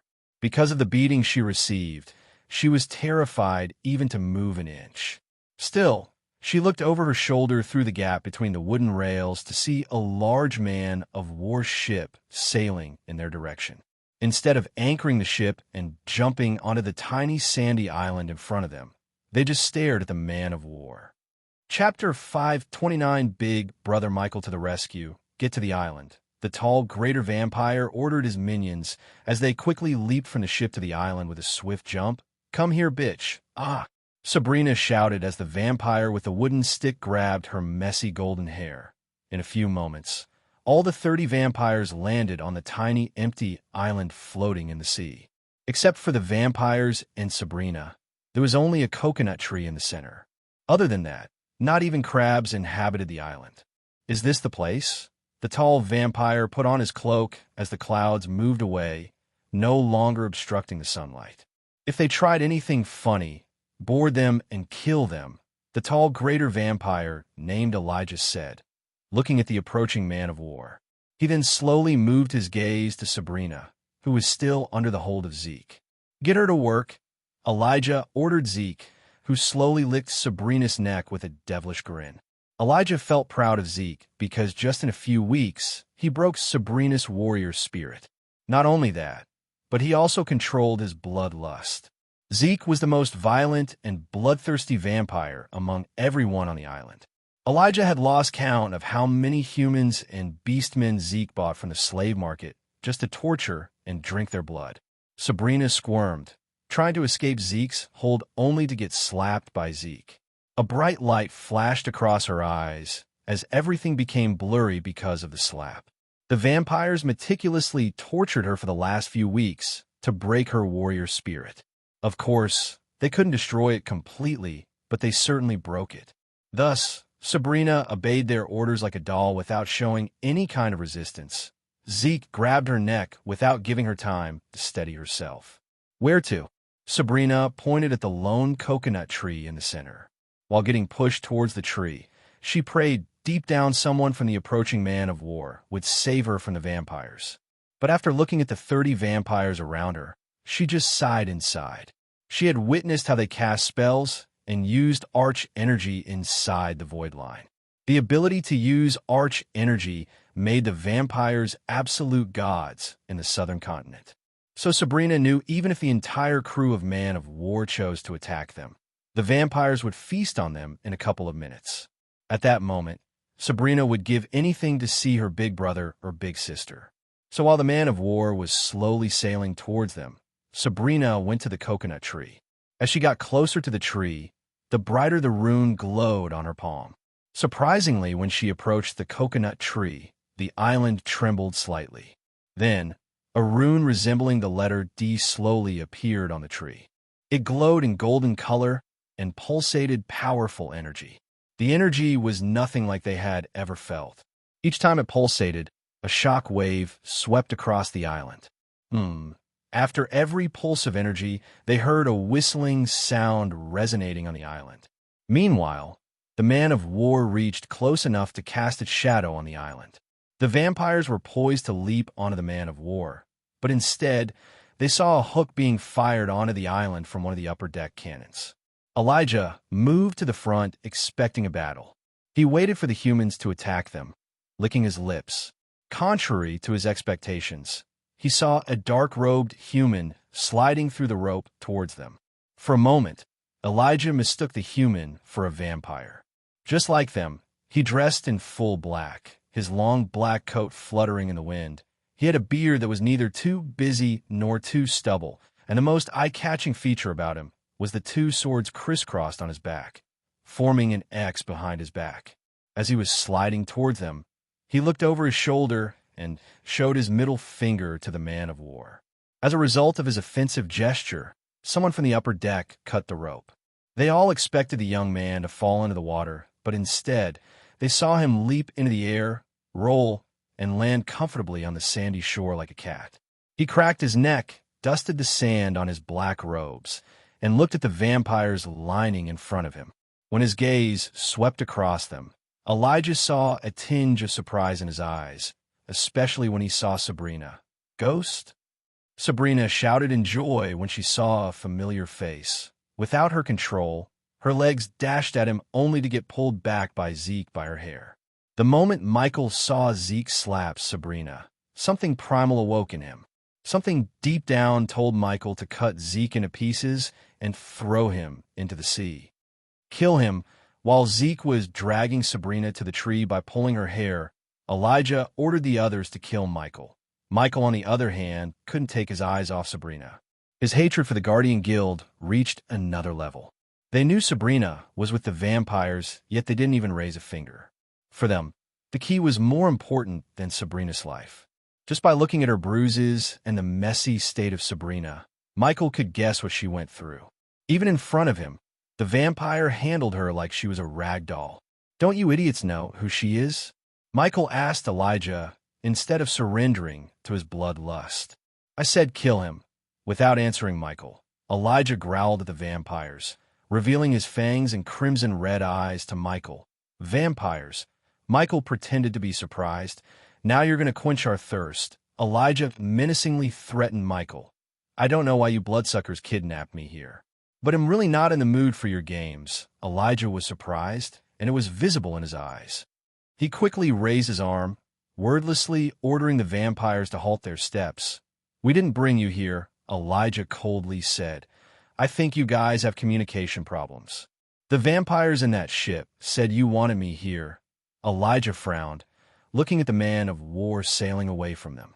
Ghost didn't look like he was lying.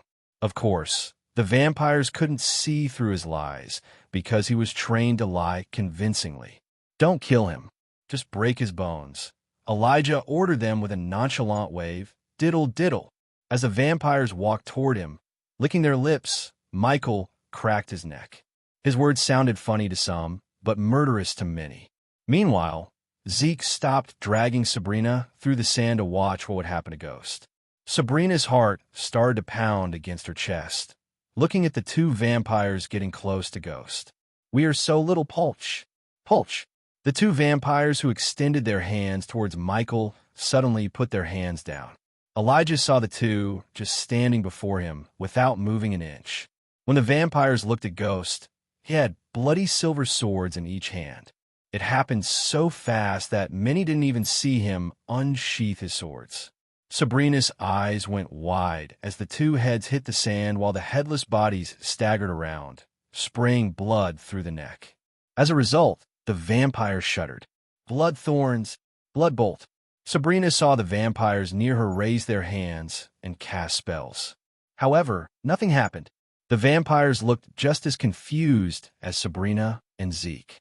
Seeing the dumbfounded look on their faces, Michael snickered.